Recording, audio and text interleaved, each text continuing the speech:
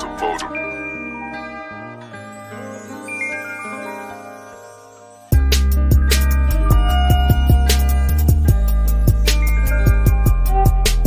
This one go adapts a photo. Breaking TV.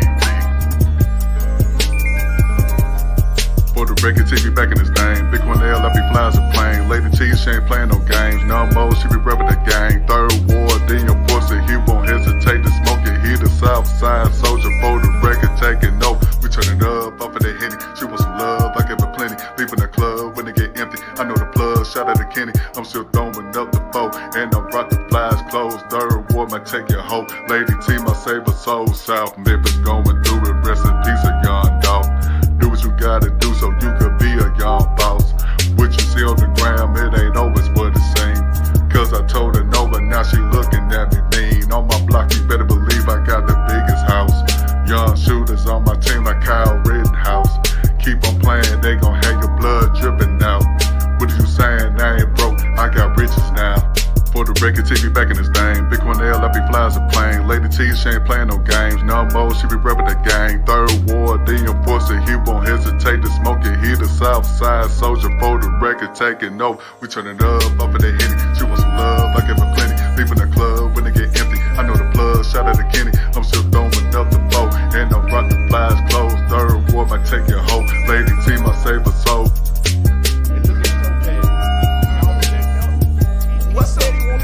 What the fuck is a sniper?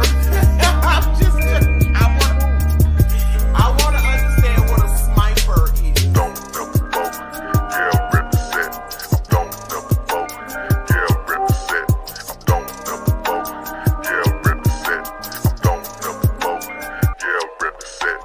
Don't never vote, yeah, represent. Don't never vote, yeah, represent. Don't never vote, yeah, represent. Don't never vote, yeah, represent.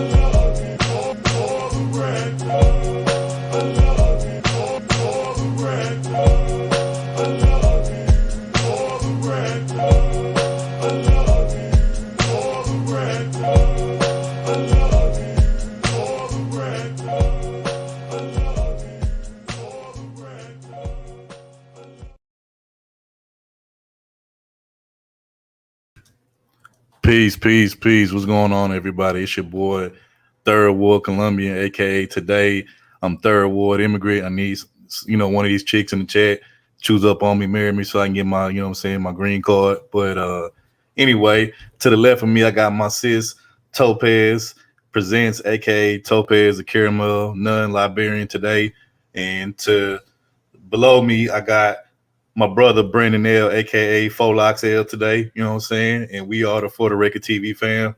Appreciate everybody coming out, everybody in the chat, everybody watching from the clouds, anybody that shared the stream. We appreciate the love and the support. Come kick it with us for the next few hours while we got some interesting topics we want to discuss with y'all today. But what's up with the fam? No.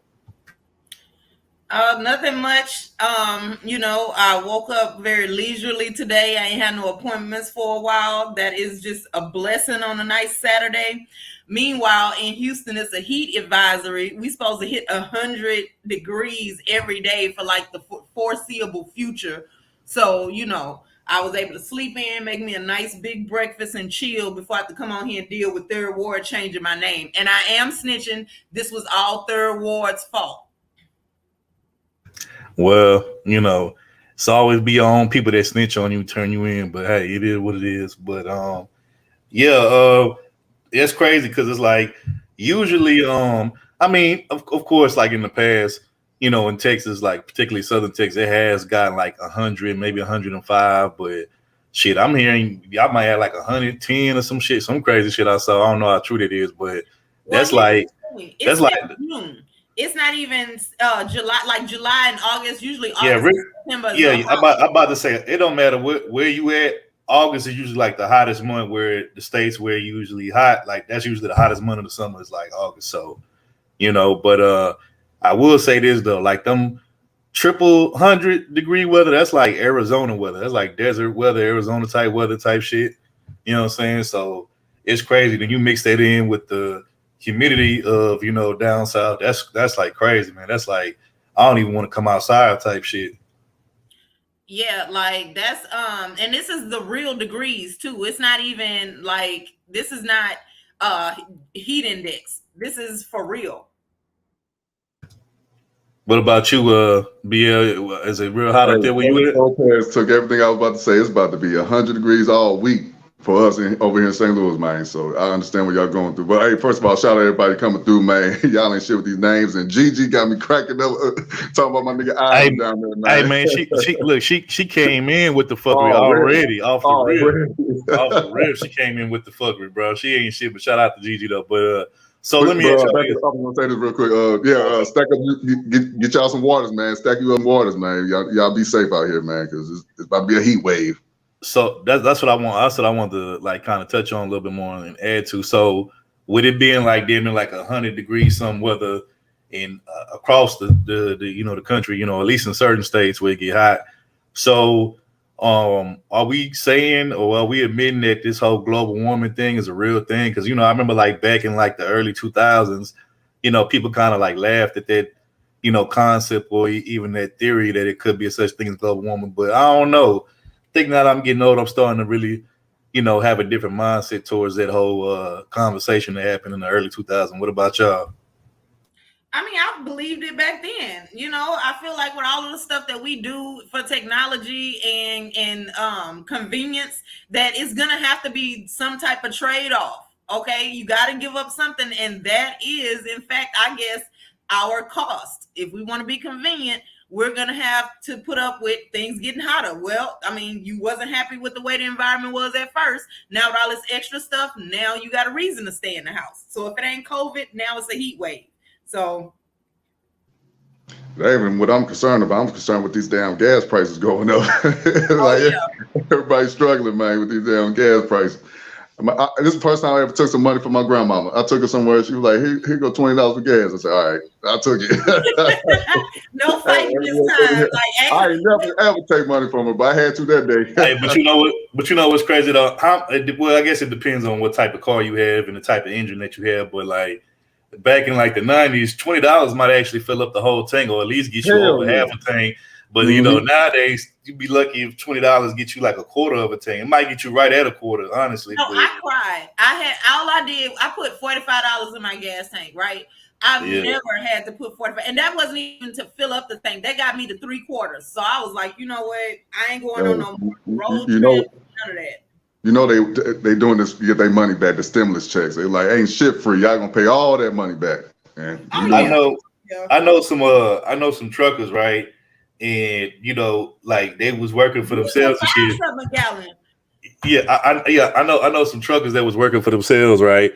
But like now they didn't put their personal truck that they own up in the garage, and now they working for another company because they like, man, I'm not gonna be paying out of my pocket for this damn diesel gas and shit like that. You know what I'm saying? Like this shit too expensive, so they using the company card to pay for it. But yeah, man, this shit crazy out here. Like I'm glad I ain't on the West Coast because what I seen, it's like damn near $7-8, a gallon just for regular. Yeah, I see TSI. She said wherever she live at is up to $6.89 on gas. So wow. Yeah. We still got $4.45. No, it's us too in St. Louis. Yep. But there was somebody that posted on Instagram. They somewhere in California, and like they were saying that this one gas company had gas. It was $9-something a gallon. Yeah, I think the national average across the country is like $6. I think is what they said last time I checked. But yeah, that's crazy. That fucking regular on the West Coast is like damn near $7-8 a gallon. That's crazy. But yeah, that shit. I don't know. You think it can reach up to damn near 10 by the end of the summer? I don't know about by the end of the summer, but I definitely see that in our future. And I feel like it's some bullshit, but whatever. Hey, let me ask y'all something. With all of this going on, do y'all think it's gonna get to a point where most Americans are gonna probably just switch towards electric cars and shit like Teslas and all that type of shit? Yep, I feel like personally, I wish that we could have electric cars like as a standard. And somebody was at the nail shop talking to me about the possibility of solar powered cars, and I'm like, you know what? I don't need to drive at night no more anyway. I ain't got nowhere to go in the middle of the night, and so now the little heat advisory is telling you like stay out. Like if you have to do stuff, it's either in the early morning before 11 a.m. or after 7 o'clock. It's not even 6, after 7 o'clock when the sun is hiding behind buildings now. So like that's just ridiculous. The pool open, but who can go out there and sit next to it like this? Hey, real quick, back to the gas. Have y'all seen people like post like little pictures of, let's say they showing people like how much they spend on gas? Y'all seen that? Yeah. Like, anybody could walk up to a gas pump and take a picture and say that's theirs. No, you got to record it. You got to do this shit live when you pump your gas in your car to show everybody that you really out here balling like that. Don't just walk up. I'm not gonna be able to focus the camera through the tears. It's gonna be all blurry and whatnot, so I can't record it. Y'all just got to take my word for it. You got to take your word for it. That's all I got. I know this motherfucker walked up to a gas pump, just took a picture, acting like he got it like that. Come on, man. But the point is that's how much gas costs. You don't have to be that he spent it. The point is this is what they charge him for gas. Okay, that's what I got out the picture. Let me say this. On the gram, that's all. That's what they be doing. Sliding, flexing. Well, let me say this. I'm blessed and fortunate enough to where if things got really bad with this whole gas price crisis shit, like I could just walk to work because I live really close to my job. I live like literally maybe 5-10 minutes walking distance from my job. So like if it got to that point to where I just had to say fuck it and just park my ride and keep it outside the crib and walk to work, walk back, I could do that. You know what I'm saying? Only thing that's gonna suck is the whole when it's like now that it's summer, it's gonna of course it's gonna be hot and shit. But shit, I take a little sun rays to to save me some money in my pocket. I sure will. Well, that ain't fair, Third, because you got that as an option and also just filling your head up with helium and floating to work. I mean, for the rest of us, we don't get them kind of options. That's fucked up, Third. Okay, that is very selfish. See, we ain't even got started yet. You don't want to walk to work with their head. That's too much work for him. I know, right? He can dribble into work like a basketball. He don't carry that bitch. Fuck you. Oh, fuck you, fuck you. Fuck you, fuck you. Fuck, fuck, fuck, fuck, fuck, fuck, fuck, fuck, fuck, fuck, fuck, fuck, fuck you.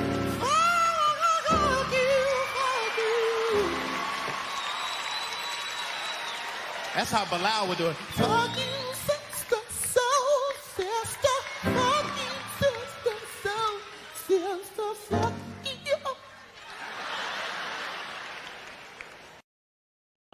For all y'all motherfuckers hating on us big head motherfuckers, man, fuck y'all. You can't, because he ain't gonna be in the way, but it's cool, But not for real though. If things do get that bad though, like I said, I could always just walk to my job and walk back home. That's how close I live to my job. But of course, I'm gonna still need to use my ride to go to like the store and all that shit. But I'm just saying, since I was 19 years old, man. I've been driving ever since. Since I was 19, been driving ever since. Yeah. So I might have to get back on the bus and then go to work. But I mean, shit, I don't know. Y'all remember? Okay, this whole like time period remind me of. Remember when George W. got into office? And remember how gas was like at a decent price and then it shot up like his first 4 years. Remember that? Yeah. Oh yeah, 2000. Yeah, that's kind of that kind of remind me of this. Only difference is I think the gas is like way higher than it was back then. But still, back then those prices was pretty high. Like I think what was it, like $4 something a gallon. That was high back then, for that time period. So, that's kind of like what this remind me of. But I don't know, man. I think shit, man, you might have some people, like I said, like me, they may walk to work if they live close enough. Some people may, if they got a bike or something, they might, truck it on the bike. Or shit, man, some people might catch the bus, do the whole park and ride thing. You could do that too. You know what I'm saying? I remember people used to do that back then, the whole, park your car at the little bus station and then catch the bus the rest of the way and shit. You know what I'm saying? To try to save some money. Well, you know, even Uber and all of them, like Uber, DoorDash, Instacart, all of that stuff, they have a an additional fee now that's supposed to be helping with gas prices and whatnot. And then something I ordered was like, you want to tip your, like, you know, your order is taken care of, but do you want to give your provider a little extra to help out with gas prices? And I was just like, no, because I mean, who helping me with my gas prices? That's why I'm ordering it to be delivered. No. Well, T, what you got to worry about? You know, you got, you know, multiple, you know, sugar zaddies to help you with the gas crisis if you get in trouble. You know what I'm saying? Like, what's the problem? That is a myth, and that is a common misconception. Okay, I'm out here working and making this money myself, making these ends meet. I'm pretty sure one of your multiple sugar zaddies would be like, here's my gas card. You can just use it throughout the week. You know what I'm saying? You ain't even got to spend no money on gas. You ain't got to spend no money on gas. It's my little gas card. You know, so you got it made, but us niggas have to actually. I don't have that, but I can from work. Like they did say that I could use the company card. You gonna just swipe the company card till you can't no more. But it was their idea because I was like, listen, I'm gonna work from home tomorrow, and they was like, just swipe the company. I was like, all right, well, that's all you gotta say. So I went on and filled my shit up. I mean, you know, so why not? So, but nah. I was about to say you got it, man. Like I said, your sugar zaddies is covering your gas bill. You know, us real nakers like me and Brandon, we gotta actually dig out our pocket and spend our own money on gas. You know what I'm saying? So, but But shout out to everybody in the chat. We gonna go ahead. I'm gonna get this roll call started. You know what I'm saying? So first off, I want to give a shout out to our number one mod in the chat, Bronze Dip and Sun Kiss, always coming through, showing love, hitting the link, you know, dropping the links and stuff and all of that. So shout out to Bronze Dip and Sun Kiss. Appreciate you coming through. Shout out to my brother Joey the Serpent. I ain't seen you in a minute over here, bro. Yeah, and he just had a birthday. Yeah. Shout out to Joey, man. He recently had a birthday. You know what? Since you recently had a birthday, Joey, you know what I'm saying? We would like to say happy birthday to you. We would like to say happy birthday to you the For the Record TV way.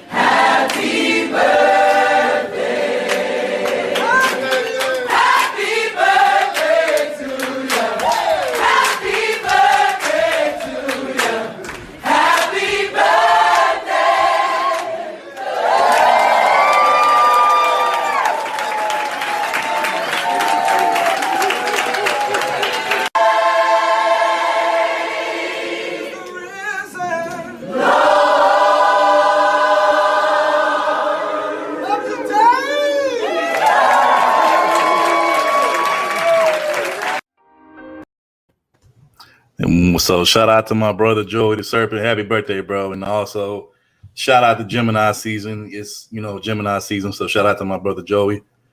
Shout out to Trini and Ados. What's going on with you, bro? Appreciate you for being here. And shout out to one of the most ain't shit trolls ever in this space.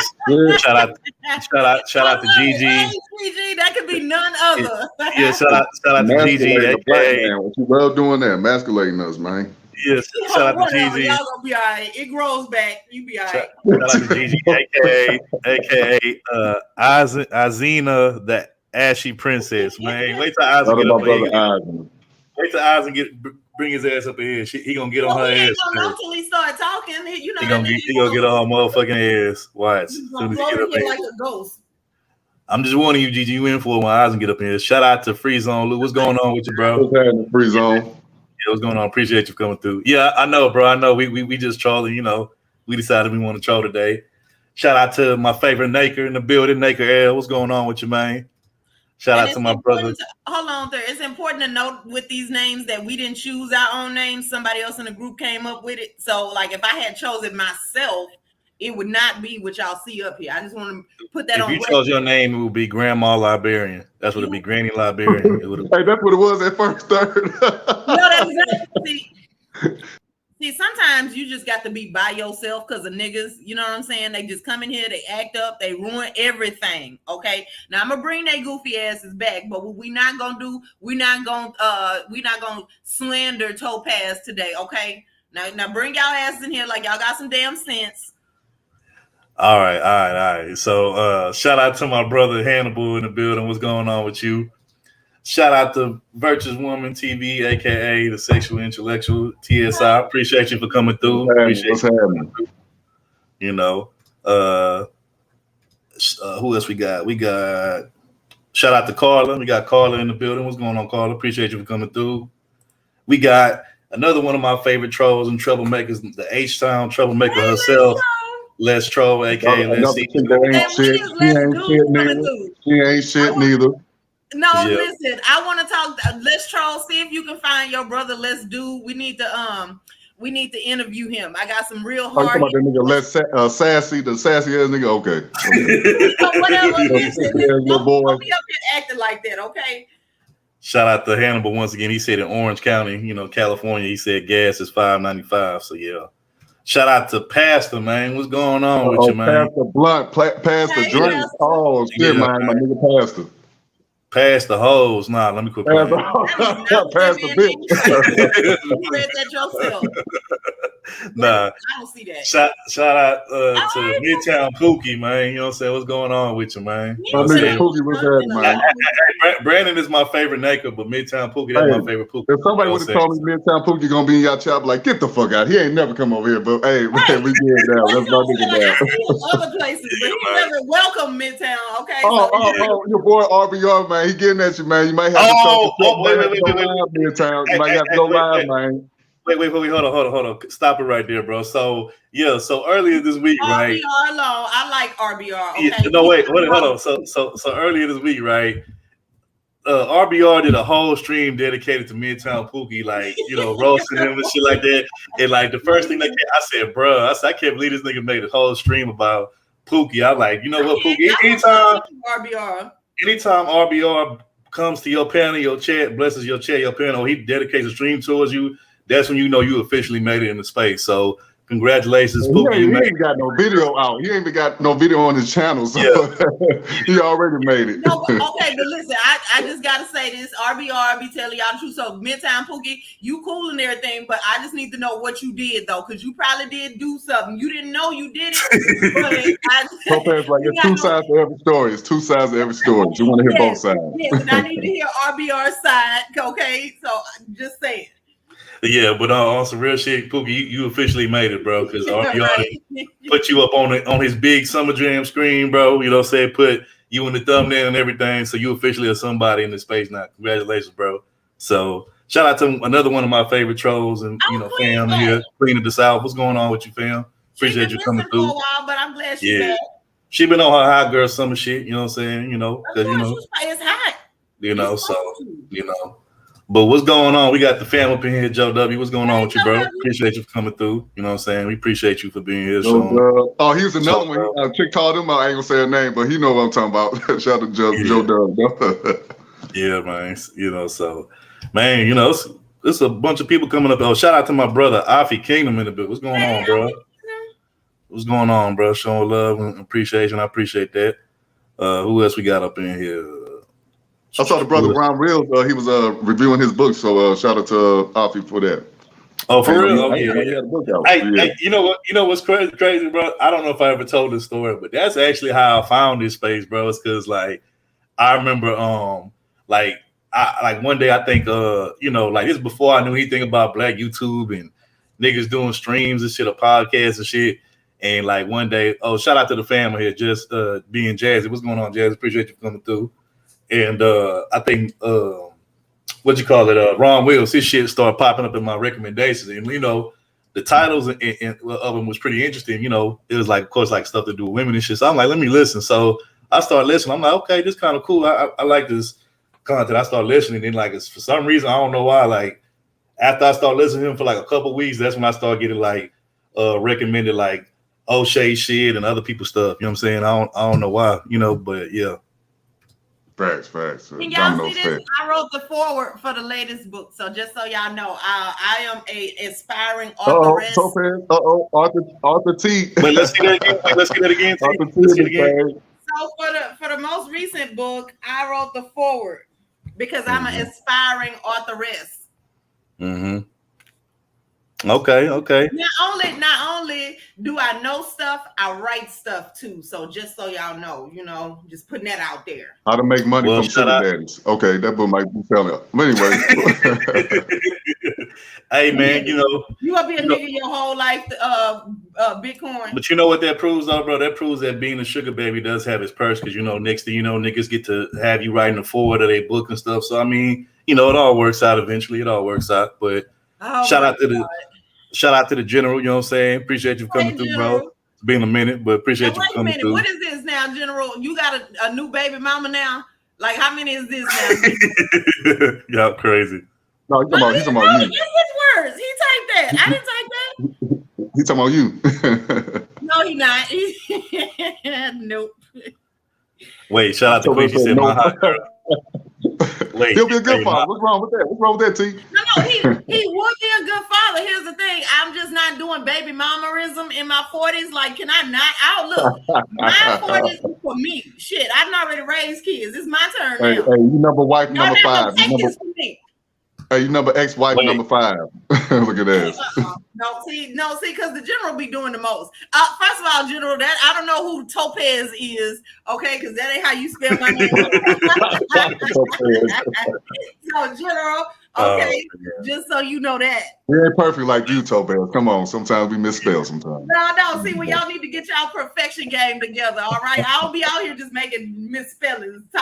Wait, so now the general just introduced me to something new. So you know what? Now the new hashtag needs to be hashtag numb baby mamas. Hell no, and you better not change that name on there on the screen, or I'm taking your ass off the account. Like, sometimes it's enough. That's enough now. But shout out to the Queen. She said, in reference to my hot girl summer reference earlier, she said, my hot girl summer is home improvements. Every time I try to take a trip, something comes up. Thank God for online shopping. Yeah, facts. No, hey, Queen of the South. You got to just go anyway. That shit gonna be here when I get back. Look, I'm gonna say that. Look, I'm gonna say this. Me being a homeowner myself, yes, like after you live in a house for a certain amount of years, shit start, breaking down or needing improvement, and yeah, that shit costs money. Got to come out your pocket and shit. You know what I'm saying? So definitely costs money. That definitely costs money. Now, listen, you niggas don't need to start doing math and pulling out your fingers and toes, counting and shit. All right, listen, yes, that is. I'm not gonna repeat it again. Okay. Hey, look, I'm gonna say this though. Hey, in reference to that though, I'm gonna say this: ain't nothing wrong with no 40-year-olds. Shit, look, it's some badass 40-year-olds out here. Shit, I've seen some 40-year-olds. Hey, I'm just saying, I've seen some like late 30s, mid to late 30s, early 40-year-old, even mid 40-year-old women out here that keep themselves and keep themselves in shape, and eat right and all that stuff, and they looking good. Looking. Real good. Hannibal, better than some of these younger chicks. They don't. I didn't notice that Hannibal said it, but Topaz, you just told on yourself. So how old are you? Okay. So listen, 45. No, you are 45. Hold on. Listen, no. All right. First of all, I am 40, but I will deny it. If y'all bring it up after today, I will be denying it. Just so y'all know. Okay. But see, the Queen is not right, because you know why? Because it's helpful in the summertime. I'm not gonna argue and wrestle with my hair this summer, especially in this hitting three-digit temperatures. I'm good. Hey, Queen, hold on. I mean, look, I guess so. You and Brandon, I guess y'all be matching, because he 4 locks L today, so I want to camera up. My shit real. Ain't nothing fake about my shit, man. Yeah, right. Brandon, if y'all missed it, on shampoo and conditioner is to be able to manage some locks. It's all naked, okay. all naked. Hey, and look, shout out to Pookie. He basically said facts what I was saying, that if you got some fine ass 40-year-old, 30-year-old women out here that give some of these younger girls a run for their money. Yeah, that's facts. You Well, I know, don't know but about eating right, but I eat good. I'll tell you that out. Sometimes it may or may not be the same. In general, you got me fucked up. You might as well go and delete that before I time your ass out. What do you say? What do you say? Something city girl. Abuse you. Okay, see, General, don't come in here with that bullshit on today. Okay, you ain't been here, and who knows how long you coming in here with this extra. well, you did get a compliment from Hannibal. He said, you look good for your age.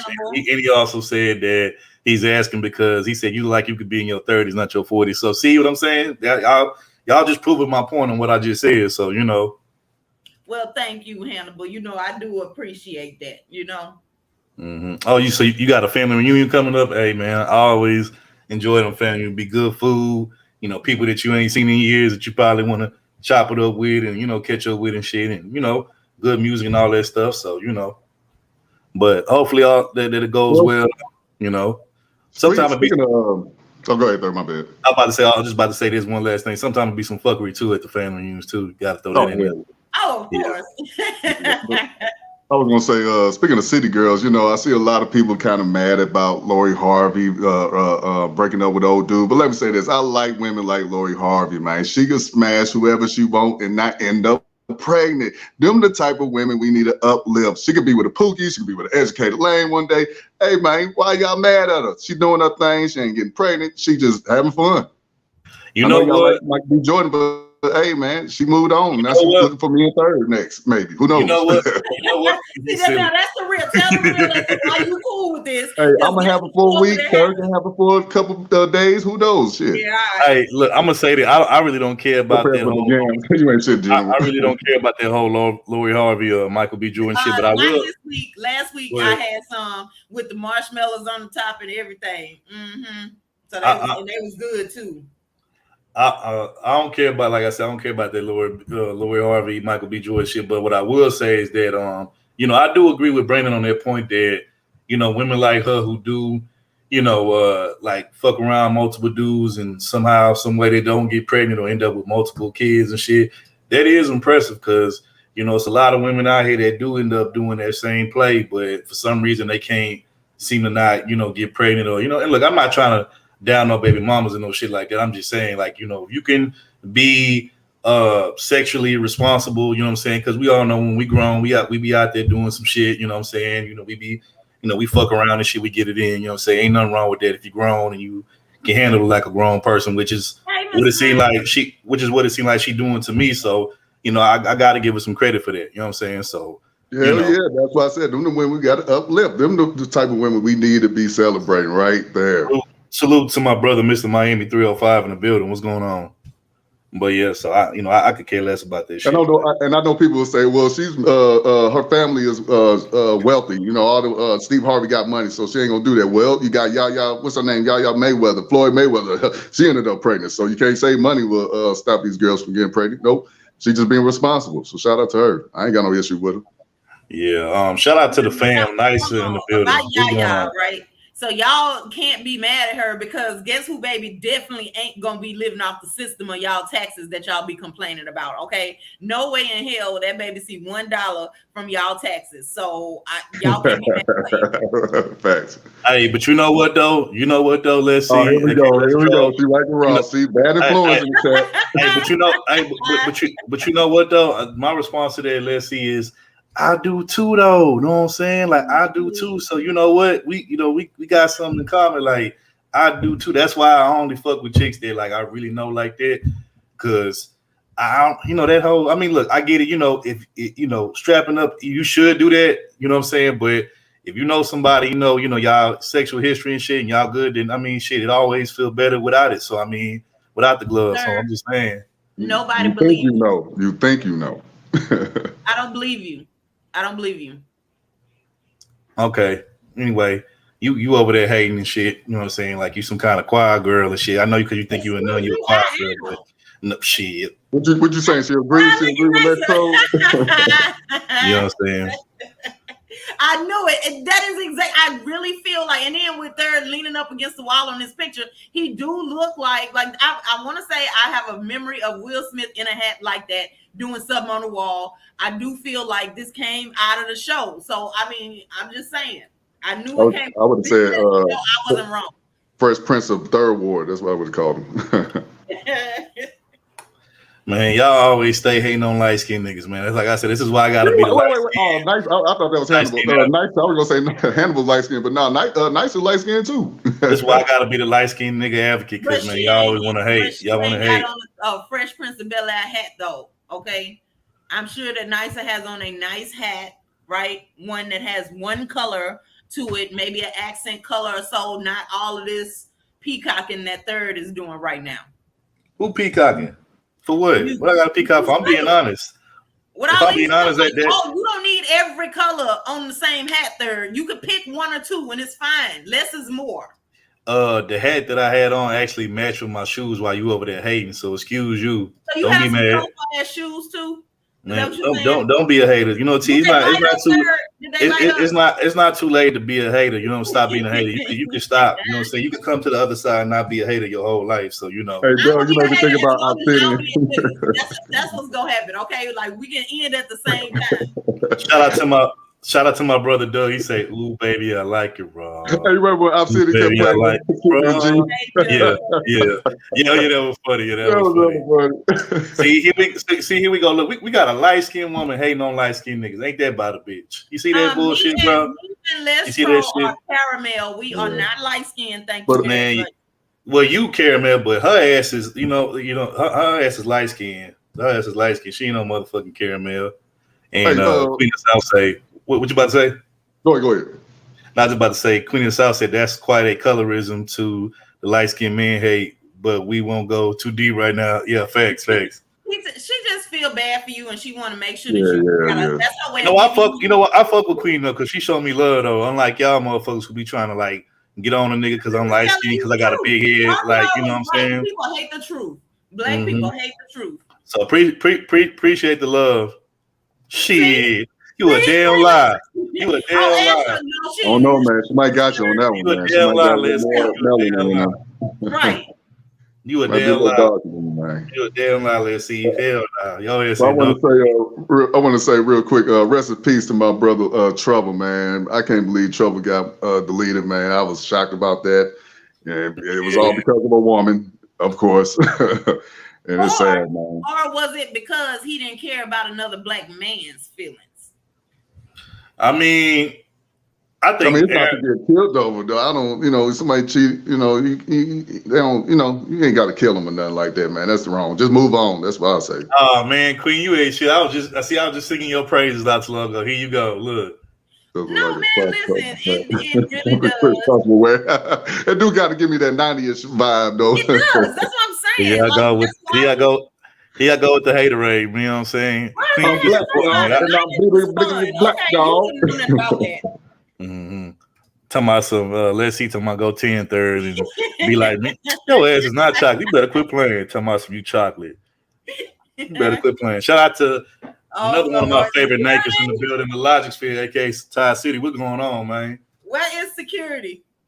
Yeah, I know. You know what, Hannibal, I believe that too, but I gotta get more information. You know what I'm saying? Make sure they get the evidence right. Before I say that, but I believe so too. I believe the girl might have had something to do with it.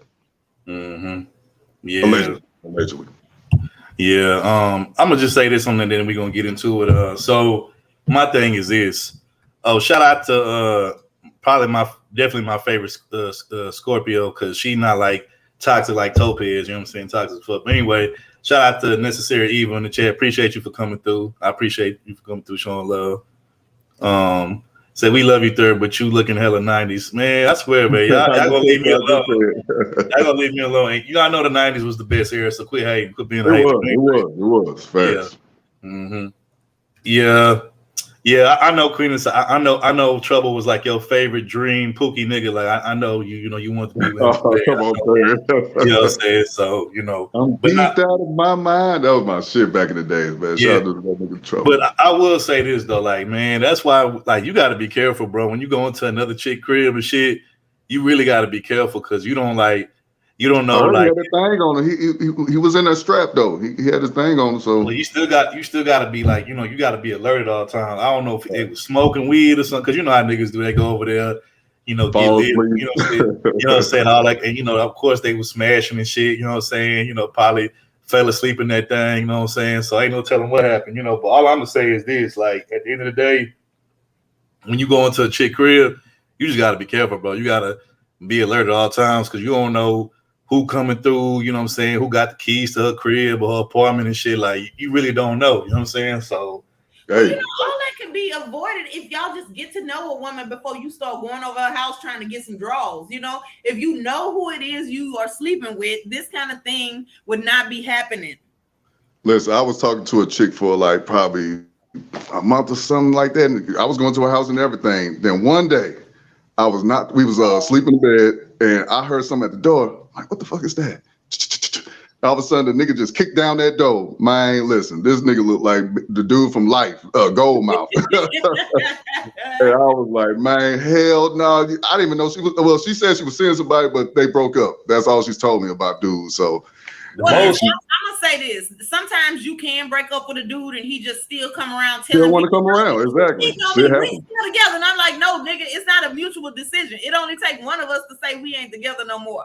We are broken up, so that does happen. I will say that, but a month still ain't long, Brandon. The most that ever happened to me, is, you know, and this is like, mind you, this is like high school days and shit. I snuck over to several different chicks' crib and shit once they, you know. They mom and shit went to work and shit, and we was doing what we was doing, fucking around and shit, and her mama pulled up and you know what I'm saying, they called me and shit like that, being over there and all that type of shit. That like the worst, but I ain't never like, been in no chick crib and a nigga pull up, he be like, oh, I'm her, I'll be like, who the fuck is you? Oh, I'm her baby dad, and I'm her nigga or no shit. Like I ain't never been through no shit like that, you know what I'm saying? So that shit crazy. But I don't know. I don't just think that shit was no coincidence. I definitely think she definitely played a role in it, but I also think he played a role in it too, because it's like, bro, you should have knew what the fuck was going on. And my thing is, bro, they said that he was living there like and shit. So it's like, you mean to tell me when you was in her apartment, you didn't see nothing that belonged to that man? You didn't see no damn clothes that belonged to no nigga, no shoes? Because usually it'll be a telltale sign that the nigga live there, because he'll have some of his shit over there. You know what I'm saying? Shoes, clothes, anything, you know what I'm saying? So it's like, I mean, do we know if this dude owned anything? Because maybe he didn't have nothing to bring over there. He just moved himself. I mean, if a nigga don't bring nothing else, a nigga gonna definitely bring some clothes over there. Your nigga gonna bring some clothes, even if you gotta bring that motherfucker in a black trash bag. Motherfucker gonna bring some clothes. He gonna bring some pairs of jeans over there, some sneakers, some fitted hat or two. He gonna bring something over there. He, you know what I'm saying? Even if he ain't got like no electronics or nothing to bring, but he definitely gonna bring some damn clothes over there, if nothing else. So I don't know. I don't know. That situation just seems.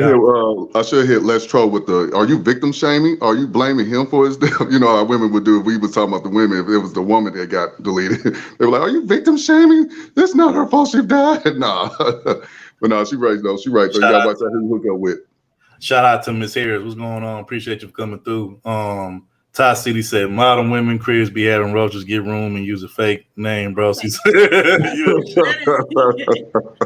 Why can't if your house got roaches? I'm sure like that just don't say clean. So you go into a room don't make it okay. Like get to know and get a clean woman, with no niggas chasing her, no nothing where you ain't got to worry about that. Then it don't matter where you smash her. And somebody might say, why not take the girl back? Somebody might say, why not take the girl back to your place? Now it will be more safer to bring her back to your house, but we saw what happened with Gucci, man. Dude still ran up in his crib, over old girls. So anything happened. Also, who else? I think had a female set him up and end up, end up being his demise, end up getting killed.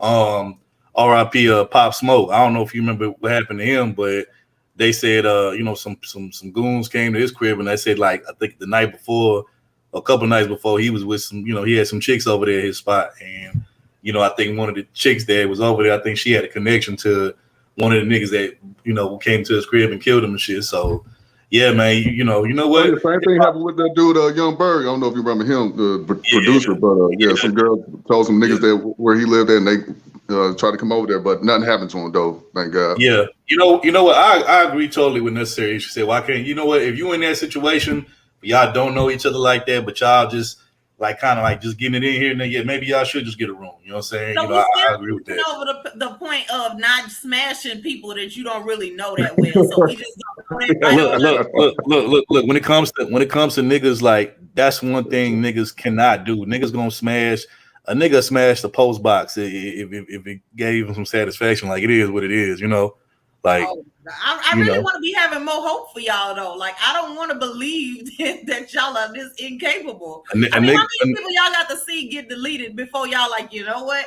This probably. Man, look, you got some niggas out here. You got some niggas out here that stick they dick in a damn mailbox. Pause. I'm just saying, you know what I'm saying? So, you know, we talking niggas here. We're not talking about regular funky everyday people. You know, we talking about nakers, you know what I'm saying? So, yeah, but that's why I don't deal with nakers. Yeah, you know what? Shout out to Miss She said y'all letting the fun girl get y'all caught up. Yeah, facts. That's true. You know what? They might be a thing. You know, behind the dumpster. Like, we still gonna. So that's just off the table though. Like, right, in the alley. That's just not an option. Get you a little gazebo in the back. Get you a little hammock out there on the tree and shit. And y'all go to work, man. Do what y'all do. I believe Ty City was smashing holes in the alley. That's what I believe he was doing back in the days. Who knows? Put it past him. You know, Ty City be doing the most. It also says she kicked him out. She talking about the nigga that killed Trouble, her Pookie boyfriend. It also says she kicked him out because even though his name was on the lease, she was tired of him not having a job and not paying bills.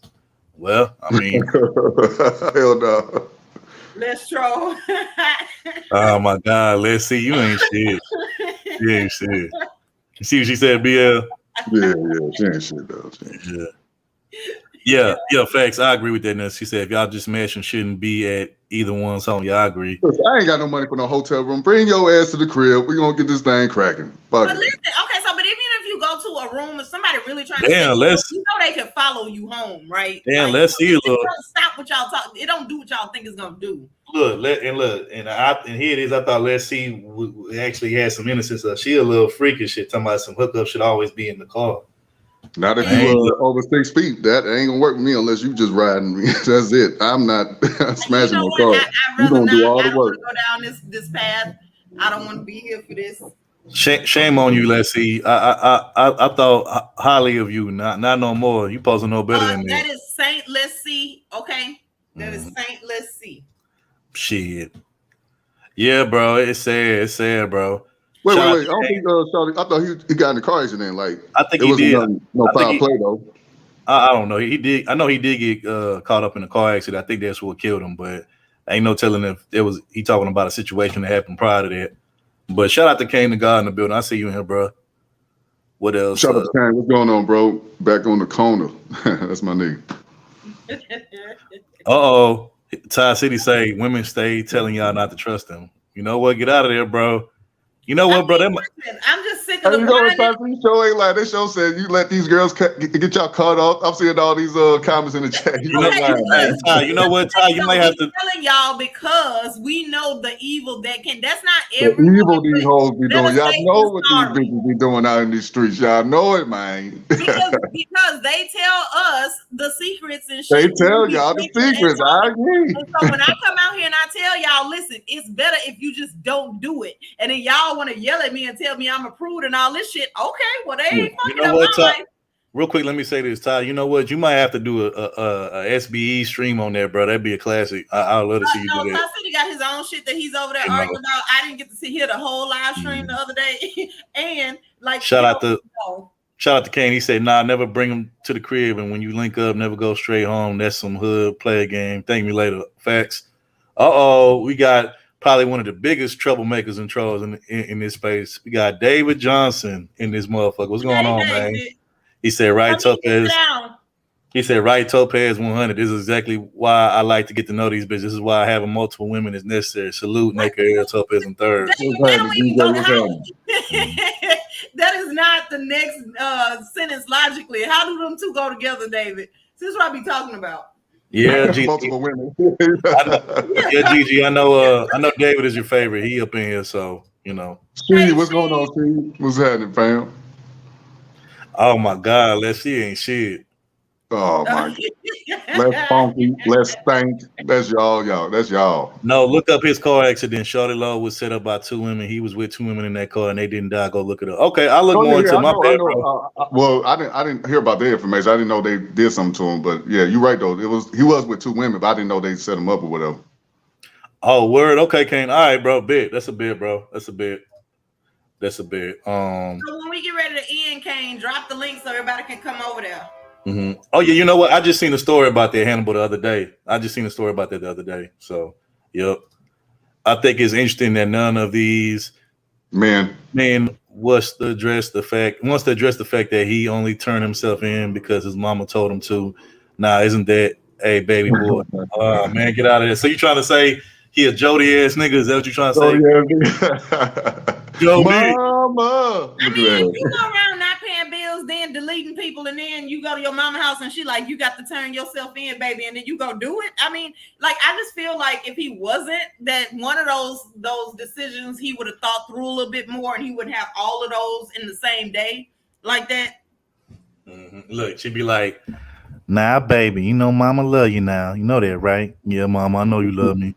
Well, baby, you know, you got to do the right thing. You know, I know you don't want to go sit down in jail for a little bit, but you know, you got to do the right thing for life, nigga. You gonna be there for life. Look at it, but you know that's how she gonna say to make her feel better. Mama said, "I'm gonna be here for a little bit." You ain't shit, but she'll be like, look, you know, it's gonna be okay, baby. Mama gonna be there for you, and you know, we gonna get through this, me and you, okay, baby. Mm-hmm. I'm gonna write you, put some money on your books. And everything gonna be just okay. I'm gonna take care of the kids. The children gonna be all right, and you're gonna be just fine. I'm gonna make sure I pray for you every day. Looking before you know, you're gonna be coming out soon. Before you know, you're gonna be out soon, baby. Yeah, you're gonna be out soon. Next thing you know, that nigga go to court, 25 to life. Looking at life. Now, wait a minute, Brandon. That came from the heart. Like that was right on cue with everything. I mean, life. but look, then his mama gonna be like, "Look, baby, they can say whatever they want, but it's in God's hand now." Wait. Let's troll. You ain't shit with that picture. Look, she got David Johnson. I wish I could blow it up to see what does that caption say on the picture. Yeah, but that's a cat. It's a cat. It's a. But look, the mama gonna be like, it's in God's hand now, baby. It's gonna be okay. God gonna make a way when there ain't no way. You know what I'm saying? The white man might be in control on what's on earth, but you know, the Most High, he in control of everything. So you gonna get out, baby. I'm gonna make sure you get out. Mama gonna make sure you get out. Looking ass. Listen, I would never understand why fellas do this. Even women do this too when they get cheated on. But why would you want to kill somebody over some chick? And you know when you in jail, she's gonna be messing around with somebody else. You know what, bro? We actually gonna do a topic about that later on once we get into the topics. You know, which we're gonna do that in a little bit. But yeah, we actually gonna get into a topic or a story about that. So yeah, I don't get why they do that because you know, literally, like you know what's funny? You hear tons of niggas in this space say women outnumber men by like a bunch, right? You know what I'm saying? You know, it's so many millions of women and only this number of men. Okay, if y'all know that. Why do y'all trip about one woman and literally to the point to where y'all risking y'all lives or y'all freedom over one woman when you got plenty of them out there that's waiting to be chosen to pick and shit? Like I don't get that shit, but you know that's these niggas though. Me neither. But shout out to Necessary Evil again. I agree. She said bottom line is men are dying behind females that don't give a fuck about them. Yeah, that's facts. Big facts. You know, because you know what, the chick that ain't gonna have you set up, the one that can just accept no and go on about her day because she got other shit to live for. That's boring.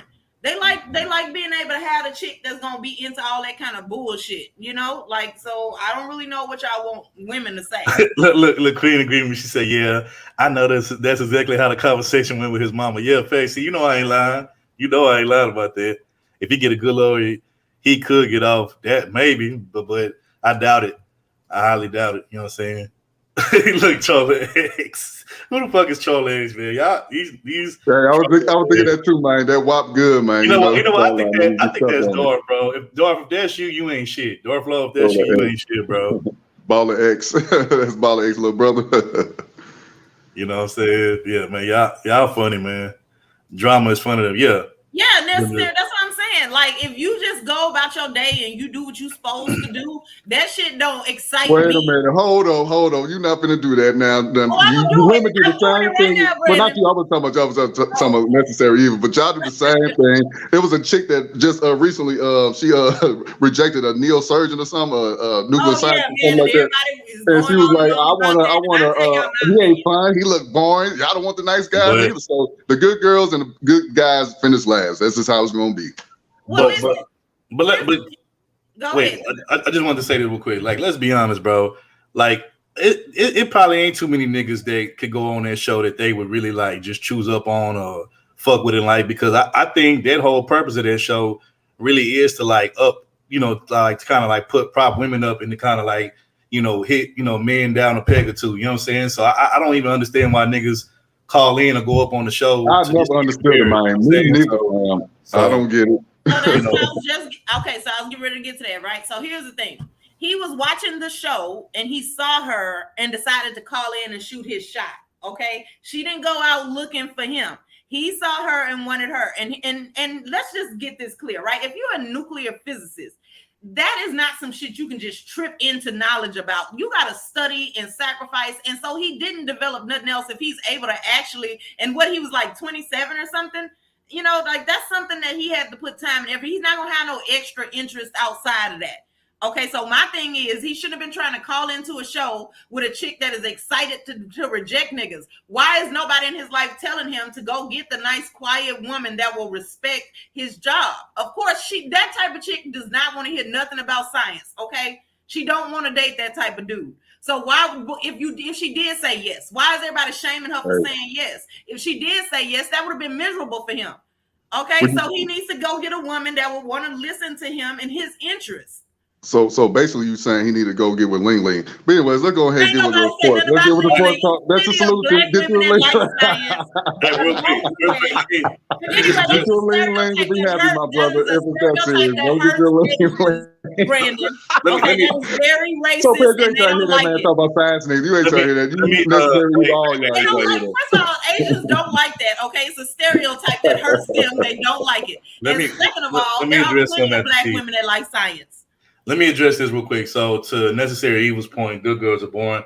Let me say this. I wouldn't say good girls are born. What I would say is I just think, the quote on the stereotype of the good girl, what I would say is that a lot of them aren't like outgoing or outspoken, you know what I'm saying, compared to like, let's say like the popular girl or whatever.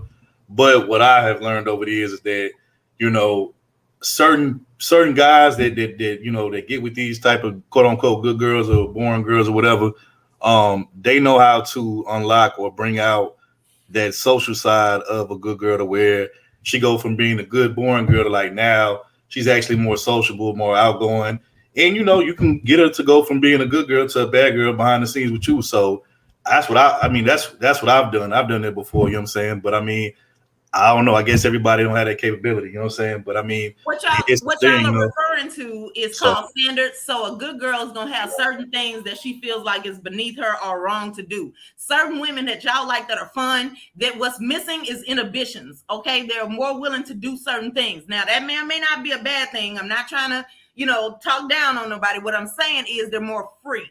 So I can understand the appeal, but what y'all got to understand is that when you sign up for that, there are certain things that come with that. So deal with it. I just don't want to hear the whining about it. Hey, I'm gonna just say this. Look, for those who don't know, hey man, don't sleep on them good girls or quote unquote boring girls, because like I said, once you get them to open up to you and be all sociable with you, you get them behind the scenes. Truth be told, they the biggest freaks on the planet. I'm just saying, a lot of y'all don't know that, but I'm just keeping it 100. I mean, it's the truth though. It's the truth though, you know what I'm saying? So I mean, shit, you know what I'm saying? So, and look, I know you said that the difference between the good girl and the popular girl that's out there is like, like inhibition. Is the inhibitions in the girl that's out there, she more free. Hey, look, the good girls can be free too. All you gotta do is hit my line, you know what I'm saying? Come, hit up Poppy behind the scenes, and you can come be as free with me as you want to be. No judgment, no criticism. Hey, just me and you, we can be as free as you want to be. And hey, man, you could feel like a whole brand new woman again. So there you go. I feel like Topaz want to say, but are you going to marry her? You know what? You knew that was coming next. You knew what? I just had to say it for her. Maybe later on I was gonna say that, but what I was gonna say first though is, see, what fucked that up for y'all is that it's the niggas that run their mouth afterwards say that same sentence. Okay, they say the same thing.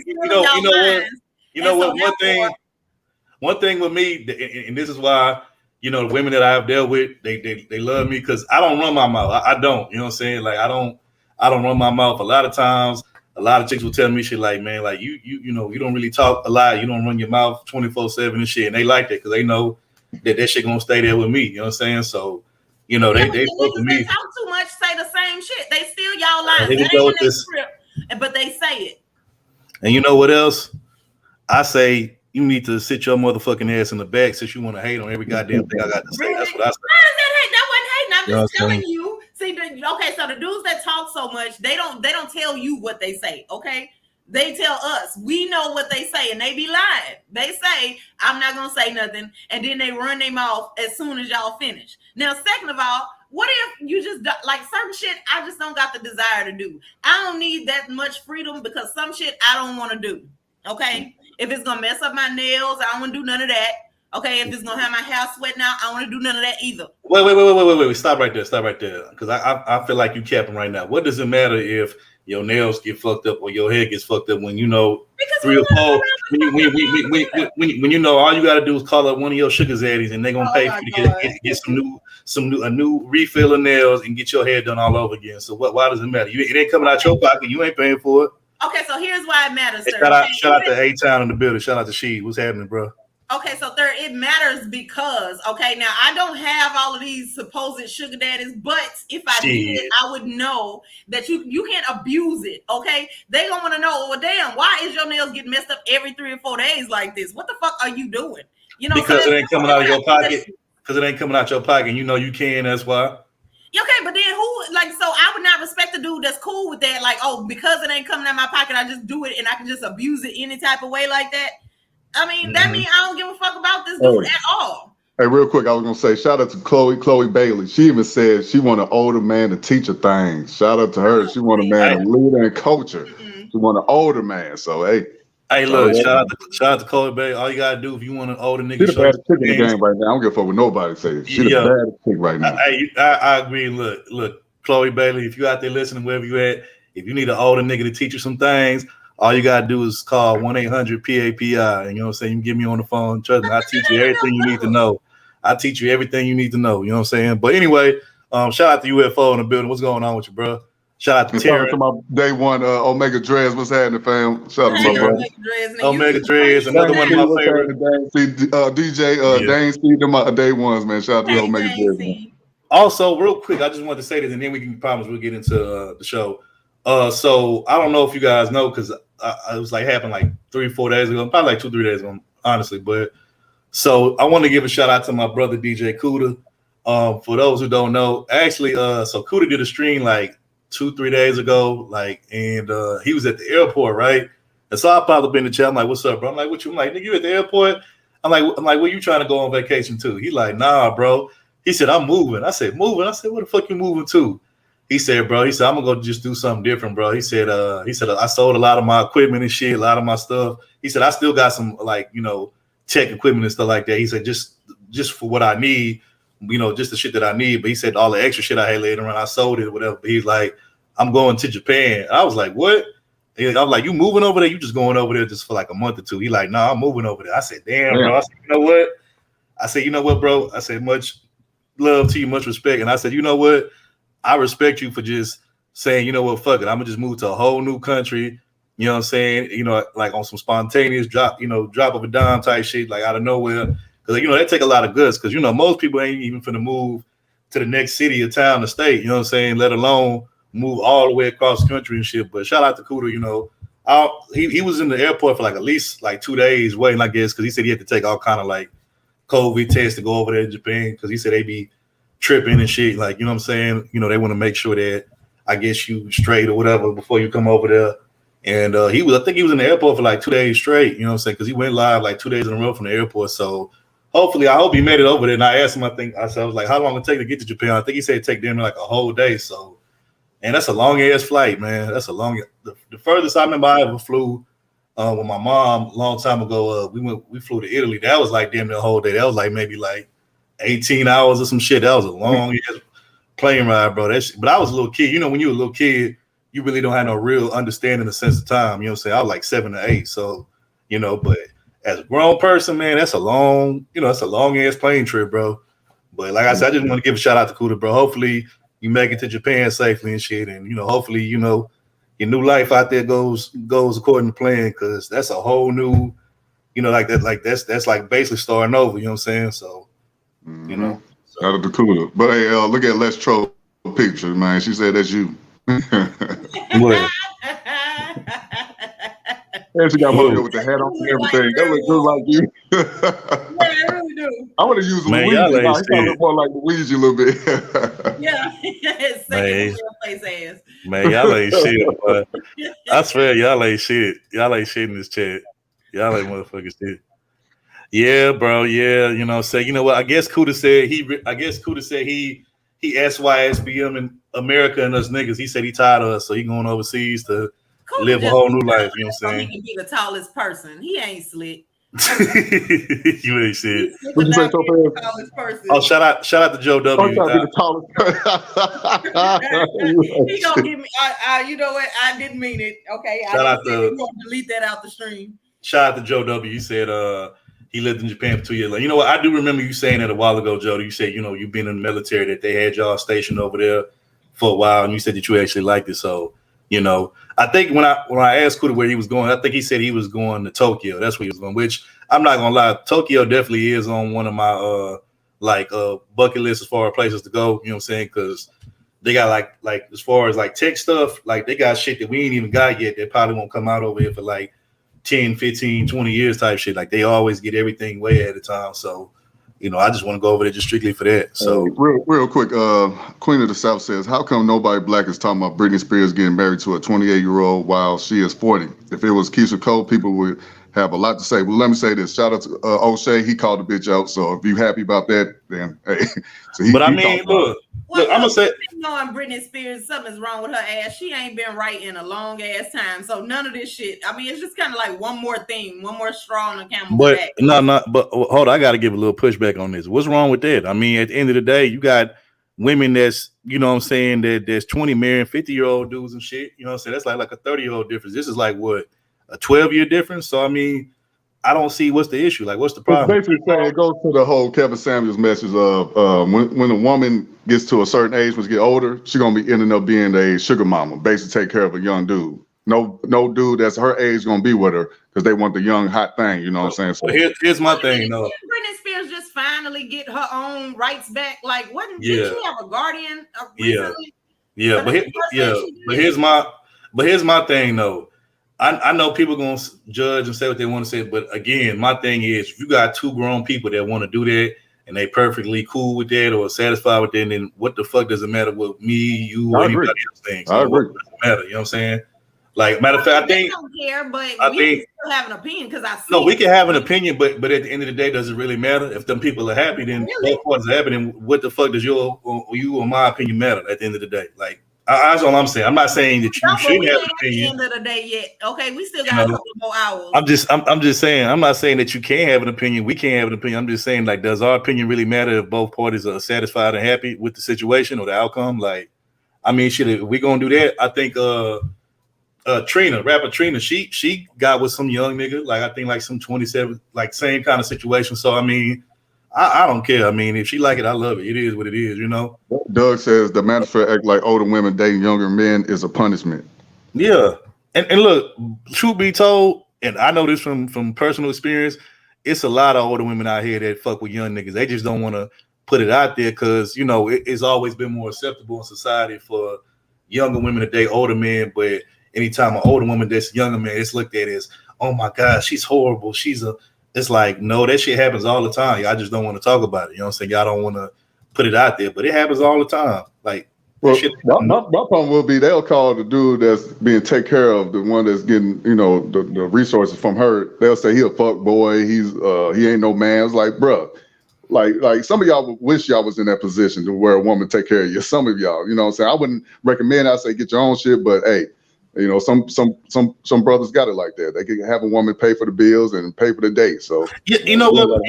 You know what, Queen of the South? That's what I'm saying. Like, why is niggas surprised? Like, she was a sugar daddy to Kevin Federline, and damn near every other nigga that she been with.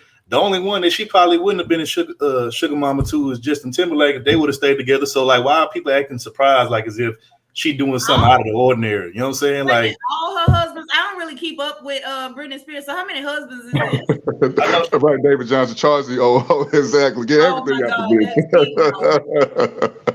I think she had two. I think she got two. So this will probably be her third if she get married to the dude. But I think she had two. K Federline. I forgot who the other one was. He might have just been a regular dude. But like I said, this is well documented. This is what she does. So I mean, why is it like a brand new? And as far as Keisha Cole goes, she like young niggas too. I mean, shit.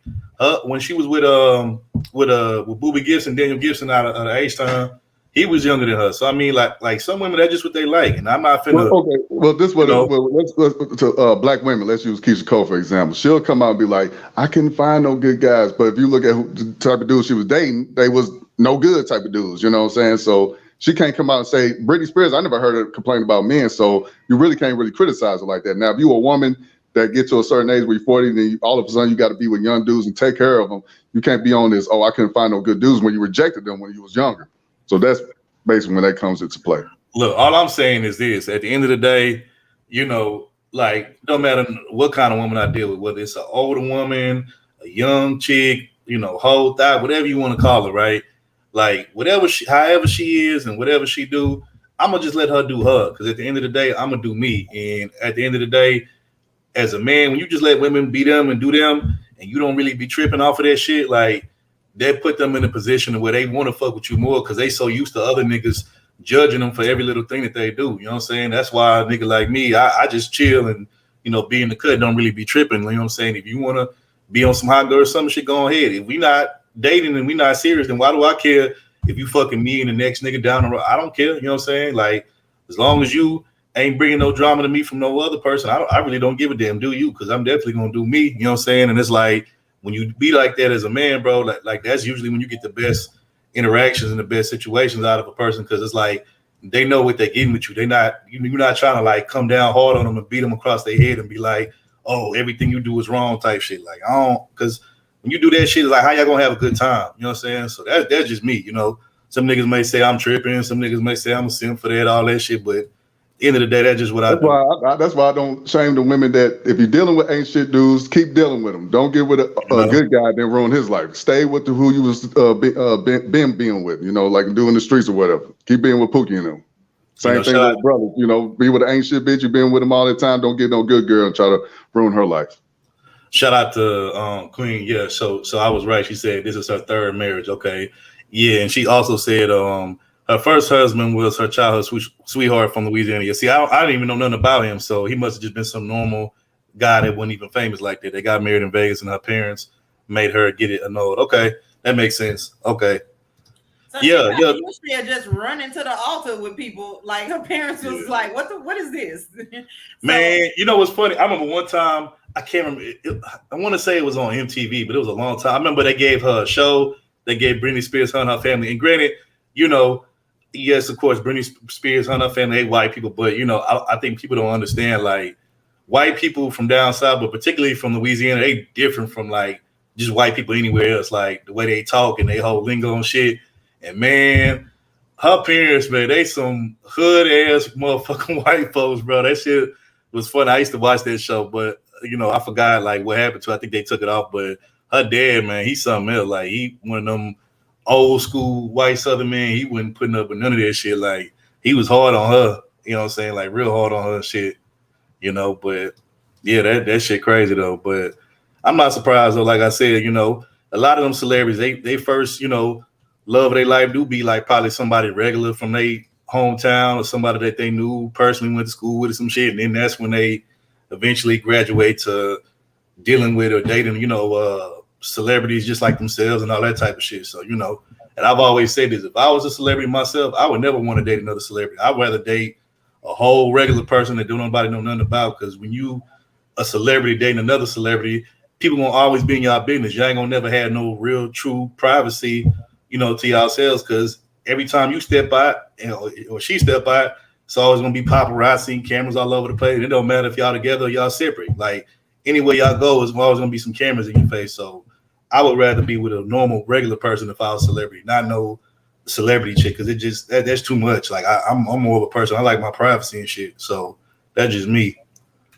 But necessary, he said, before my poly marriage, Oh, interesting. She said, I lived and loved older men. Oh, loved older me. Yeah, younger him relationship. But I'm Younger than all me. about, Younger than me, I think. yeah, I'm all about what works for all parties involved, no judgment making. Yeah, facts. I agree with that 100%. So, yep. So necessary evil, you in a poly marriage right now? I think Yeah, so. that DJ you know said, what, T, the poly marriage the best. you know what, T, Oh, you might have to you might have to interview. That'd be an interesting topic right that's what there. I was thinking of. That's why I asked, is because you know what, they got a lot of people on here that I just feel like they're not actually talking about what, like they have a glamorized view of what poly marriage actually is supposed to be like. And I be hearing this shit, I'm like, that would not work for any institution, the shit y'all talking about. That's why y'all not finding it. You know, so I would like to interview her and just talk about what it's actually like. She said yes, ma'am. Right. See, I'm gonna get my TLC channel on. You know, since they don't do the documentaries and stuff no more, I'm gonna start doing interviews like that. You know. When you talk about that stuff, you know, certain people will say, "Oh, y'all having threesomes every day." It ain't nothing like this. It's about building. It's about raising kids. With all of the shit that you got to do in a poly marriage that I'm imagining, like you ain't gonna have time. Look, Dave just say that's it. Look, Dave just say this. Isn't poly like the best? And look, she say, ask you that. Like, look, she said yes. Look, let's say even say yes. You know, my brother DJ, he got 3 wives. So he living the best life right now. So shout out to my brother.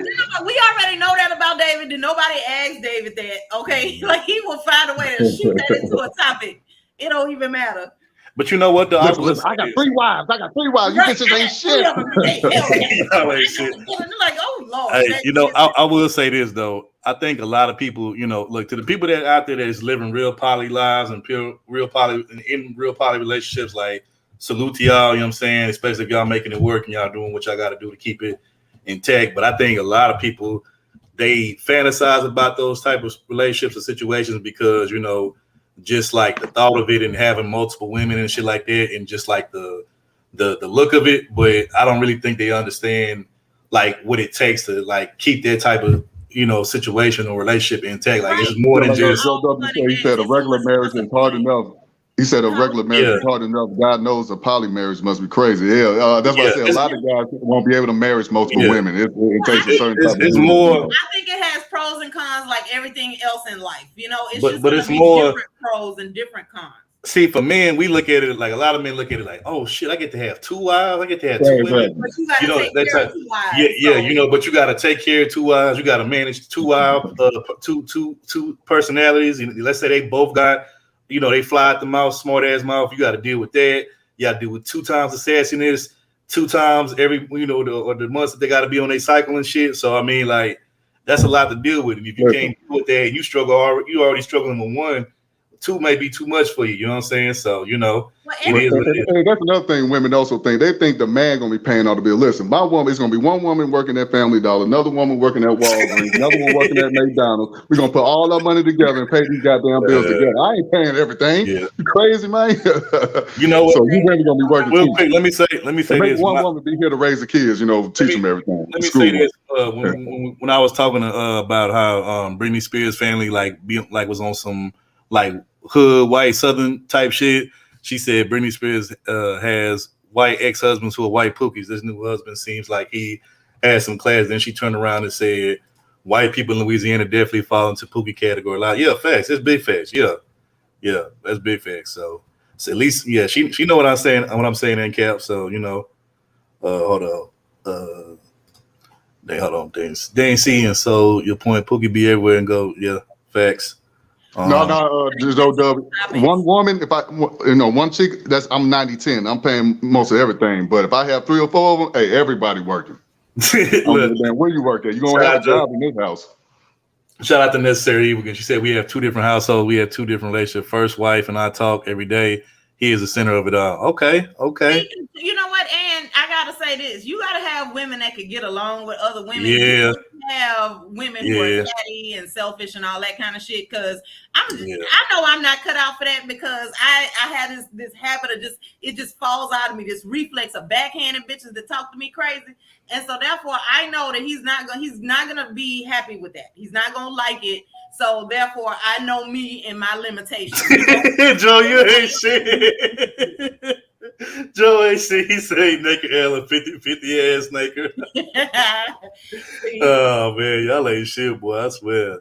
But okay, we're gonna go ahead and get into it, man. You know what I'm saying? But okay, so I'm gonna read this last comment. We're gonna get into it. So he said, David Johnson said, "You goddamn right, naked. Polygamy is not about threesomes and taking care of some lazy ass bras. It's about accumulating wealth and nation building." Accumulating that wealth, exactly. Now listen, that's another thing, because I'ma definitely be like, okay, she being lazy. Get your ass up. Like, see, I already know he's not. I no dude that is cool with polygamy is gonna want me to be a part of that shit. So I'm just that ain't a trap. But they not talk to me. I just feel like I deserve respect because I go out and I respect other people. So if you talk to me crazy, it just falls out of me. Before I knew it, I be the backhanded this bitch, and then now everybody looking at me like. Now, Topaz, see you now. You making it seem like some pimping shit. That's not what we talking about. We ain't talking about no pimping. I ain't saying anything about pimping. I'm just saying, like, talk to me like you got some damn sense. Fortune, nobody. Listen, no woman. She don't want to pay the bills. She get the hell out. Gotta go. I ain't gonna put my hands on her. So my thing is, if I go tell him, I don't want my wife to slap her or nothing. We ain't gonna slap her or none of that. Just leave. Just go. Pack her stuff and leave. Okay, yeah. So you handle it then. That's what I'm saying. So if you gonna go handle it, then cool. But when you were talking about smacking bitches, I didn't say that. I didn't say that, man. You know, Gigi said the backhand straw. Man, y'all ain't shit. That's not me. God damn, I'm working on it. I don't know nothing about that pimping life. I'm just square. No, but that's the old me. I have grown and I am different now. You sound like you still be smacking hoes. I don't know what's going on with your in your house. Because at my old age, I walk off now. But in the past, okay, like that shit just used to fall out, and then I be shocked with the people. You know, like, God, wait a minute, somebody hit her, and they be like, yeah, bitch, you. And so I was like, oh, okay, well, you know, she probably did something. Necessary. There's a real name before we went live was you bugging, bro. You bugging pretty bad. Her name was. I thought that was pimping when she seen that. Bro, you bad, bro. You down bad. Your signal sound like you in a submarine or some shit. But somebody real called me. My bad. I'm finna drop down.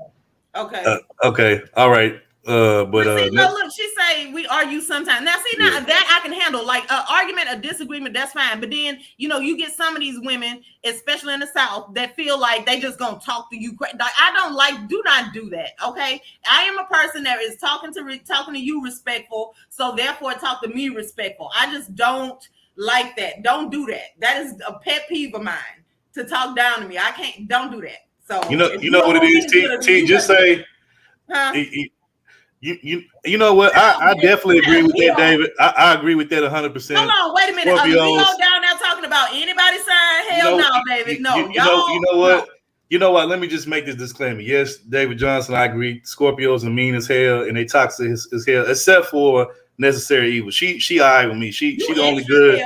She the only Necessary Evil is the only Scorpio that's cool and that won't be tripping. You know what I'm saying? But guess what though? So what I can say is, with her being a Scorpio, is I can see her point of view. You know, like I understand that works for her. She's cool with it. Yeah. And she said that they do argue a few times, but for the most part, after 8 years, they figured it out. So for me, I ain't got shit to say about that. You know what I'm saying? Yeah. That's her. But you're gonna have to keep if you do a poly relationship. The reason why those are usually secluded is because you got to keep everybody else out your business. Yeah, me and Necessary, we cool. Like I said, she cool with me. You know, that's a cool Scorpio on my book. But your ass, you toxic as fuck. So, you know, so I agree.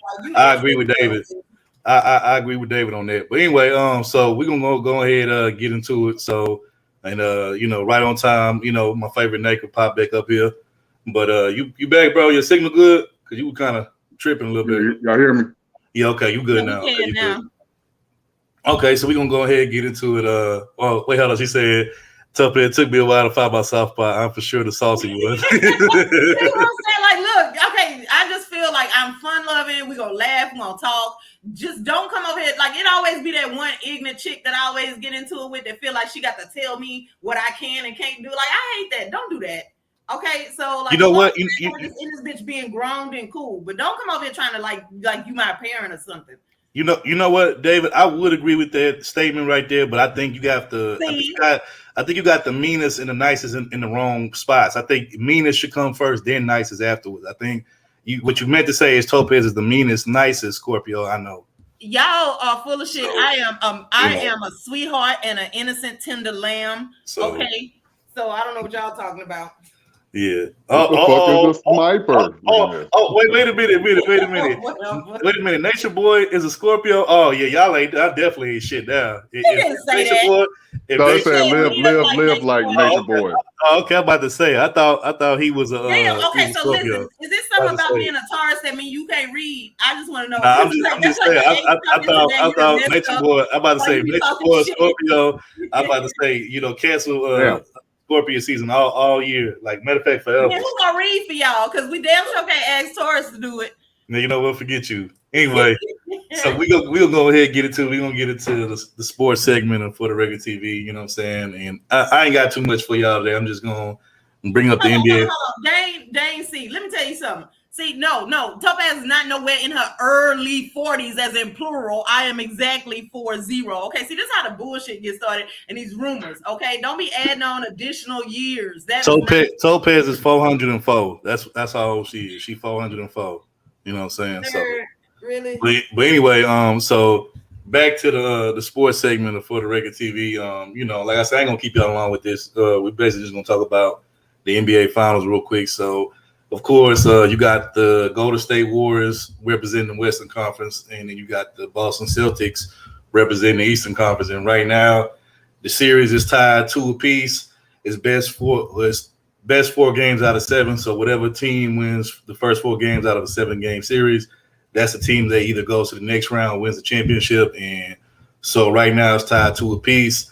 Last night, Golden State won Game 4 at the Boston Celtics arena, TD Garden, and interesting game. Boston was actually winning most of the game, but then late third, fourth quarter, early fourth quarter, Stephen Curry got it going.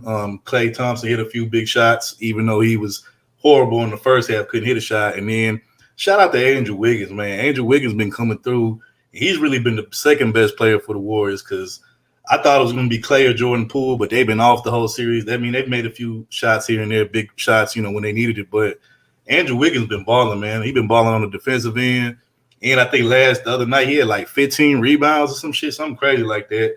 And I think he had like 22 points to go with it. So shout out to Andrew Wiggins, man. I thought he might have been like the 3rd or 4th best player, but he's been their 2nd best player, next to Steph. So shout out to Andrew Wiggins. Shout out to Steph. And then on the Boston Celtics side, shout out to Jaylen Brown and shout out to Jason Tatum, you know what I'm saying? But really, Jaylen Brown has been the MVP for the Celtics because Tatum been kind of inconsistent, which is surprising to me because he's supposed to be the star of the team, but he's been like inconsistent. You got Al Horford stepping up, a veteran who's been in the league for like some years. And then you got Devin White, who's been like a third, contributor, hitting big threes. And then you got Marcus Smart, who's been holding down on the defensive end and hitting big shots too here and there. And you know what? I totally agree with you, Necessary Evil. Draymond Green has been absolute hot garbage for the Warriors. You know what I'm saying? Like, he just been horrible. I don't know what the hell's getting into him, but he just been tripping. Like, he ain't scoring. He averaging about 2 points per game. Ain't even averaging double-digit assists.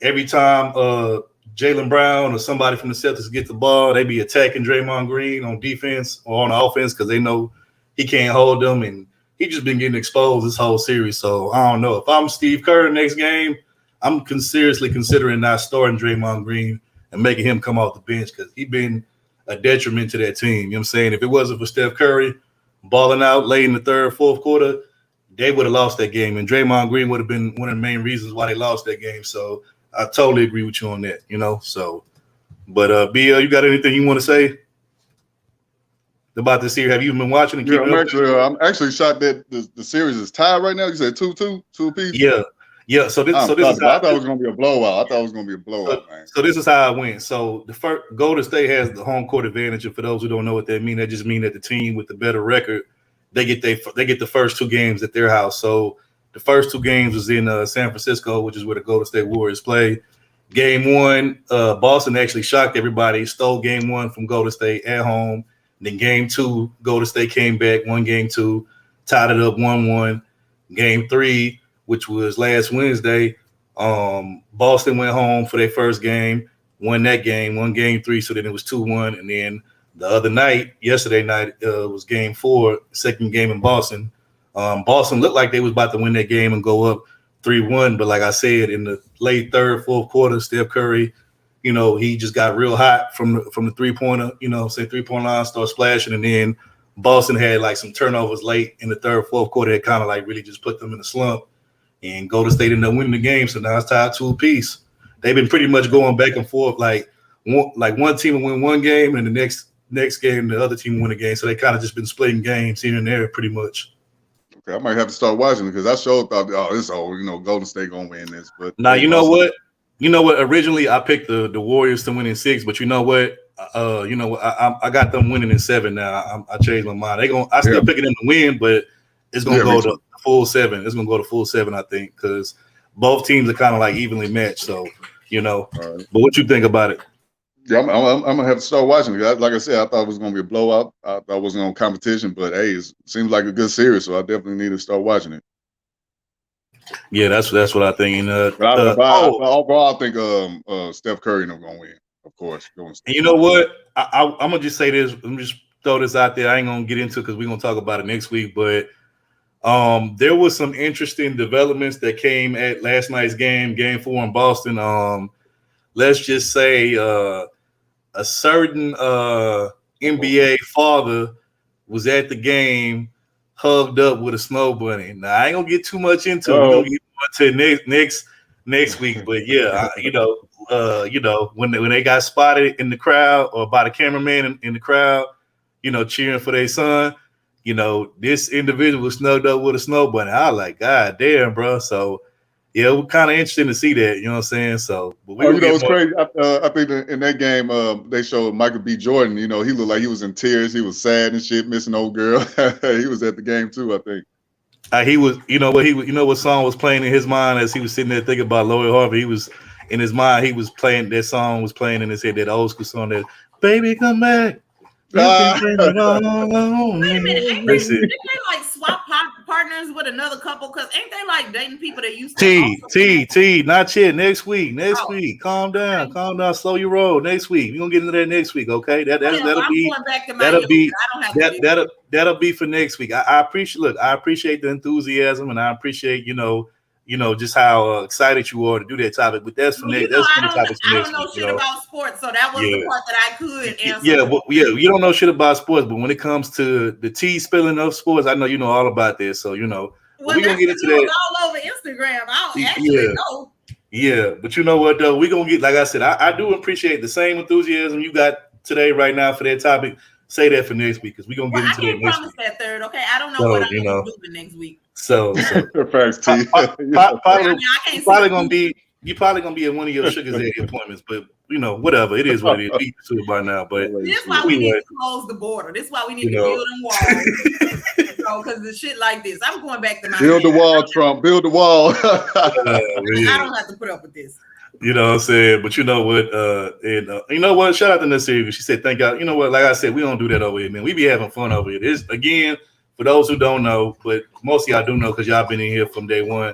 But for those who new to the channel, this is not a manosphere channel. This is not one of them channels where we finna try to beat you over your head, make you feel bad for the choices that you made in your past. None of that shit. This is not that channel. This is a channel where both men and women can come, get a opinion. You know what I'm saying? As long as it's respectful, you know what I'm saying? As long as you ain't stepping on nobody's toes type shit, you can come over here, you can get your opinion off, and, we can talk, have fun, trade ideas and, opinions and all that shit, and we have fun. Yes, sometimes we do get into some fuckery, some roasting over here, but it's not like to the point where it's like personal, where we want to like really like hurt motherfuckers and shit like that and like trying to come at them. You know what I'm saying?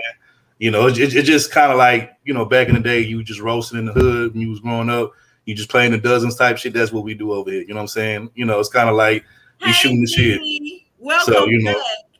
so you know, so Who's that? Who's that? just for those who don't know, we don't do the whole gender war. We don't do the gender war topics over here. We don't do you hoes ain't shit. We don't do none of that. Now we may do a topic on that here and there, but as far as like, you know, like we do that with each other now. You know, that's what we do. And Gigi, you ain't shit. Your ass ain't missed nothing. Cut the bullshit. You know what? Welcome back. Welcome, Gigi. What's happening? Change that weak ass avatar photo. That's a weak ass avatar photo. Change that shit. Go down, okay? Change that damn no topaz slander photo. That's a weak ass avatar photo. It's Change that shit. by 10 years in prison. So change that shit. You know what I'm saying? But okay, we appreciate that. We appreciate that, Bronze. We appreciate the love. We appreciate that for real, you know. But we appreciate it. But anyway, hey, Brian still cracking me up with that Illuminati picture, by the way. That one eye. hey, look, that's her. Know what's on the other side of it too. Hey, look, look. That's her. Oh, she taking the little. You know what I'm saying, to be in with those people. You know what I'm saying. So, you know. But anyway, but that's all I really got for the sports talk for this week. Like I said, just the NBA Finals. Just tied 2 apiece. Game 5, I think, will be back in San Francisco, back in the Bay Area, at where the Golden State Warriors play, back on Monday. So Game 5 will be on Monday. You know what I'm saying? So if you want to watch it, Game 5 Monday, and usually the games come on around 8:30, 9 o'clock Eastern Standard Time. So so be on the lookout for that. But we're gonna go ahead and get into the main topics for the show. You know what I'm saying? Before we close out the sports talk segment, I want to say this though. Like I gave a shout out to LeBron James for hitting that billionaire club status. Shout out to Tiger Woods. He finally got to the billionaire status too. So welcome to the billionaire club. Well, hold on. Tiger actually, this is his second time becoming a billionaire. He was a billionaire prior to his scandal and prior to his wife getting a divorce from him. But prior to that, he was, matter of fact, I think it was Jordan. Jordan was the first black billionaire athlete. Then it was Tiger. You know what I'm saying? Tiger was a billionaire. Tiger Woods black now. You know what? Well, I didn't say that. I didn't say that. You know what I mean? Just go with it. Anyway, like I said, he was a big Tiger. I think Tiger was a billionaire. I think like somewhere in the mid 2000s. You know what I'm saying? But after he had that scandal, with him, not being able to not screw all of them different blonde haired Beckys that he was with, and his wife divorced him. That's when he went from being, no, it wasn't no alleged niggas. All them blonde haired. I don't believe them hoes. I don't believe all them hoes. What did we learn? Right? So what did we learn, people? If you get $1 billion, don't go around screwing everything in a skirt because then you won't be a billionaire anymore. Well, like I said, Tiger, before he got caught up in that blonde hair Becky scandal where he screwed all them different blonde hair Beckys, he was a billionaire at the time. But then once his wife, got fed up with the shit and divorced him, of course she took half, and so he wasn't a billionaire anymore. But this is actually his second time hitting $1 billion. So, and I can say no black woman has lost $1 billion behind chasing men. So but. Hey, anyway, is it really that bad to go from $1 billion to 500 million? Like, you still goddamn balling. You still rich as hell. Yeah, I mean, you lost a whole fortune. If you had $1 billion, and you had 500 million. You lost. I'm still. Hey, he's still eating. He's still good. He made it back. So because I agree with Topaz. Because think about it. Like, let's say you die. Like when you die as a rich man, right? Let's say you die like a multi-billionaire, bro. You could say you can. Put some in your will. You can put like $100 million away for your wife, $100 million for your kids. Each depending on how many kids you have, and you can still have some left over. You know what I'm saying? Or at least you can split it up however you want to. So yeah, $500 million. You could do a lot of things with $500 million. You could. But if $500 million is a lot of money, then you lost also a lot of money. Like however the bigger amount is that he could, and then that means he could have been $2 billion in the game by now. Wait, third. You actually agree with me then? Right? What? Because you said 500 million is still a lot of money. That's what you're saying? No, it's a lot of money, but I'm saying when you got an extra 500 million on top of that, like, bro, you ain't really got no worries. And then, like I said, when you die, bro, like, nigga, you could take care of like 3-4 generations after that. So let me ask you a question. What hurts more, right? If you at the casino and you gamble and you lose $100, or you at the casino and you gamble and you lose $1,000? Wait, say it again. Which one hurts more, to gamble at the casino and lose $1,000 or to lose $10,000? However much money you got in the pot, it don't matter. When you're losing that money, which one hurts more? I mean, I would say probably the 10,000, but I mean, shit, money. You lose money, you lose money. You know what I'm saying? Period. You know. Yeah, but that means if you lose money, that was a bad decision. Okay, you could have had your good reasons for doing it. It means that whatever it is you thought you was doing didn't quite work out. It's still a loss of some kind. It ain't got to be an embarrassing loss, but it's still a loss. So it still hurts. Shout out to my brother Too Raw on Cutting the Building. What's going on? And hey, we're gonna get to that later, bro. We're gonna drop the link. We ain't even gotten to the topics yet, but later on we'll do that. So if you're around, bro, you could definitely come up on the panel and give your take on whatever we were talking about. You know what I'm saying? But we ain't even got into them yet. So, but so Queen of the South, we spoke about old girl Brittany Griner. We spoke on that. I didn't even know he bought his wife an island, but you know what? When you got that kind of money, you can do that type of shit. So. In facts, necessary, you said Tiger headline should have been billionaire again before Tiger Gate. Yeah, facts. Right, facts. Yeah, you know what I'm saying? So, but yeah, anyway, okay, so we're going to go ahead and get into it. So, main topics, this is like, our best topics because, we got quite a few and all of them are interesting. But this first topic, let me say this. I'm going to just say this. Brandon, as a man, have you ever had a woman that like you, or have you ever got with a woman or been with a woman that really couldn't cook at all for whatever reason? I didn't know what the fuck she was doing in the kitchen. Not really. I haven't had that issue. But I mean, I cook most of the time for my women, but I never met a girl who was horrible at cooking. No. Okay, I would say. You can cook. Okay, there might be some use for you yet. I Damn, ain't shit, boy. I mean, I got $40. We go to Taco Bell still, but. So listen, but I would rather you go get some groceries and cook than you taking a woman to Taco Bell. Okay, like that's a better option.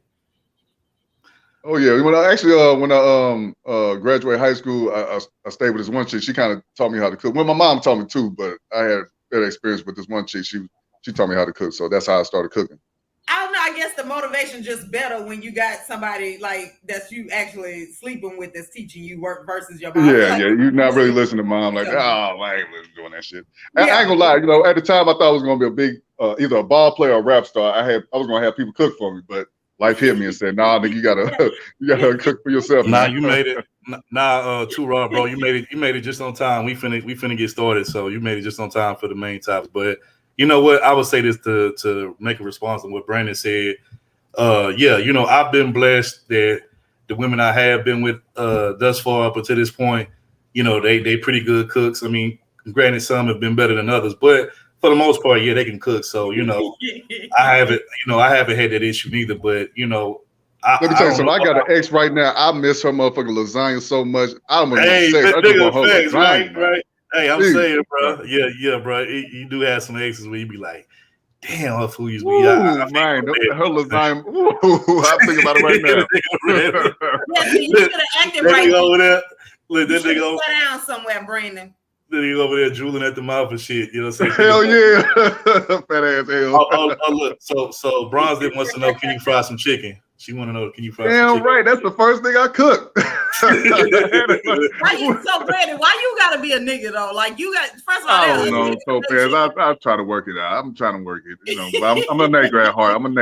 Listen, do y'all know that you can make chicken other ways? It ain't always gotta be fried. Do y'all know that? Oh no, baked chicken. I know how to do all that too. So just because you like under seasoned, undercooked chicken doesn't mean that we have to like that shit. No season, no flavor.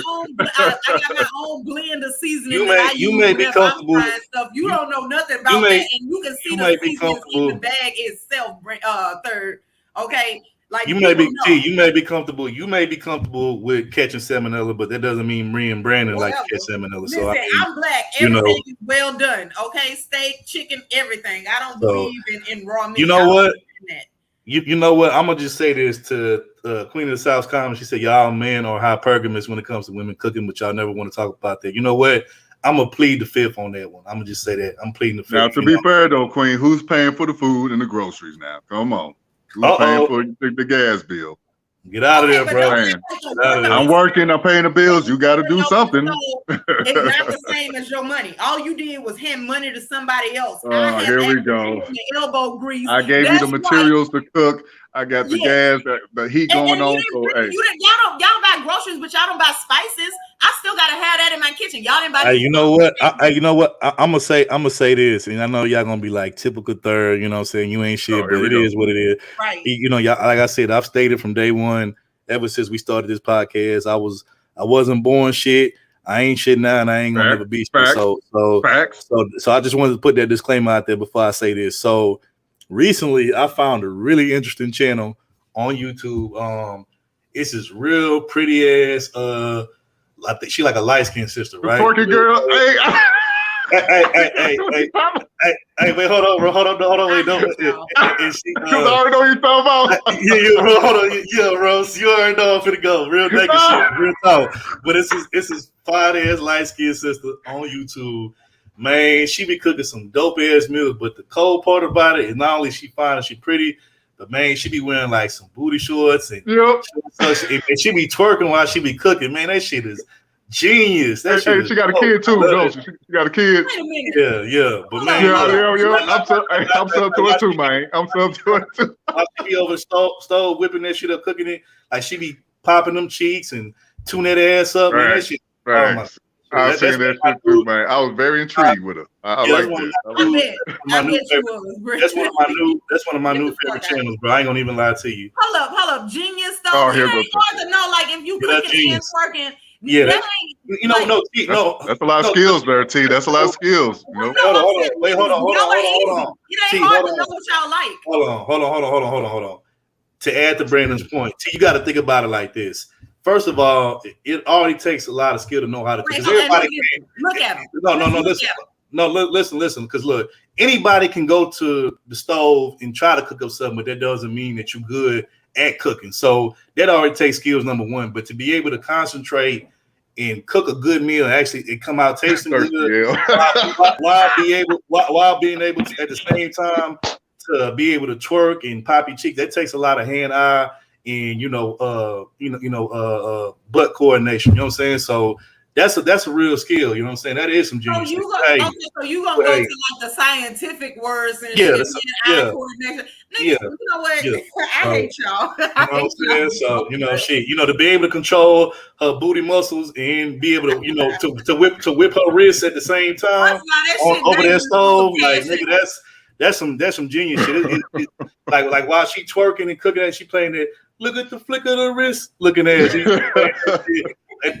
She playing that, and she playing that shit, and then also she playing that percolator song by City Girls and shit. You know what I'm saying? Oh my god, that's some genius shit, man. Quit hating, T. Just because you can't. I'm just saying, like y'all, it ain't a genius to know. Just because you can't flip pancakes and flip your cheeks at the same damn time, don't mean that you gotta hate on this shit. I'm not. I gotta say, I've never tried that. I don't know, and I'm not really interested. Don't be a hater. Don't be a hater, T. Like I said, look, you ain't gotta be. Look. Just because you a hater right now, T, don't mean you gotta be that way for the next year or so. You could always come over to non-haterville. You know what I'm saying? Non-haters. I'm not hating on her. I'm saying get her coins. I'm talking about y'all too. Like that's the only reason why y'all.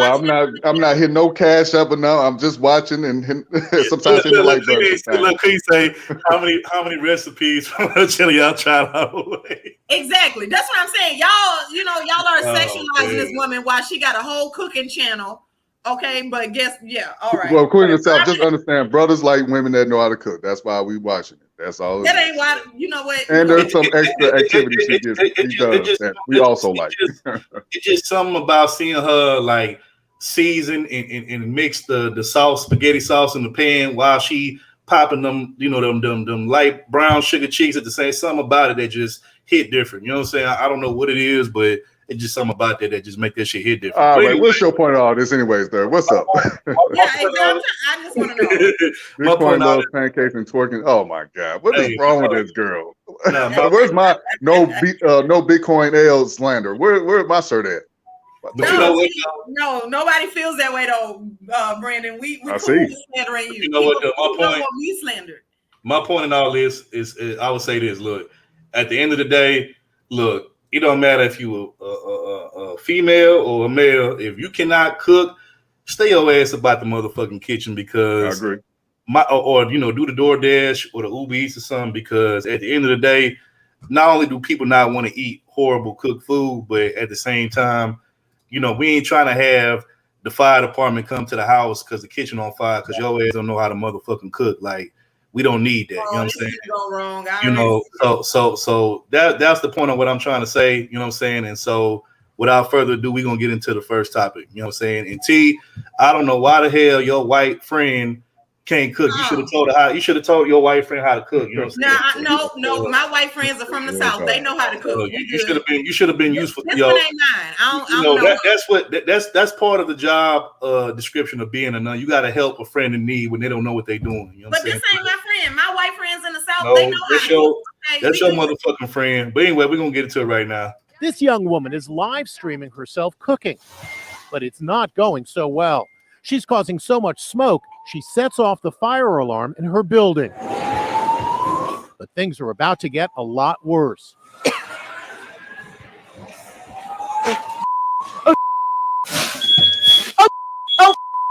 Now she's in big trouble. Oh, God. I don't know what to do, guys. I don't know what to do. She runs out of her apartment screaming for help. Help! Help! I don't have a fire extinguisher. I just freaked out. I was like, I don't know what to do. Kelly Jane Carone tells me she was making a steak for her birthday and live streaming on Twitch when it all went wrong. Get this, 26-year-old Kelly has a degree in mechanical engineering. I'm sure once upon a time I did learn that oil fires and water don't mix very well.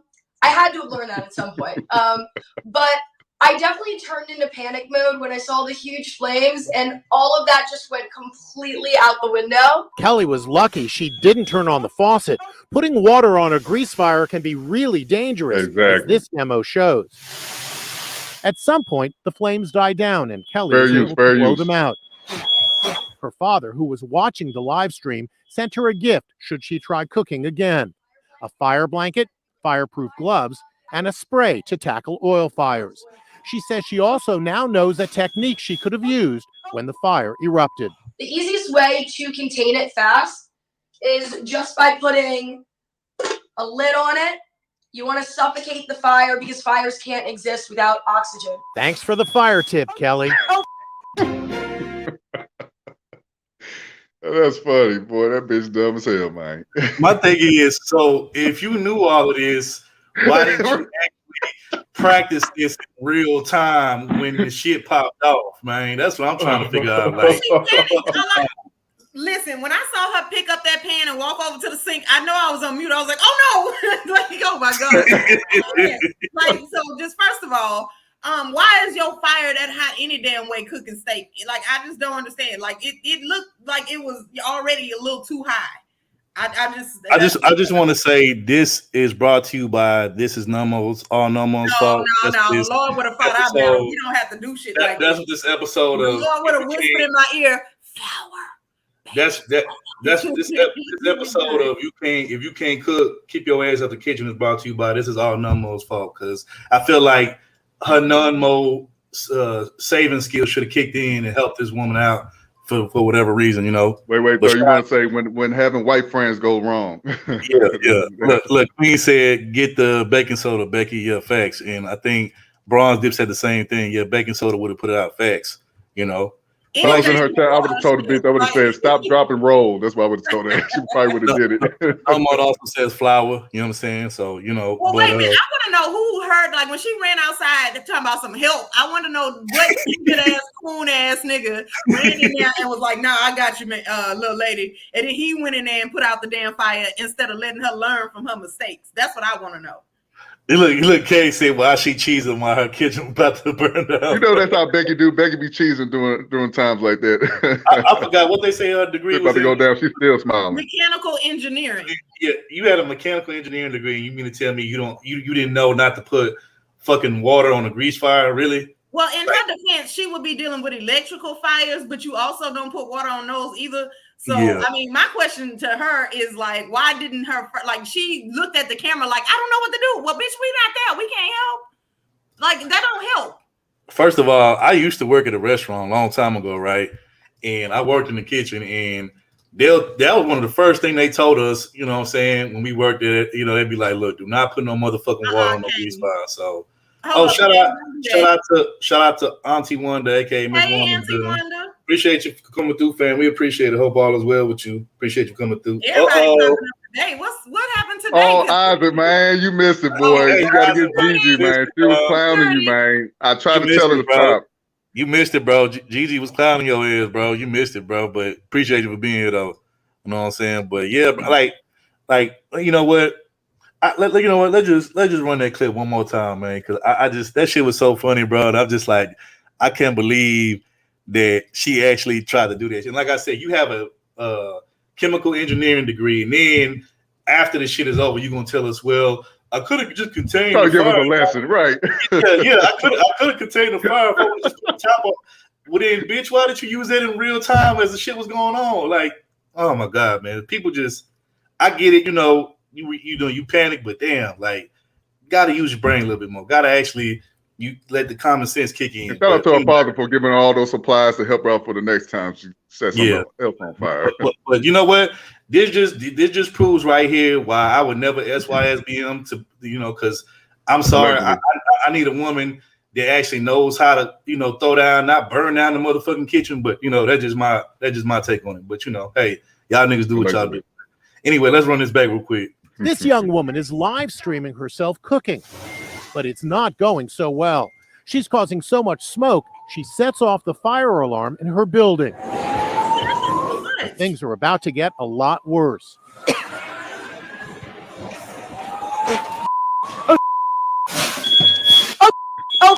tried to blow on it. She's in big trouble. Oh, God. I don't know what to do, guys. I don't know what to do. She runs out of her apartment screaming for help. help. Look at the camera and saying all this. I don't have a fire extinguisher. I just freaked out. I was like, I don't know what to do. Kelly Jane Carone tells me she was making a steak for her birthday and live streaming on Twitch when it all went wrong. Get this, 26-year-old Kelly has a degree in mechanical engineering. I'm sure once upon a time I did learn that oil fires and water don't mix very well. I had to learn that at some point. He has a degree. But I definitely turned into panic mode when I saw the huge flames, and all of that just went completely out the window. Kelly was lucky she didn't turn on the faucet. Putting water on a grease fire can be really dangerous, as this demo shows. This young woman is live streaming herself cooking, but it's not going so well. She's causing so much smoke, she sets off the fire alarm in her building. But things are about to get a lot worse.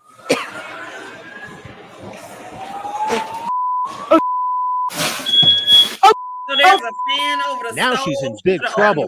Oh, God. She really tried to blow on it. Guys, I don't know what to do. She runs out of her apartment screaming for bro, help. that shit was. She said, like, that's really gonna stop it. I just freaked out. I was like, I don't know what to do.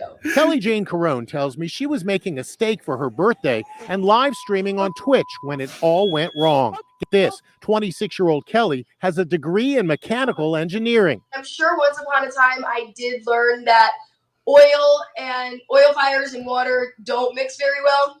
I had to learn that at some point. The white man, like, you think, bitch? I definitely turned into panic mode when I saw the huge flames, and all of that just went completely out the window. Kelly was lucky she didn't turn on the faucet. Putting water on a grease fire can be really dangerous, as this demo shows. Yeah, I did. At some Just point, for the people the flames that died just down, coming in here Kelly that was missed able it. to blow them out. Not me just now. Her father, who was watching the live stream, No. sent her a gift should she try cooking again. A fire blanket, fireproof gloves, and a spray to tackle oil fires. She says she also now knows a technique she could have used when the fire erupted. The easiest way to contain it fast is just by putting That's what to teach us. a You lid don't- on it. Yeah. You don't say. You don't say. Don't say. Fires can't exist without oxygen. Well, you know, Thanks for the prevention fire tip, was Kelly. A pound of cure, so she could have also not had the fire up that high when she first started coughing and shit. She didn't think that meant maybe she needed to turn that shit down. Exactly. But my part. Like it's always funny that like when some shit goes down, like in the moment, like niggas don't act out or carry out none of the stuff that they'll tell you that they should have done. Like after it's over, they'd be like, "Oh yeah, well, if you do this and you can okay, why didn't you do that during all of this?" Let me give y'all some advice. Let me give y'all some advice about this. You damn almost burned your whole apartment down. Then you want to tell us, "Oh, well, you can contain a grease fire. All you got to do is put the door over it." Like, really? Now, Let me educate y'all real quick. I'm gonna tell y'all the truth. This happened to me when I was a kid, and I called myself not wanting to wait till my mom started cooking, and I was just gonna do it myself. And so, you know how like when you testing the oil for I was trying to make some fries, and you test the oil with like a little drop of water off your fingers. Apparently, I put too much, and it was like whoosh. So, but I was a kid though. Okay. You know what?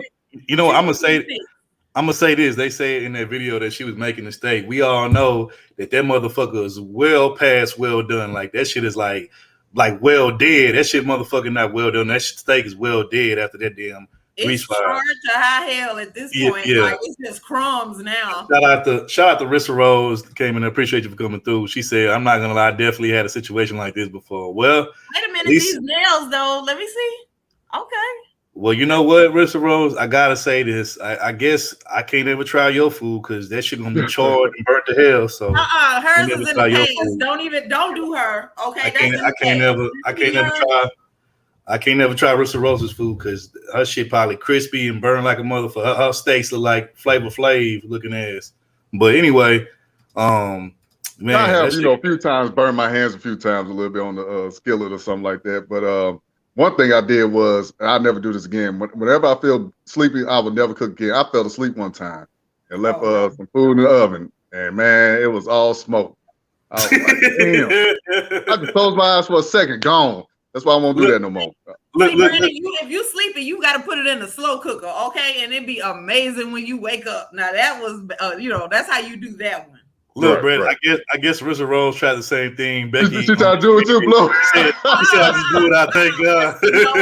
I'm not gonna do Rissa because if she could blow it out, that means it wasn't that far gone. Okay, this chick sitting there coughing and getting choked out by the smoke. It's a fog in the kitchen, and she over there blowing that stuff. That is way different. Y'all not gonna do her. You know what? It was Jesus that say that Becky, because man, that shit could have turned way left and the whole house could have caught on fire. So thank God that shit went out. But Rissa Rose says, "Hey, I could cook it with just one time." Okay, you know what? I'll give you a pass for that. But yeah, so what Kane say? Go to Kane comment. What do you say?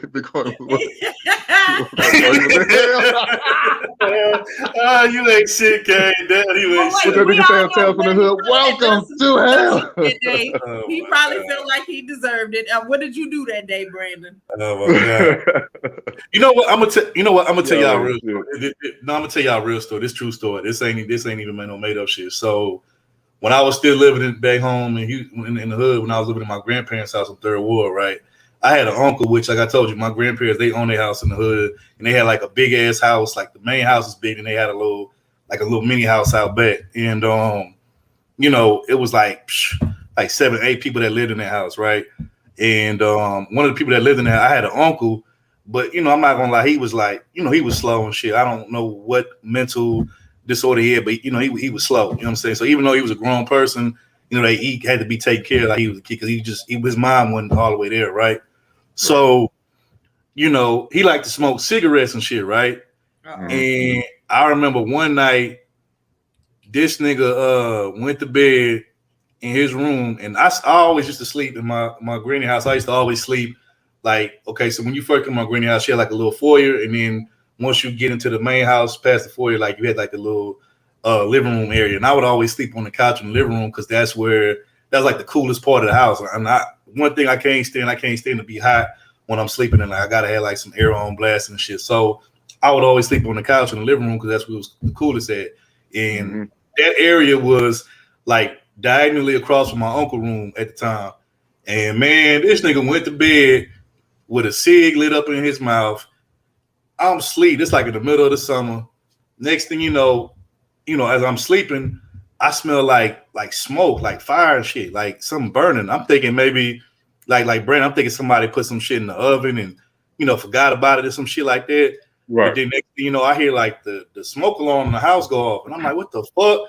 I see my uncle and shit, you know what I'm saying? He running back and forth between the kitchen to his room with like buckets of water trying to, and I'm like, I was like, man, I was like, to my uncle, I said, man, what the fuck going on? You know what I'm saying? He like, man, I fell asleep with a cigarette in my mouth and shit. You know, I fell asleep and I was like, and this nigga bed was literally like on fire and shit. And he was like running back and forth. So I started helping him, you know what I'm saying? I'm running back and forth to his room with buckets of water, throwing that shit in. And eventually, you know, we got it out and like the fire department came and then we was all outside sitting on the front porch and shit as, you know, the smoke cleared and stuff. But I was like, bruh, like how the fuck you fall asleep with a cigarette in your mouth? I made it out alive though. You know what I'm saying? But that shit, man, yeah, that shit was crazy though. That was a crazy situation though. Like, but like I say, you know, and shout out to my uncle. Like I say, he was cool. He just was like slow mentally, like, you know, not there. But yeah, the nigga fell asleep with a cigarette in his mouth and the nigga whole bed was on fire. I said, bruh,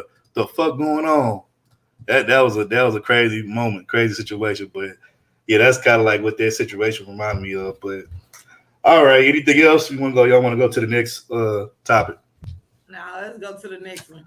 Okay, so next topic, man. Okay, look, so you know how in this space, right? You got like a group of men in this space that say shit like, you know, that identify as like quote unquote EL or even like, you know, which is educated language. You got dudes in this space that identify as a incel, which is basically a guy that's like socially awkward, not confident, don't know how to talk to women or get women to be interested in him sexually or just in any type of way.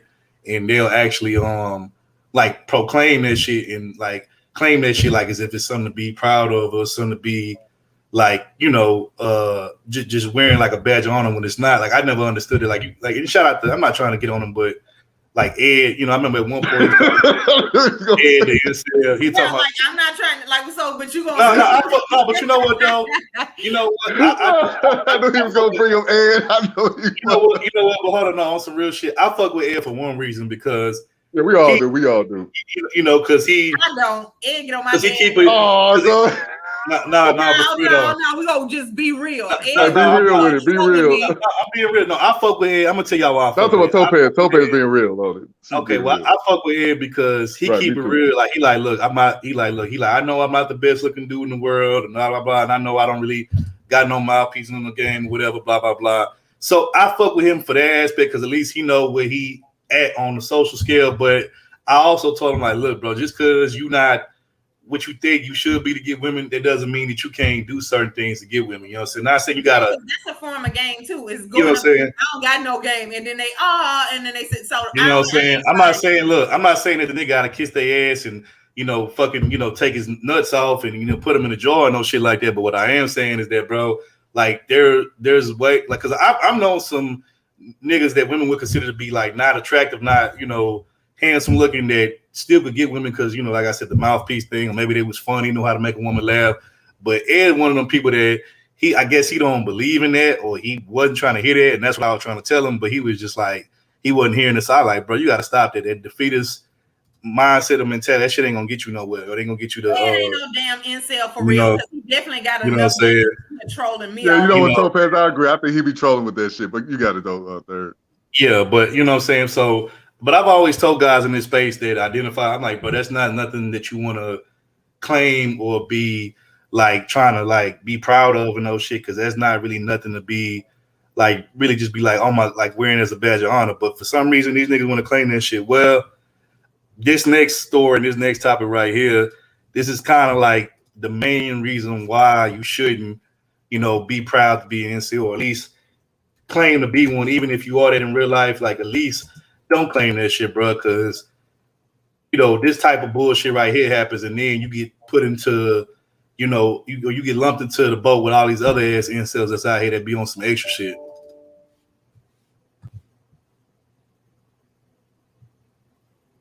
Go away. He does the unthinkable.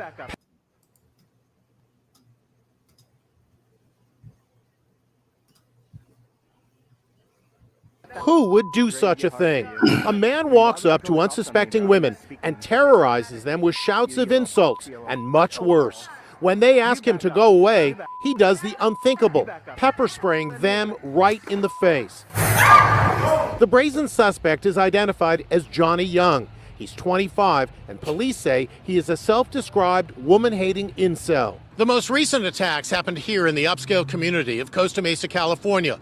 Police say he approaches women, alone or in groups, and verbally assaults them to get attention. All of it on camera. Incredibly, when they defend themselves and fight back, he then claims to be the victim. These two women experienced the attacks firsthand. Emily, who only wants us to use her first name, was assaulted in this video posted by Young. When this guy walked up to you, I mean, he got more and more vulgar. Yes. And his voice was very scary. I want to When she was pepper sprayed, she punched him in the face and bloodied his nose. In another attack, Jessica Estrada raced after Young when he started harassing her girlfriends. Could you tell he was videotaping you? No, we didn't know at all. After she was pepper sprayed, she bravely fought back. I threw my phone at him and I hit him. Police say that Johnny Young lives out of this white van with a green stripe and has posted similar attacks on women in Las Vegas. It could have happened to anybody. An urgent search underway for a man who Costa Mesa police say has targeted several women outside of bars. Police say he has harassed the women and assaulted some of them, and police are identifying the suspect as Johnny Young. They're asking for the public's help to find him. Eyewitness News reporter Jessica DeNova has the details. Stalking followed by vulgar, violent encounters targeting women outside nightclubs, bars, and fitness centers, at times even attacking them with pepper spray. Get the scary room! Confrontations like this one last November earning Johnny Young a warrant for his arrest. Costa Mesa police say Young is behind the harassment and recordings, which he posts on several online platforms. In the videos, the suspect approaches women, talking about his genitals, asking to see theirs, and to engage with them sexually. The latest report coming this past April, 3 separate incidents in Costa Mesa in the area around Triangle Square. Then we were able to identify Mr. Young and see that he has hundreds, if not thousands, of these confrontations on different social media sites. Police say among the charges the fugitive faces are 6 of hate crime. Lieutenant Ed Everett says Young has a prior arrest in Las Vegas accused of similar crimes and has since gone through the counties of LA, San Diego, and Orange, likely in this van where he may be living. He calls that van his rape van. So, again, that's also alarming. It's concerning for us as well. Investigators say an interview posted on YouTube shines light on a possible motive for these unprovoked attacks. Lieutenant Everett says Young identifies as an incel, or involuntary celibate. The recordings show Young unable to respect a woman's rejection. In this case, his target not taking a hit. You want me to But when Young doesn't move on, is asked to repeatedly, instead invading this woman's space and propositioning her, she punches him in the nose. But obviously, if someone has to defend themselves, they should do that. It's evident that Mr. Young is doing these encounters to provoke a reaction from women. Reporting in Costa Mesa, Jessica DeNova, ABC 7 Eyewitness News. T, I'm gonna let you get your first crack at this. What's your opinion on it? See, now, I just want y'all to understand that, the only reason why we know that this is happening is because he was dumb enough to record it, okay? Men have always been, doing this kind of shit. They just didn't record it. I can't believe that he brought pepper spray to spray at women if they ever said anything back. Now, this is a far cry different than the black chick that beat up a dude that poured a drink on her when she said she didn't want to give him her number. So that's all I got for this. This is weird. Yeah, I agree. This is weird. Kane, shout out to Kane, say he got the incel van. Yeah, kidnapping ass. Yo, Kane, you ain't shit, bro. You been over in the chat today, bro. You know what? Shout out to where that comment is? Oh yeah, shout out to Queen and stuff. He said he even got the grape kidney. Yeah, they say he called this shit the grape van, bro. Like what the fuck? Oh yeah, he did say that. But see, real quick, let me just say this, and then you got it, bro. But see, that's why y'all niggas got to stop labeling yourselves and wearing that incel shit as a badge of honor, because you got motherfuckers like this who calling his shit the great van, and you know you're gonna be lumped in with him, even if you ain't on that type of shit. And so, nigga, I just be like, look, it's some shit I definitely got to improve on, but I wouldn't call myself no motherfucking incel, bro, because you're gonna get lumped in with extremists like this motherfucker. You know what I'm saying? So, nah, bro, that ain't it. That ain't the move. The name incel in and of itself just already says that this is a person that ain't got it all. I mean, like, you could be going through a drought, you could be just not good with women or whatever, but for you to call yourself involuntarily celibate, that means you feel like you have this automatic right to sex with women, and that people are forcing you to not have any, like they're doing something wrong towards you. KDC said, bitch, he said, when she tapped that nose, yeah, she blooded that nigga. No, I don't blame her for that, man. You know what? I don't know. I forgot her name, but, you could tell she was of Latin descent. But Maria, whatever your name was, shout out to you for that. She played that nigga shit. You know what I'm saying? Mm-hmm. Facts. Hey, real quick, Topaz, how would you feel if a dude try to talk to you, he tells you he's a non-select guy?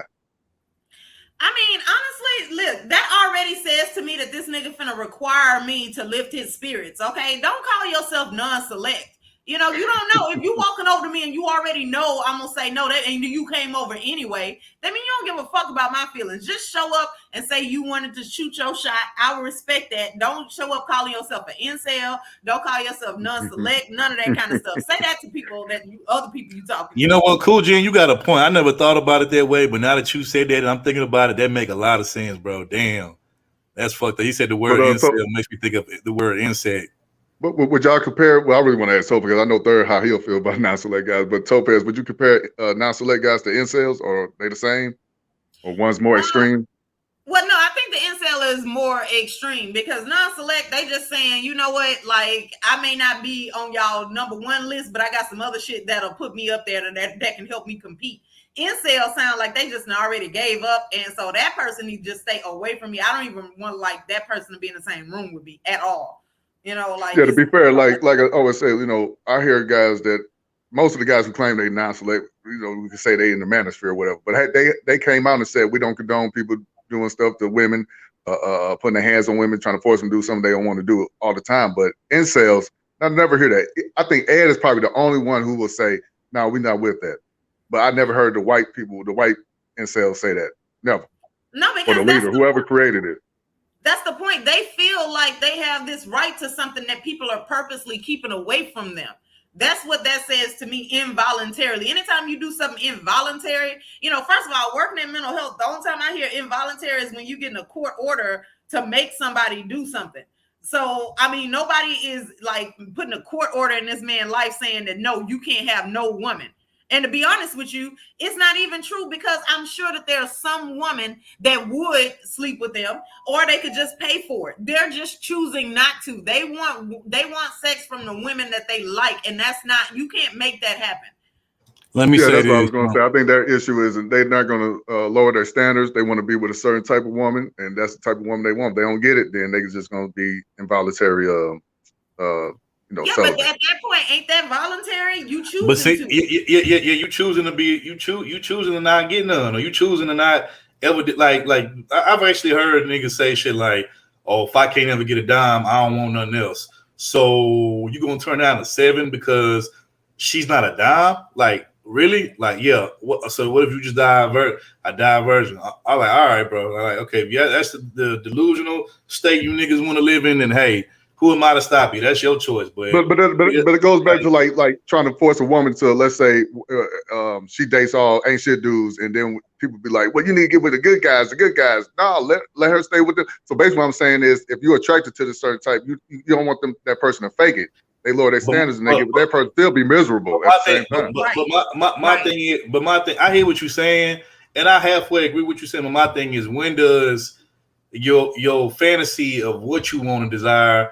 When does that cross paths with what your reality is? You know what I'm saying? Because my thing are you really settling, or are you really like going against your standards if you going down from a 10 to that's not really that far, like that's not that far off, bro. Like look, I mean, I'm not in those people's shoes. Like it's certain guys who want a woman to always have her hair done, always want to be makeup, always hair fleek on fleek and nails done. I'm not that type of dude, you know what I'm saying? You ain't gotta have your nails done damn day still look good to me regardless. Yeah, but what I'm some saying guys don't pick you like that. No, look, I'm gonna just say this ain't me trying to toot my own horn. This is real life, real facts. I've dated a handful of dimes in my lifetime, right? And granted, yes, they are some beautiful women, you know. But a lot of times, what I found out is that a lot of dimes out here, that's really all there is to them is just looks and vanity. Outside of that, there's really nothing about them that, you know, makes, you know, me want to like be long term with a dime. You know what I'm saying? Because they're not really like personality wise. That's the thing. You experienced a bunch of dimes. They haven't. They don't know what it's like to do that. So it's easy for you to say, well, it ain't nothing, you know. But basically, the point I'm trying to get at, bro, is these niggas in their mind have a fantasy of what they think a dime is, but in actuality, what they think a dime is outside of just the looks, it's not everything that they think it's going to be. You know what I'm saying? Because I've experienced they still want their experience though with a dime, regardless of the negative or positive.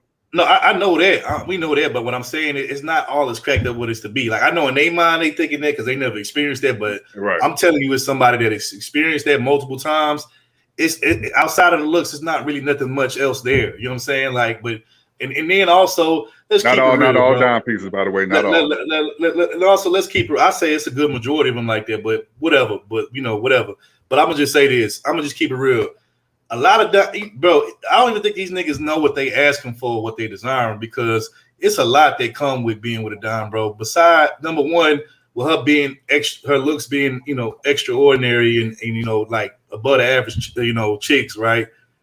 A lot of dudes gonna shoot their shots at that type of a woman, right? So if you a dude that you ain't like comfortable or you ain't like, you don't have a lot of self-esteem and you ain't cool with yourself.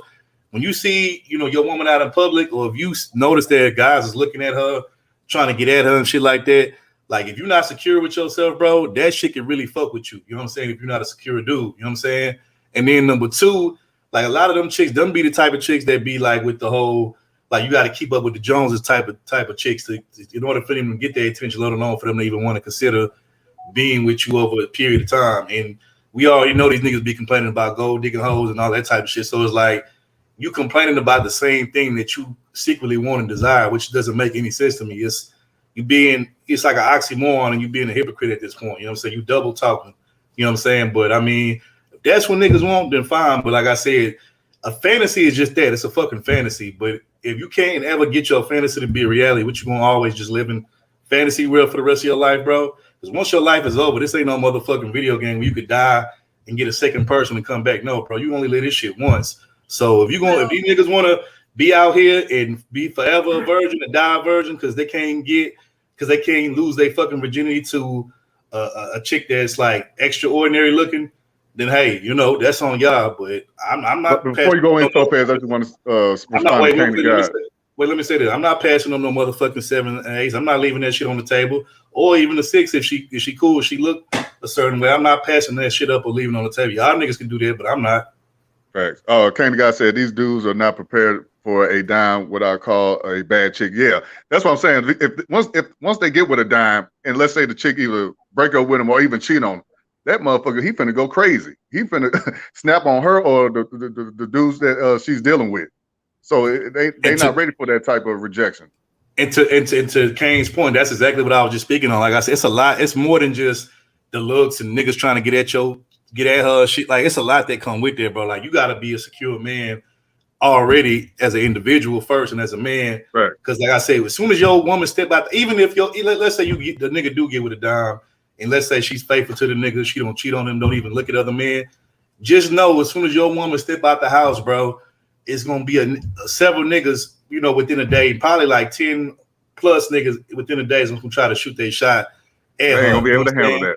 You know what I'm saying? And if you can't handle that, then my nigga, don't sign up for that shit. Don't desire that shit. You know what I'm saying? And they're gonna always be like, "Oh, you cheating on me? Let me see your phone." They always gonna do that. Bro, now you see where I'm going with this shit, bro. That's exactly what I'm saying, bro. So that's why I'm like, this dime shit. No, my only problem is I don't want them to try to force women to do something or like them. You know, try to force women to like them. You can't do that. You know, if she likes you, she likes you. If not, then you just got to move on. Like dude kept on trying to talk to women. They didn't want to talk to him. They kept telling him no. He kept on trying to apply pressure, and they had hit him in the face. him specifically, not all incels do this, but him specifically, he was going up to them being very vulgar, talking about his genitals and saying all of this stuff so that they could be mad at him. He was forcing that on the screen. That's another thing too. I've never, and look, even somebody like me who hasn't had much problem when it comes to women, but like, yes, I've been rejected before. I'm not gonna sit up here and act like I ain't never been rejected before. A woman went into me type shit, because I have. But you know what? I keep it pushing. I don't cry about that shit. I don't get mad or upset. I don't do nothing. I'd be like, okay, cool, and I just keep it pushing. You know what I'm saying? But like, I remember seeing niggas growing up, like as soon as a woman, you know, they be like, oh, you see that chick over there, man? I'm gonna go holler at that chick, man. She bad. I'm gonna pull her all that shit, and then she, you know, reject the nigga. Well, then fuck you then, bitch. Fuck you then, hoe. All that little shit. It's like, bro, that shit ain't necessary, bro. Like, why is you wasting your time, your energy, cussing out a broad that they don't even want you? Like, it ain't that serious, bro. She don't want you. Go to the woman that do want you. Like, it ain't that serious, bro. Like, chill out. You know what I'm saying? It is not that serious. There are reasons why a woman would tell you no. It ain't always because you're inadequate. Sometimes if she already in a relationship or she got a bunch of personal shit going on, like it's not always just as personal as men take it. Maybe it's just the timing was off. You never know unless you ask her or unless she tell you. Now, what I wanted to say was, when y'all talk about dimes, that's considered to be the perfect 10.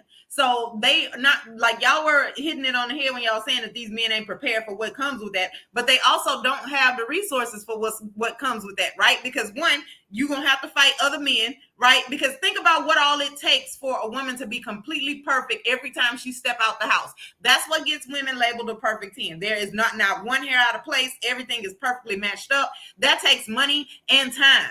Okay, so she's probably not working. It ain't because she just being a gold digger. It's because if you want the woman that is never seen with any type of flaw, that takes, you're going to be supporting some of that. And you got to be ready to defend the fact that that's, you know, like that you're the one that is with her. Okay, and if you're not capable of doing that, if you bitching up because women tell you no, imagine when a dude come by and say, yeah, thanks for leveling her up for me. Now I'm gonna go ahead and take this off your hands. If you can't beat his ass, you had pepper spray. A woman who was pepper sprayed bust you in your nose and blooded your shit. You can't fight. So you gonna need to just like let that go. You need to settle with somebody that is gonna fight on their own behalf. That's my view. Yep. I agree with that, T. I agree with that. You know, you got definitely gonna come out of pockets dealing with a materialistic woman. You know, so she want the new Gucci and all this, want her hair done. So you want that type of woman, you better believe you got to run through that check. Well, because, okay, so think about it this way. For her to be a perfect 10, that means most men that see her are going to want her, you know, if they are not confident enough to actually go and do something to try to get her, right? That means, you know how, like, for your hair to be perfect, you got to stay in the mirror a couple of hours in the morning to get that together. So it's not a lot of time for a whole bunch of other shit. Oh, my God. Man, all we going is to Walmart. What's taking so goddamn long? Exactly. But see, guess what? A perfect 10 is never seen with any flaw. So therefore, even if you go into the corner store, she got to be able to make sure her hair is gonna be straight. That's why I'm with her. I'll take a 6 or 7. You know, put that shit in the ponytail. Let's ride out. You still looking good. You ain't got to here's a secret. Here's a secret. A lot of people don't know. If you get you a woman that's like a 6 or a 7. Eventually, from over her time of her being with you, you know what I'm saying, she can blossom into like a 8 or a 9 or a 10. But that's something a lot of niggas don't want to hear because they want the 10 that's already made, that's right there. You know what I'm saying? And it's like, nah, bro. And then somebody else, bankroll that, either her father or either the dude before you. So, and also another thing too, don't think just because them dime chicks, that just because they look good on the outside and they got like the aesthetics and all the things that come with, you know, quote unquote being a dime girl, like the high-end fashion designer shit, the clothes, the attire and all that shit, that they don't have any insecurities or problems just like any old regular person. They do. They just know how to hide their shit well. But you get them alone behind closed doors, they got a lot of insecurities, probably even more than the average person, because what you got to realize is ain't nobody telling them or when they right or wrong. Everybody just kissing their ass the whole time, telling them they can't do no wrong because of how they look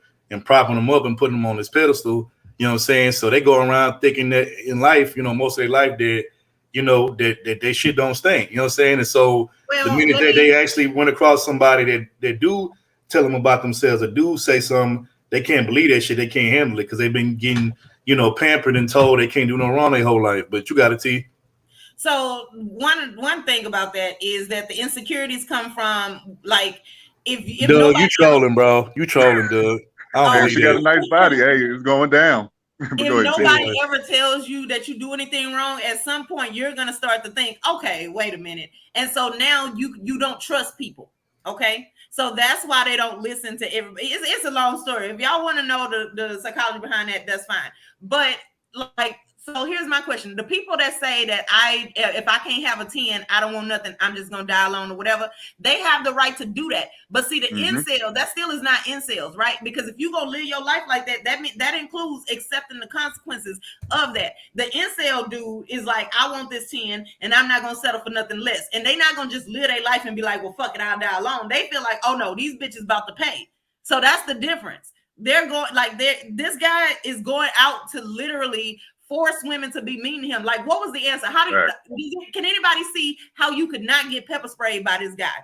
Right? If you just out minding your business and you got dressed up and you and your friends, y'all decided y'all wanted to look nice that day, and he walks over to you, while he's saying all this disgusting stuff, if you don't say anything back, or do you have to actually go so far as to act like you like it? Like, how do you avoid getting pepper sprayed by this guy?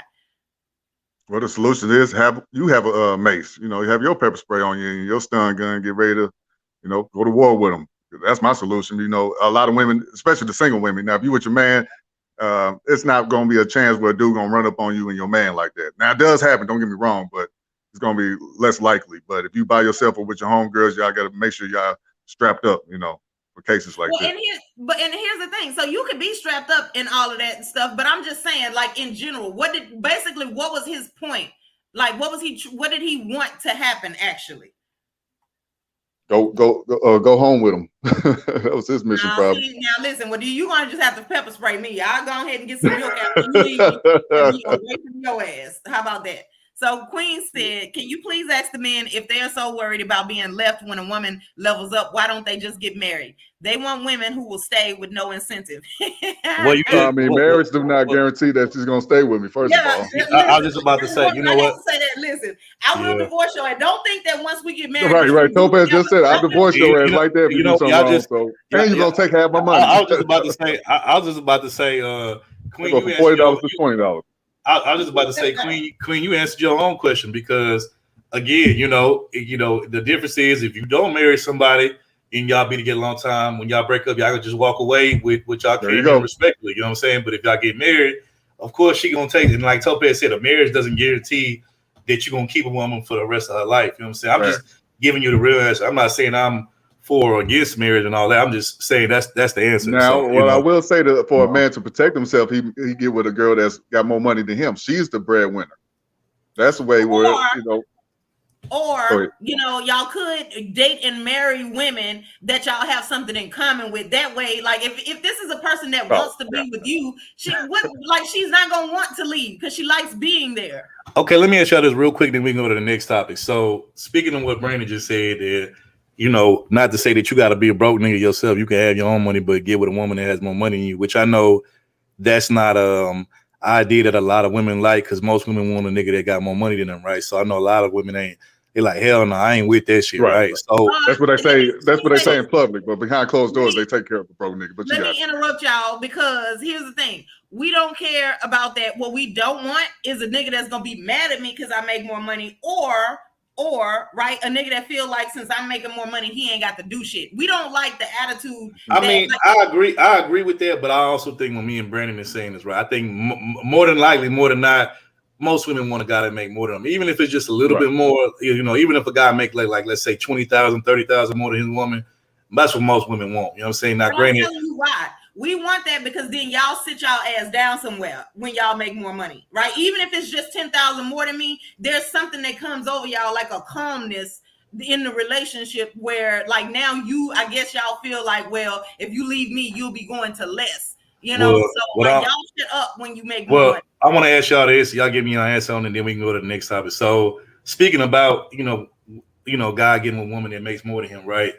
So y'all do know that allegedly, this is what, that's out there. Not to say that, I'm not sure if he's in the billionaire club yet, but I know he probably will get there eventually if he's not already somewhat close to that billionaire club. But so Tom Brady and his wife Giselle, right now, it's alleged that his wife Giselle, which she was a popular model for a long time, they say either she's a billionaire or at least close to it, and I think Brady's net worth is like 500 million. So that means if that's true, that means that she up on him by like $400 to $500 million, right? Now, when we consider Brady, with less of a man, or him or Dusty, that his wife got like damn near, like more money than him on that scale, like, does that make him less of a man for that? Let me ask you this: did she had that much money when she was with him, or what? Did he have more money at the time? No, she was already she already had money before Brady. She had money. She was a supermodel, so like the highest money you could get being a model, that was her, Tyra Banks, Naomi Campbell, all of them. Yeah, so she was already like rich before she met that nigga. You know what I'm saying? I don't look at him like no less of a man. It's kind of like they kind of had like the relationship that Jay-Z, Beyonce have, just in reverse. Jay-Z's a billionaire, B's like at 500 million, but this is reverse. But the thing is, like, okay, with the whole ASAP Rocky and Rihanna, like she make more money than ASAP Rocky, but our sisters, our queens, will say that, oh, he a Dusty, he's broke. Why would she lower her standards being with him? But if it was a white dude, they wouldn't have no problem. Look at with Serena Williams and her husband. Oh, get out of there, bro. Get out of there. Rocky was a Dusty because he was broke. We didn't say he was broke. We said he was Dusty and he do Dusty nigga shit. Certain black women, they'll say, if my woman makes like 500 million, I make 2 million, I'm broke. Come on now. No. See, people need to put things in perspective. 2 million ain't broke. I agree. Hey, Topaz, I'm with you all the way, but you know how certain people be about us brothers. Right. Okay. So now you know what, Brandon? No, you got. Well, you know what? Let's keep it real. Let's keep it real, T. Let's keep it real. 2 million to regular folks like us, regular niggas like us. Yes, that's not broke. That's actually rich. But to a billionaire, 2 million is broke. Okay, so to a billionaire, here's the point. Just in and of itself, if you're not comparing 2 million to no other numbers, 2 million is a lot. Okay, so like when you start putting in comparisons, I can't go everywhere that Oprah can go if I'm a millionaire. Okay, she got billionaire doors unlocked. Okay, I can't do that. However, I can still do more than other people. So forget the comparison. 2 million in and of itself ain't broke. The point is, if you get a woman pregnant that's worth $500 million, you're not gonna have enough to hold that over her head like that. You're gonna have to get up and do some work. You have to actually put in some work for that relationship. You can't just rest on money. You ain't there yet. But if he was living like a regular person with $2 million and just get a regular apartment, right, buy a house and go sit down somewhere, don't do additional dumb shit like stunting on the ground, getting chartered jets and shit, he would be able to keep that 2 million for a while. So since he's not doing that, that's the shit that makes him Dusty. Well, all I'm trying to say is there's a double standard with black men and white men. Like I said, when Serena got with her man, he's still rich. And women say she's leveling up. But when Rihanna got with A$AP Rocky, that's leveling down. That's all I'm saying. So let me say this, Brandon. You are absolutely A$AP Rocky still got a lot of money, though, but he's broke all of a sudden. True. So, like, I'm going to tell you what should be being said, right? Basically, both situations, I don't see nothing wrong with it because you're not going out here getting a man that, like, sells nickel bags on the weekends and calling that, him getting money. You still got a man that still can hold his own. He got way more than a lot of other men out here. So I don't feel like she's dating down in either situation, the white dude or the black dude. Now, I also don't feel like Serena Williams is just leveling up just because it's a white dude. So what? Exactly. Like, I mean, I don't care. Look, the point is, white people, if you think about the way they act, sometimes, like if you get a weird one, they can lose $2 million by doing retarded shit that black people never even think of. So that don't just automatically make you a level up because you dating a white dude. That's not extra. I mean, I don't see nothing amazing about that. Yeah. Well, for this guy, I do want to tell him, hey, go to the divestment community. They'll love to be with you, to the white dude that's out there terrorizing these white women. So go get you a black woman and, hey, life be better. There you go. And that's retarded anyway, because like as a white dude, just slap my solution down. Fuck his solution. No, listen to this. no, not you. No, Brandon, You gave him a good idea, but see, here's the problem with that. If you were a white dude, why would you want to date a chick that only wants to date you because you're a white dude? That's still less than what you could have is a chick that see you and your personality. Hey, he want to be with a dime piece, and she want to be with a white man. So, hey, two peas in a pod. And they both gonna be disappointed. They both gonna be disappointed. Okay, so all right, so I guess that's enough for this topic. So we'll go to the next one. So I'm gonna say this. So for this next topic, I'm gonna say this, man. Like, you know, when we get into like certain situations, like it's particularly with other grown folks, you know, we definitely like we don't proceed with caution. You know what I'm saying? Like we just be turned up, we be ready to like go at the other grown person. But like, what was to happen if like the person that was coming at you on some fuck shit? What if it was like a little kid? Like, I know we tend to have like more patience for kids, but my question is like, what's the threshold for like dealing with some fuckery from a kid? Like is there like a limit? I'm calling my little cousins and them. They're gonna whoop his ass. Bottom line. Right. That's how I'm handling it. Right. Yeah. Is there a threshold? I'm gonna lay his little ass over my lap and get out the belt. Like, see, so Yeah. this story that you're Like, talking about, I'm telling you right now. Hey, little man, this little nigga over here tripping, man. I need you to handle this real quick, man. I got $10 for you. Yeah. I just want to know like what's the threshold to handle fuckery or deal with fuckery from a kid? Because I know it has to be a professional way. I will go to the parents and address them if it's like a neighbor or something like that. You know, I like that solution, but also at the same time, if they doing shit to you or to your fucking property, a kid, then yeah, bro, you gonna have to. You know what? The most I probably cuss that kid out. I wouldn't put my hands on him. Oh, okay. Record everything, yeah, and then if it's like they mess around with your car, take them to court. You can take them to court too. Yeah, I cuss his little ass out too. But that's what this next topic represents. So we finna get into that right now. Yeah. Try to go be a good cop. Not many of.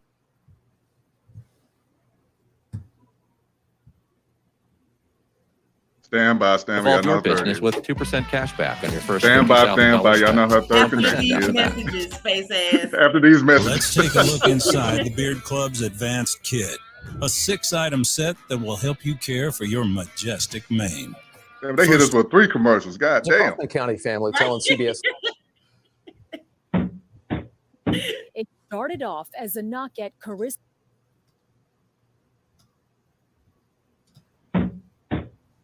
It started off as a knock at Carissa Nash's front door in Forney. I look at my doorbell camera on my phone first before going to the door, and I see it's a little kid. That little kid is her 9-year-old neighbor with the whip in hand. The Kaufman County Precinct 2 constable says the boy may have been trying to confront the Nash family's 9-year-old daughter. Then after the second whip, little boy, you better get your from off my porch beating on my door like this. I will call the police. You need to leave. It happened on Thursday afternoon off of Crosscut Drive in Forney when Dad, Desira Nash, got home. Coming to have a conversation with you, sir. Your son? I'll show you the video. Okay, so you beat on your door. Okay, now we have a huge. Can you come look at our car? Seconds later. Can you please stop, sir? Authorities say neighbor Ryan Brunson had a gun in his right hand.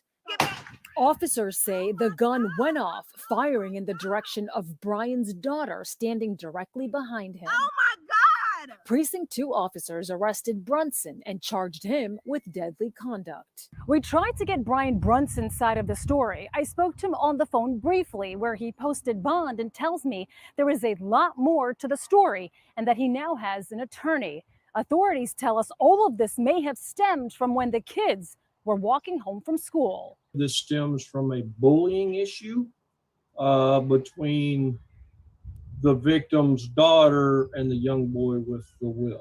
There's been several interactions between two of them at different times and different locations. The Nash family says they feel hurt. We know the history of the whip. This is a racial issue. He comes to the door with his whip. We're kind of scared to send him outside to play.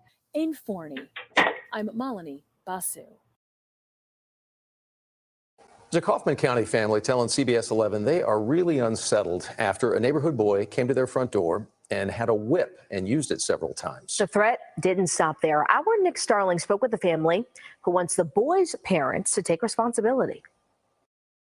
Carissa Nash was home when this happened at her door. It was terrifying. A neighborhood boy angrily knocking and lashing a whip at her door. When I look on the doorbell camera, I can see, he actually has a whip.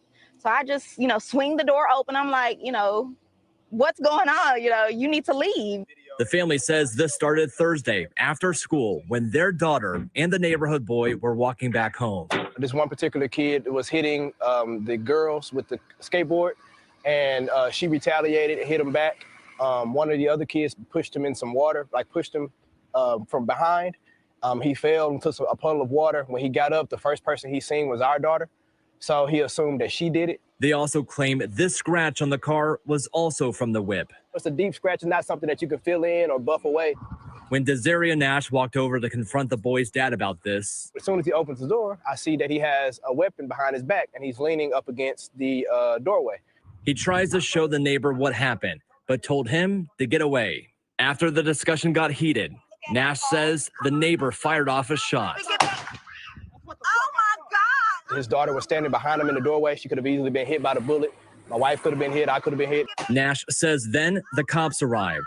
Late Saturday, the Kaufman County Constable Precinct 2 confirms to CBS 11 News that neighbor was charged with deadly conduct because of reckless discharge of a firearm, and the man has since bonded out of jail. The Nashes just want this whole ordeal behind them and move on. Hopefully he takes responsibility for it, and this whole situation, this whole situation boils over, hopefully, without any further consequences or anyone else getting hurt. The Nashes tell us police are patrolling the neighborhood more because of this incident. We did knock on the neighbor's door to get a response. No one was home at the time. In Kaufman County, Nick Starling, CBS 11 News.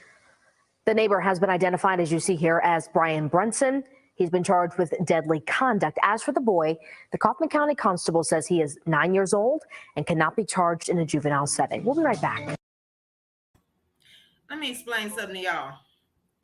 When he was beating on my door, if he didn't get away when I said so, I would have just snatched his ass inside the house. I mean, at this point, I got questions. Where did he get the whip from?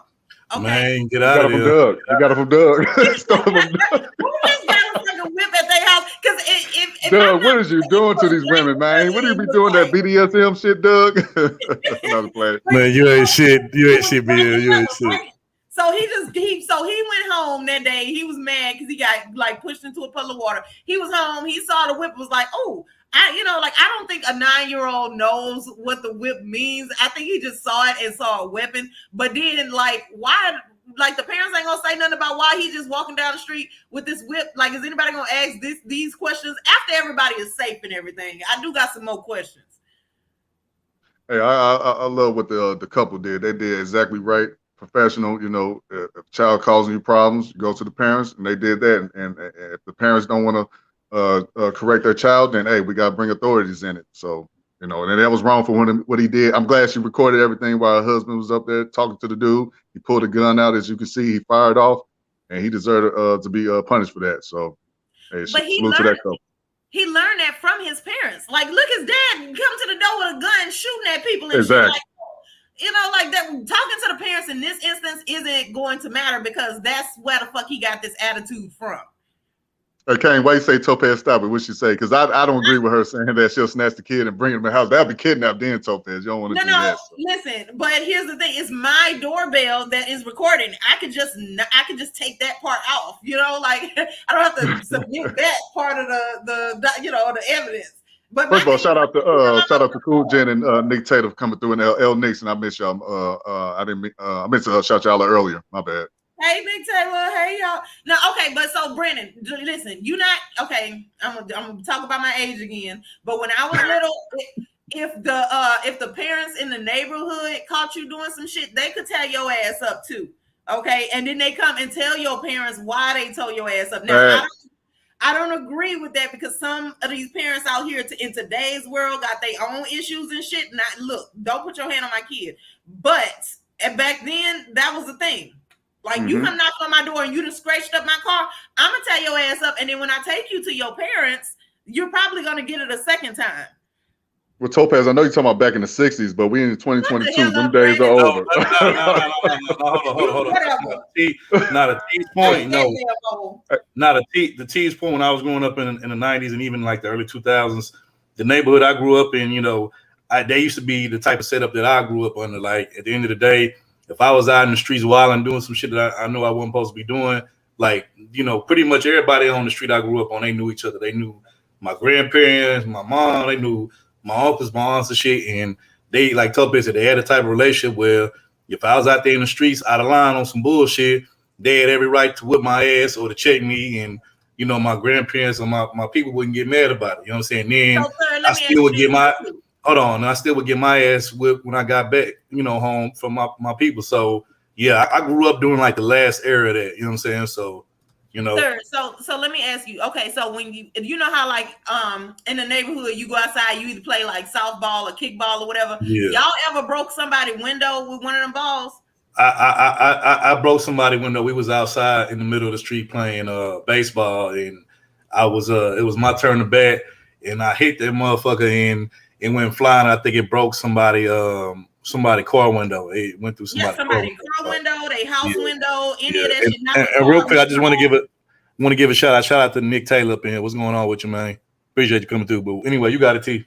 So my point for that is what happened next, right? Because when we used to play kickball or if we would play softball, anything where like you have a ball and you're throwing things, if you knock somebody's car mirror off or if you bust somebody's house window, you was getting your ass towed up every time somebody thought about it until that window was replaced. Oh yeah, facts. That's facts. Like I said, look, I'm gonna say this.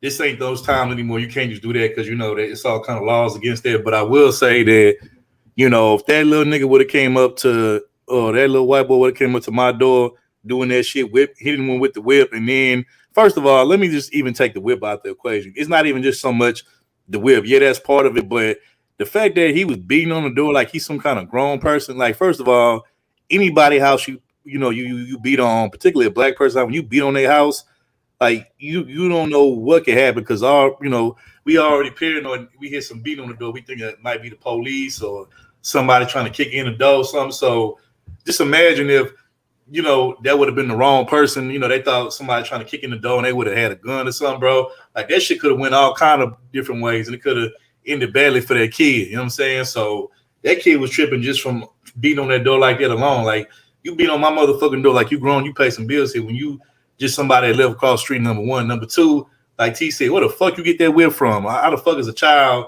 that young have access to a whip? Like, that's number two.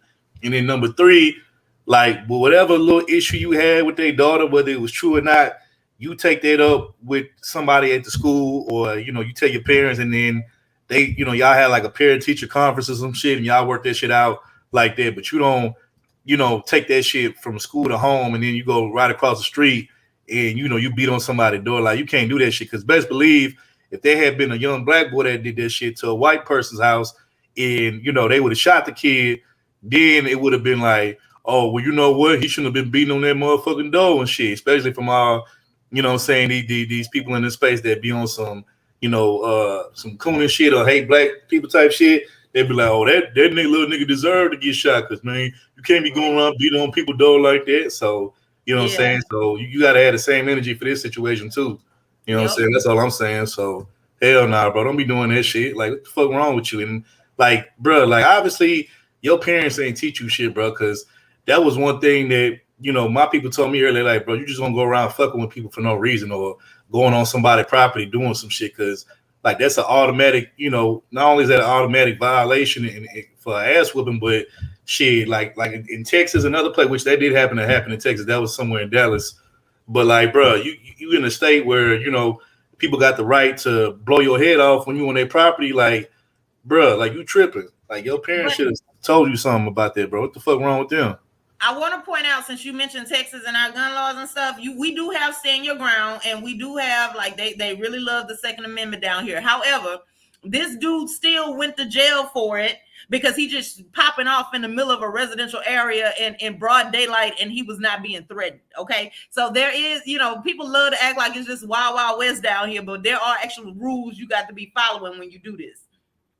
Yeah, Hey, real quick, Nick Taylor said, I would have fucked the dad up. I would have effed the mama up. Someone would have had to take custody of that monkey boy because they would have been in ICU or worse. Wait, no, I think it's Nick Taylor. Y'all talking about, because him and Doug going back and forth about a video from a month ago. So are y'all talking about this story right here too? Yeah, this story it's not a new story. It's like maybe like a month or two old, but I mean, it's something that definitely I wanted to speak on because we never got a chance to really speak on it. But yeah, it's something that definitely I wanted us to talk about because I'm like, what the fuck?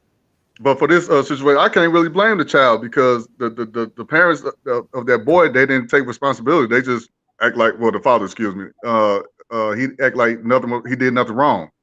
So I think he got it from him, or probably even told him to do something to him because they skin color. Yeah.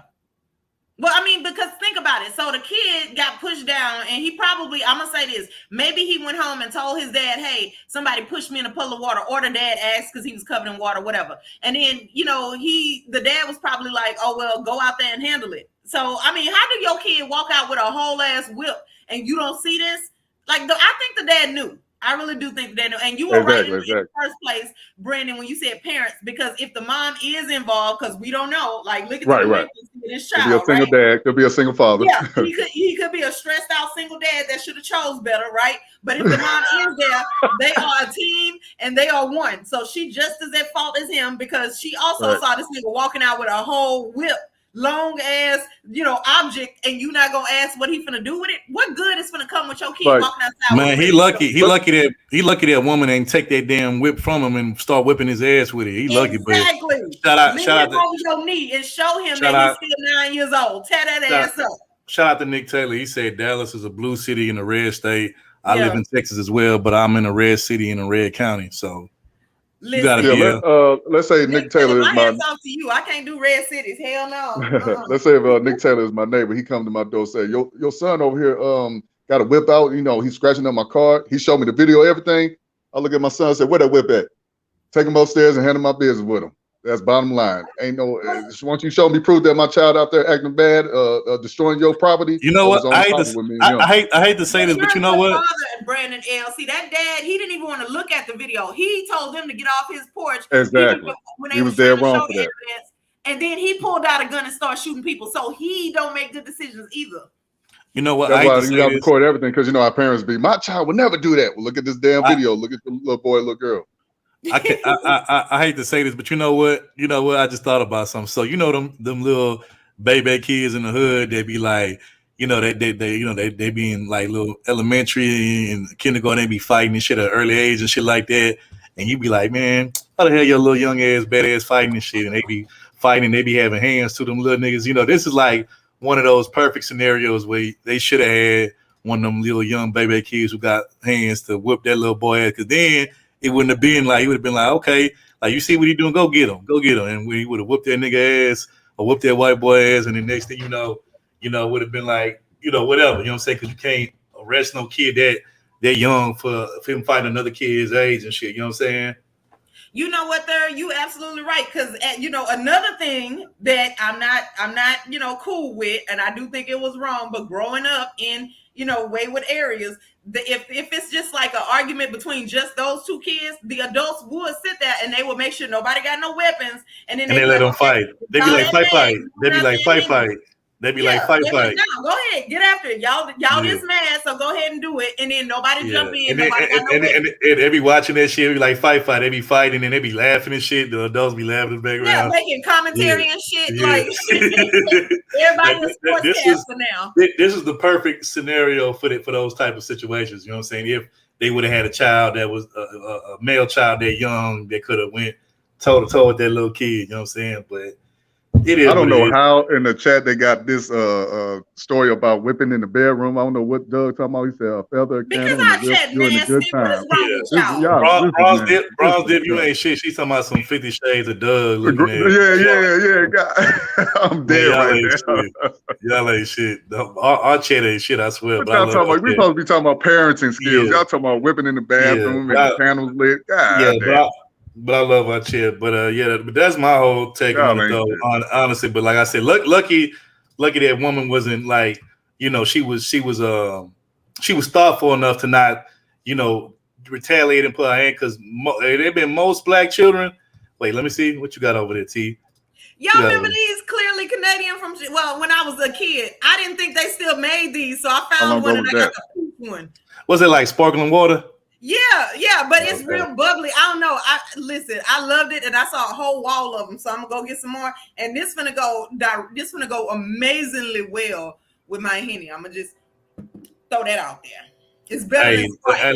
Look, I'm just giving y'all a heads up right now. Any woman that drinks Henny or any type of brown liquor, that motherfucker is violent as shit. Stay the fuck away from them. Shut the hell up there. See, no, brown is for when you chilling at home with a no brown liquor women. Y'all some violent ass motherfuckers, and y'all toxic as hell. So stay away from me. No, that's when you drink brown liquor when you out partying. If I'm out partying, it's brown, like brown liquor is for the home.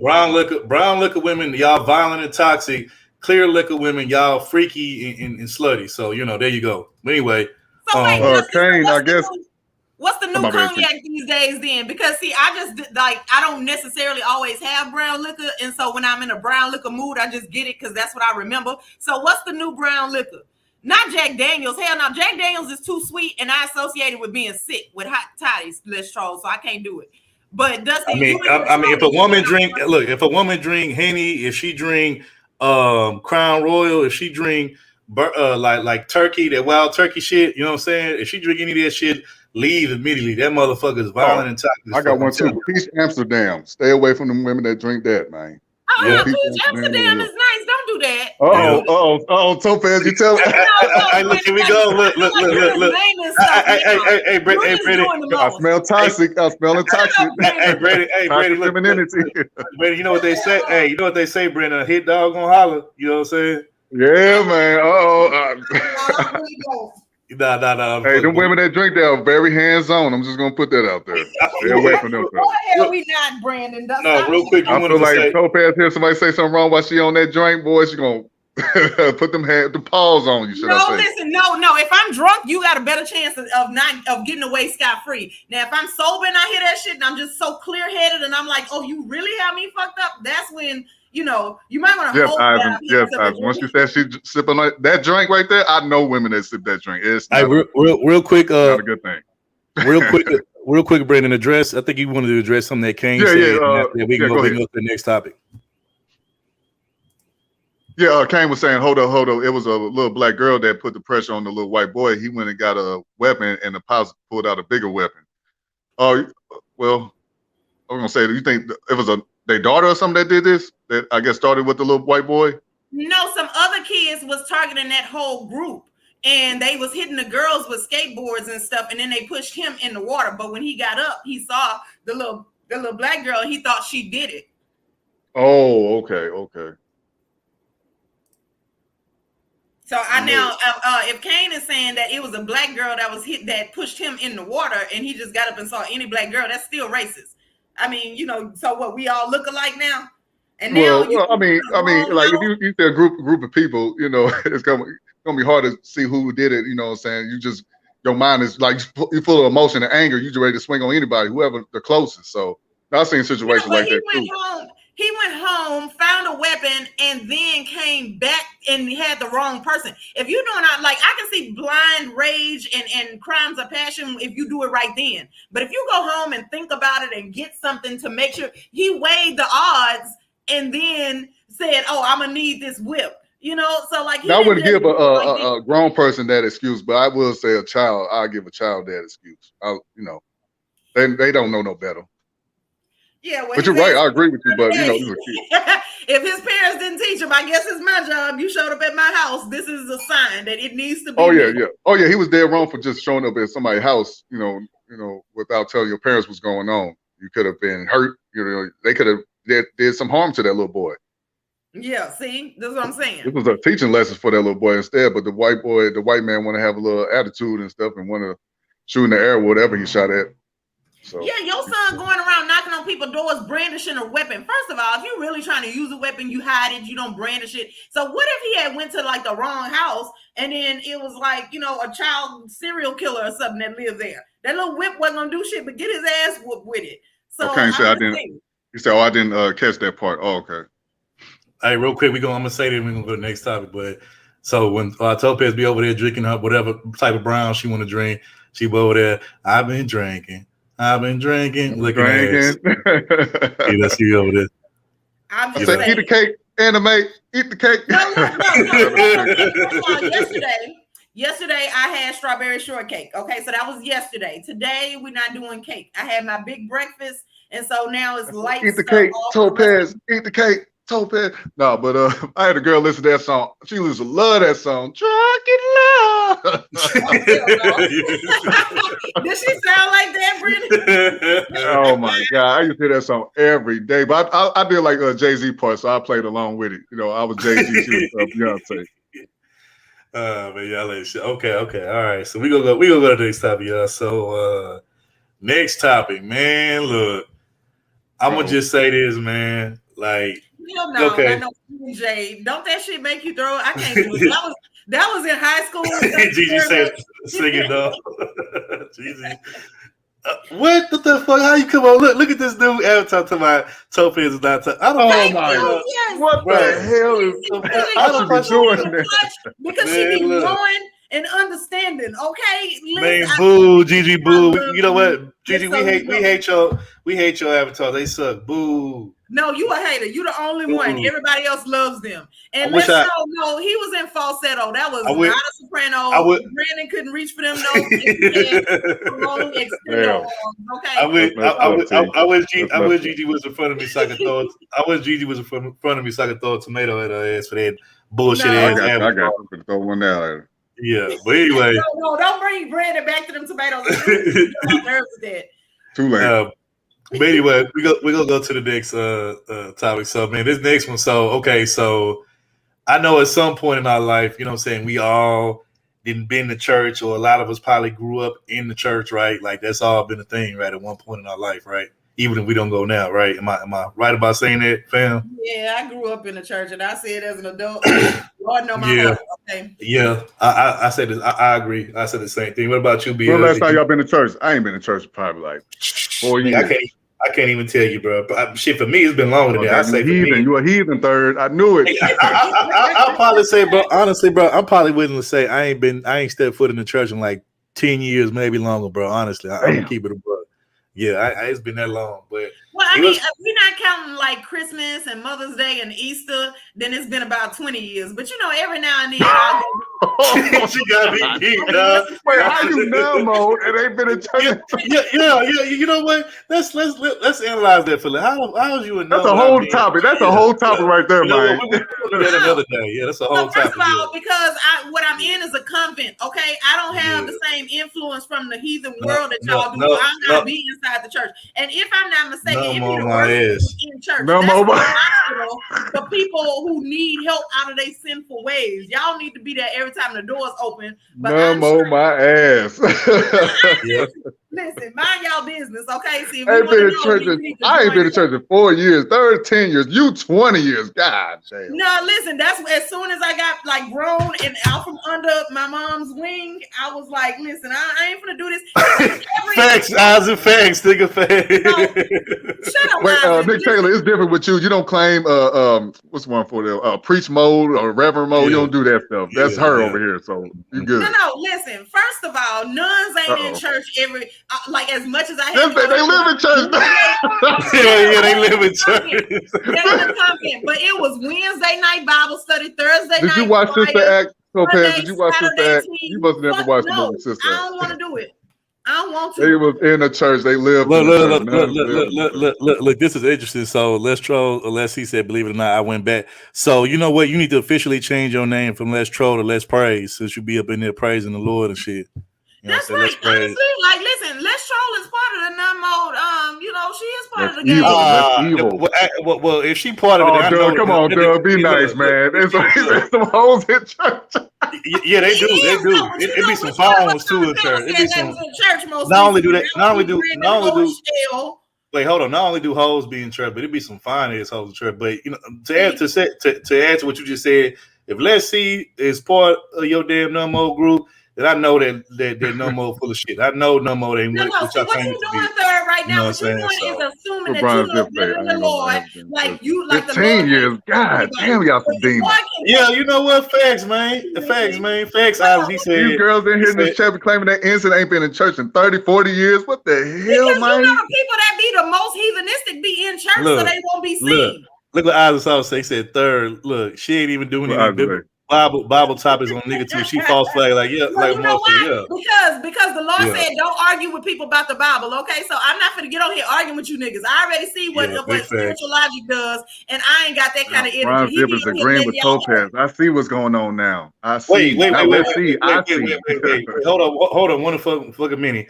Anybody whoever the church choir director is, they let you sing in the church choir. You need to fire. They need to be fired immediately. They should have never let your ass. They need a raise because they trying to get closer to the Lord, and y'all need to mind y'all business. Bronze, you ain't shit. The Lord can do what y'all can't. Okay, stop trying to act like y'all know what his plan is. He works in mysterious ways, so mind your business. But anyway, so this next topic that we finna get into, it surrounds the church, and I get it. The pastor is looked at as like the the second best thing next to God or Christ, whatever you want to call him. You know what I'm saying? Because he preaching the word, or he claimed that God is using him as a tool to preach the word, his word, and all that shit. But what happens when the pastor of your church is actually doing some devilish, deviant things? Then what? So we finna get into that right now.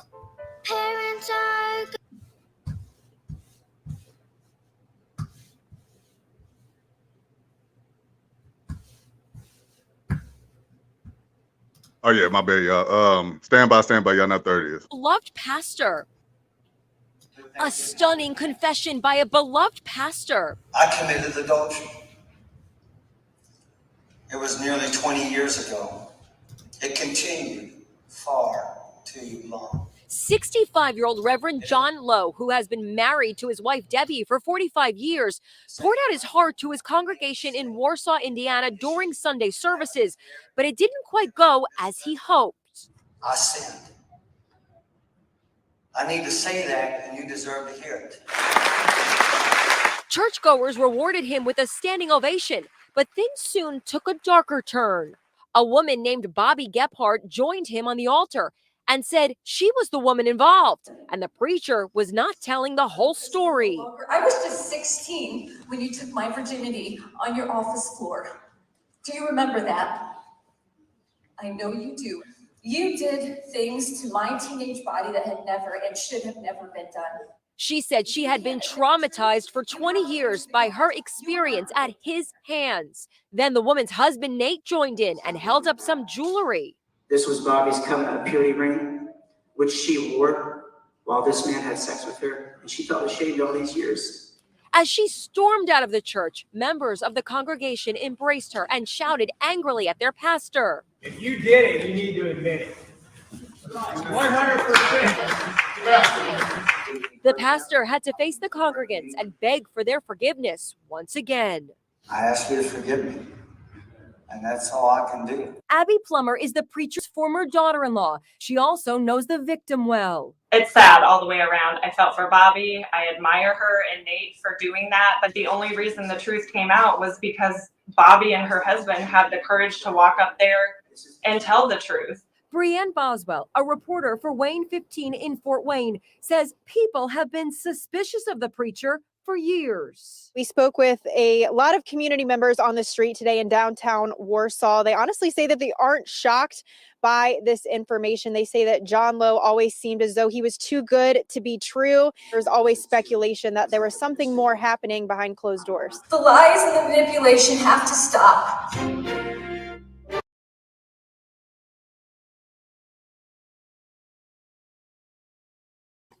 Listen, I got the video if y'all want to see it after this. But do y'all remember that dude?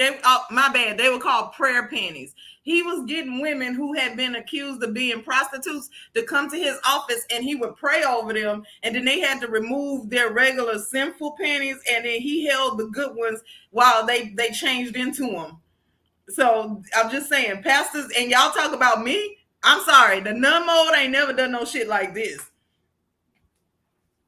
Wait. Was this in Africa?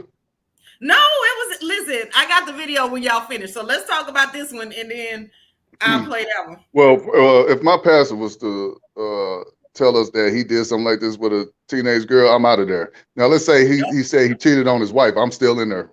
All right, shout out to my pastor. He did wrong. I'm gonna forgive him, but no, I can't be there and support you when you did this to a 16-year-old. No, He need to be going to jail. That's need to what be going to jail. Yeah, I agree. Because see, here's the thing: there are a lot of pastors who misuse. First of all, let me say this: growing up in the church, it was all kind of adultery and affairs and all kinds of shit going on. Okay, and everybody knew about it. They would gossip about it, and then there was even fights at sometimes, right? But this point where you're like essentially R-wording a teenage girl, and here's the problem with that is because if you're called to lead children, they're trusting you. Okay, you're also telling them that the world is bad and that they need to put their trust into you and all this kind of stuff. So you had a mind essentially. So that's why to me it's worse if a pastor or somebody do it. A pastor, a school counselor, anybody that has vulnerable people like that they're over, and you're called to lead somebody. First of all, you got tempted by the flesh. So it's all kinds of fucked upness in this story. Mm-hmm. Yeah, everybody at the church should have walked out, or like you say, at least get them arrested or put them hands on them. Everybody should have came on one accord and did that, but some people still get supported. Yes. Hell, wow. Yeah, but we're gathered, sometimes, like that needs to be an ass whooping. I really feel like first of all, it's faithful L, but anyways. Oh, boo. Boo. No, yeah, like I said, everybody should have walked out as soon as he said that, or when the girl said that, and he admitted he did. So, nah. Right, but you know what? Okay, so here's the thing. So him talking about, like, first of all, when he was confessing, he wasn't even talking about this. Right? He was talking about something else he did. And I always feel like when you're confessing after so many years afterwards, that's because you're trying to assuage your own guilt. If you really cared, you would go ahead and still take that same punishment. So with him just saying, I'm confessing my sins and all this kind of stuff, and you asking for forgiveness, and people supposed to just forgive you right then. No, you doing that for your own self. You're not doing it because you're trying to actually come clean and make amends. Like, what was the action after that? And then he wasn't talking about this. So he still knew that he had done some other stuff. He wasn't fully coming clean with all his sins. I don't know. I'm not like a Bible scholar or nothing, but I really feel like that once you come clean to the church, you're supposed to confess all of them. All of your sins. Facts. And I rarely do this, but I have to agree with Gigi. This is a shocker. She said shut down the whole church. I agree with that. Yep. Most definitely. Yep, because that's who was leading the flock. So, like everything else he done touched in that church is tainted. Now, I will say this real quick. I was just joking with y'all, what I'm saying? People that said they ain't go to church in a long time because of stories like this. This is why people not going to church no more. The pastors out here acting up, doing stuff like this. I just seen a video. Well, somebody was talking about on YouTube. They was talking about a pastor was live streaming having sex with a woman. Yeah. Why? So I don't know why he was doing it, but some of these pastors, they get down like that now. They just out in the open, and people still support their church. Hold on, because I'm finna see if I can share my screen. Because I want to show y'all this. Oh yeah, I saw they cracking up because you said something about redemption panties. Yeah, like listen, that's what it was called. Okay, so I'ma just can y'all wait, see it? are these white folks? I hope they white folks. No, it sound blackish. Yep. Look, can y'all see it? I already see some black legs. Yeah. So here we go. Oh, this on Vlad TV. Yeah. Oh wait. Hold on, because I shared the wrong tab. Okay, so let me share this tab then. Chrome tab. Stand by. Y'all know what Topaz is. Oh, whatever. That's 30. Okay, so can y'all see it? Yeah, I see it. Okay. I believe in work. Omega Dreads love them feats. I do, but let's go through the process and let's just see what happens. So pull them. Is that she? Is that she we hear? It really do. It do sound like she. And you hear her saying, I don't want to, and he was like, let's go through the process. Wow. So what this does, and I'm always real discreet with your regular panties. So I folded them, I lay them there. And like I said, what these do, these are prayer panties. And by me touching them and helping you pull them off. That sound like she. I can't take this It really serious. do. So It really do sound like she. Hell, he put on the. She got put on them big old granny panties. Man, listen. He said by me touching Allow them. me to pull them up. Oh, she to go see. Hey, this you, she.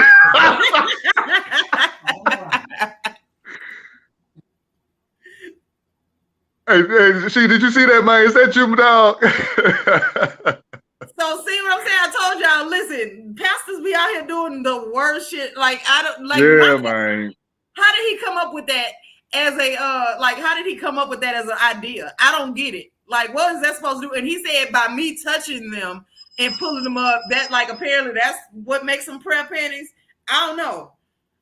Wow. And I bet he take it back home and sniff them all types of shit. Weirdo shit, probably. No, he said I'm always discreet with your regular panties. I folded them and I placed them there. You know, like, I mean, I just feel like he had a little bit, he was touching a little too much stuff in this room. Wait, You know she what? said Hey. this was when I wasn't married. Okay, finally. Man, y'all ain't You let shit. it out. You know what? Y'all ain't shit for saying that this was she, but I'm gonna just say this. No, it sounded like him. It do sound like she. Y'all ain't shit though for that, but I'm gonna say this. I really agree with everything both you and Brandon said as far as concerning the white pastor that was messing around with the young girl in his congregation. I really don't have much more to add. But what I will say is this though. You know, I'm gonna just say this. So when I was, what grade was that? Maybe like 7th, 8th grade, right? We was going to this church at the time, and T gonna know what I'm talking about. It's a church. I forgot the name of it. Church. Nah, it wasn't that. That's not the only church in Houston, Brandon. No, That's what I think it is. The mega church. I forgot the name of the church, but T, we was going to some church over there in Harlem, Clark. I forgot the name of it, but we were going to church in Harlem, Clark, right? And you know, it was, you know, of course, black pastor, black, you know, first lady, all that shit, right? So I've been going there for about a year or two, nothing wrong. Then one Sunday before we was like, you know, headed to go out, out the door to go there to attend church, like a news flash came on the TV, and it was the pastor of the church that I was going to. This motherfucker had got caught, and this is like during the time. Remember when cameras, cell phones had first kind of came out, like around that time period? Yeah. Okay, well, the pastor of the church, he got caught up in a scandal where I guess he was like on a down low messing with boys and shit. And he got, you know, I guess whoever he was fucking around with, you know, he recorded him saying some shit like, and this, mind you, this was on a Sunday right before service, talking about he wanted, you know what I'm saying, to get some head from that boy before service. And I was like, wow. And it was like all over the news. Everybody was talking about that shit. And I was like, man, I ain't going to no motherfucking church, brother. I'm like, man, fuck that shit. I like, hell nah. And then that was kind of like, for me, that was kind of like, well, maybe just be like, man, fuck church, fuck the pastor. I just like, nah. So for that, from ever since, from that day forward, I just never really fucked with church like that. You know what I'm saying? So I was like, nah. Well, I just want to tell the good Lord that was all third that said it. I did not say F the church, by the way, but you know what I'm saying? No, listen, the building, not the people, because you know the people are the actual church, the ones that's doing right. But here's the problem with that is because, see, I could understand if he had like been able to compartmentalize it a little bit better. That means you know it's Sunday, the blessed day. You know you about to go get on a pulpit and preach to people who gonna be listening to you. And right before that, with all of this in mind, you scheduling debauchery right before you go lead somebody. That's worse. Here's the cold part. Then after that whole scandal came out about him, right, with the video of him talking about, you know, he wanted to get something from that boy before service and shit. The congregation, the people of the church, you know, was like, you need to step down, let somebody else step up, be the pastor. Yep. This nigga gonna say that he not gonna step down because, you know, the Lord chose him to preach the word of God, and he's just making an example. Like, you know, he's using him to be an example of, you know, he's not above the effery and not above sinning and shit. And niggas was like, man, if you don't get the fuck up out of here, that shit. So right, like nigga, a lot of people be in our face. So do some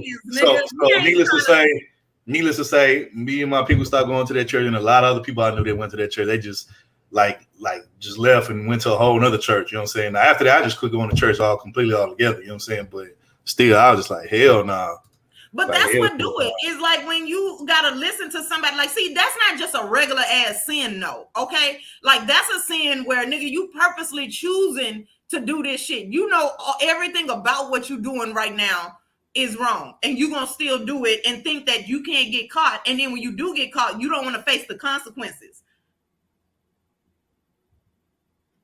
Yeah, that's crazy. I just said, doing right. Topaz, you ain't been to church in over 20 years. No Bible content on YouTube or nothing. Because I'm not gonna get up here arguing with you niggas about the Bible because y'all ain't gonna listen. Y'all gonna be Hey, mad. you know, DJ David Johnson gonna pull up on you. My brother Hulk. David Johnson be agreeing with a whole lot of stuff I say about the Bible. Thank you very much. So he ain't gonna pull up and try to refute me. And you know who else on here that be having to argue with you niggas about the Bible is Spiritual Hulk. So y'all be giving him the blues already. So if he can't do it, why I feel like I'm gonna be any different? Look at Lero said Brentwood Missionary Church. He said Brentwood Missionary Church up there. Yeah, that's what's over there. That little area over there in Herman Clark. Okay, I knew. You know what? You know what, Lero? You know what? Shout out to my H-Town brother Lero. You know what? That's exactly the name of the church. Yep, it was Brentwood. Yep. Nigga, how the fuck you know? Let me find out you used to go to Brentwood, bro. You know we got to chop it up, bro, about that shit, bro. Because let me find out, bro, you used to be over there in the club going to church at Brentwood. Let me find out, bro. But yeah, see, look, you got real H-Time niggas that can verify what I'm saying. Hell yeah. You know what I'm saying? I'm not just Kevin making this shit up. So shout out to my brother Lero. You know what I'm saying? My H-Time brother. Hold up. So I was just looking, I was trying to find that video that I showed y'all, right? So apparently there's another pastor that was telling women that they had to remove their bras and underwear before coming to church so that God could enter their body. One story I heard was South Africa. The girls had to take all their clothes off and jump in the and pull the water, so they had to get butt ass naked. See, that's what I'm saying.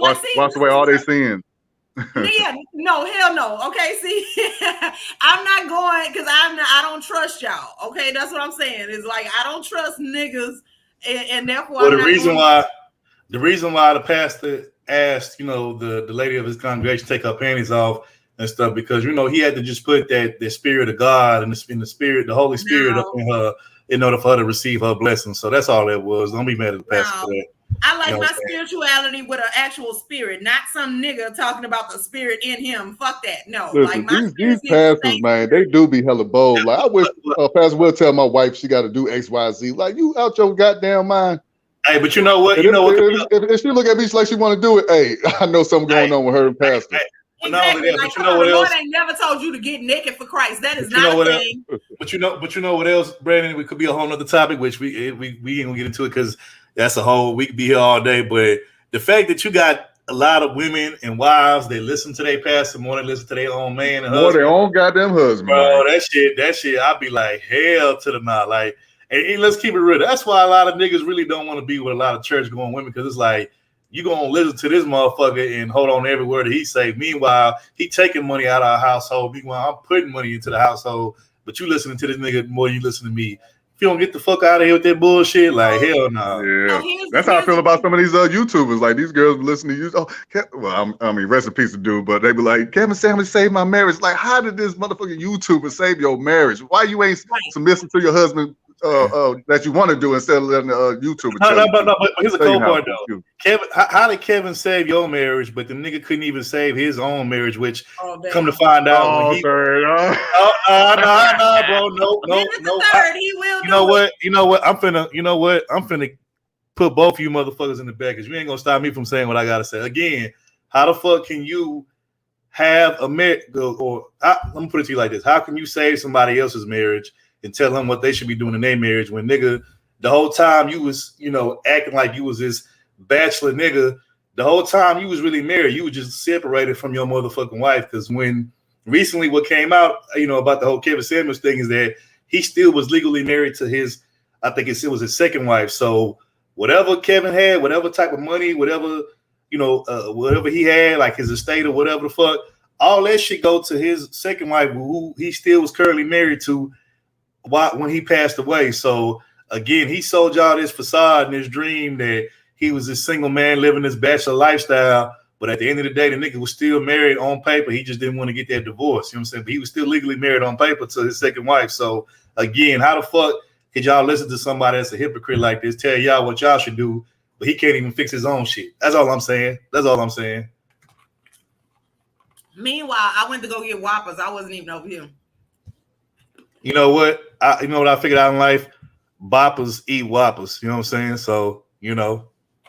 And you just mad because you can't have none. Nah, I'm just kidding. No, but I feel you, Brandon. Like I'm not gonna preach something to nobody that I haven't done or already am doing myself. That's just me. You know what I'm saying? But you know, that's what niggas love to, you know what I'm saying? Love to take advice from somebody who, you know, they ain't preaching, you know, or practicing what they preach. But you know, there's niggas for you. Well, I'm gonna tell you what the problem is with that type of thought process, right? The only people who fall for that are people who are looking to be sheep anyway. They're following somebody because that person can think for them. You ain't shit, Isaac. You ain't shit.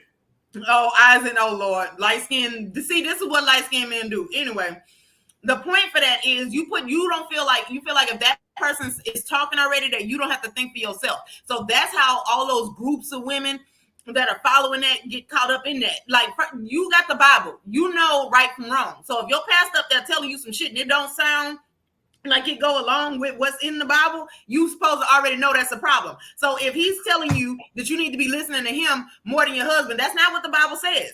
So that's already out. Like, if you gonna follow it, what it says, then when somebody telling you to do something different, it should stand out.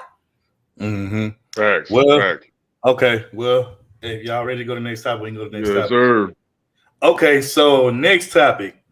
Well, you got we told y'all last week we was gonna speak on this. We was gonna talk about it, and you know we you know drop the link. Yeah, Brandon, go ahead and drop the link. You know what I'm saying? And here we are to deliver. So last week, well, you know what? Before I even start there, let me start. Shout out to Sack Passe. He said he came to church. You know what I'm saying? Shout out. No, we telling y'all why you ain't got to go to church. You Shout can just do it Oh yourself. no! How you know? This is what I was saying. This is what driving me crazy with that name. Now, then you against church. Shout out to South Passe. Shout out to all my Brandon, we Zos. don't talk about this. Shout out to all my. The church is not trusted. Okay, you got to read. Oh yeah, I agree with you. I'm just playing with you. I'm just joking. Shout out to all my. But I got the answer. Shout out to all my. Shout out to all my Zos. You know, I fuck with the Zos real heavy. But anyway, I'm gonna say this. So kind of backtracking a little bit. I remember about like maybe 2-3 streams ago, right? We did a story about how LeBron James' son, Bronny Jr., was getting hell from black social media because he took a Becky to his prom. Oddly enough, LeBron took a Becky to his prom too back in his high school day. I think it was his junior prom, I want to say.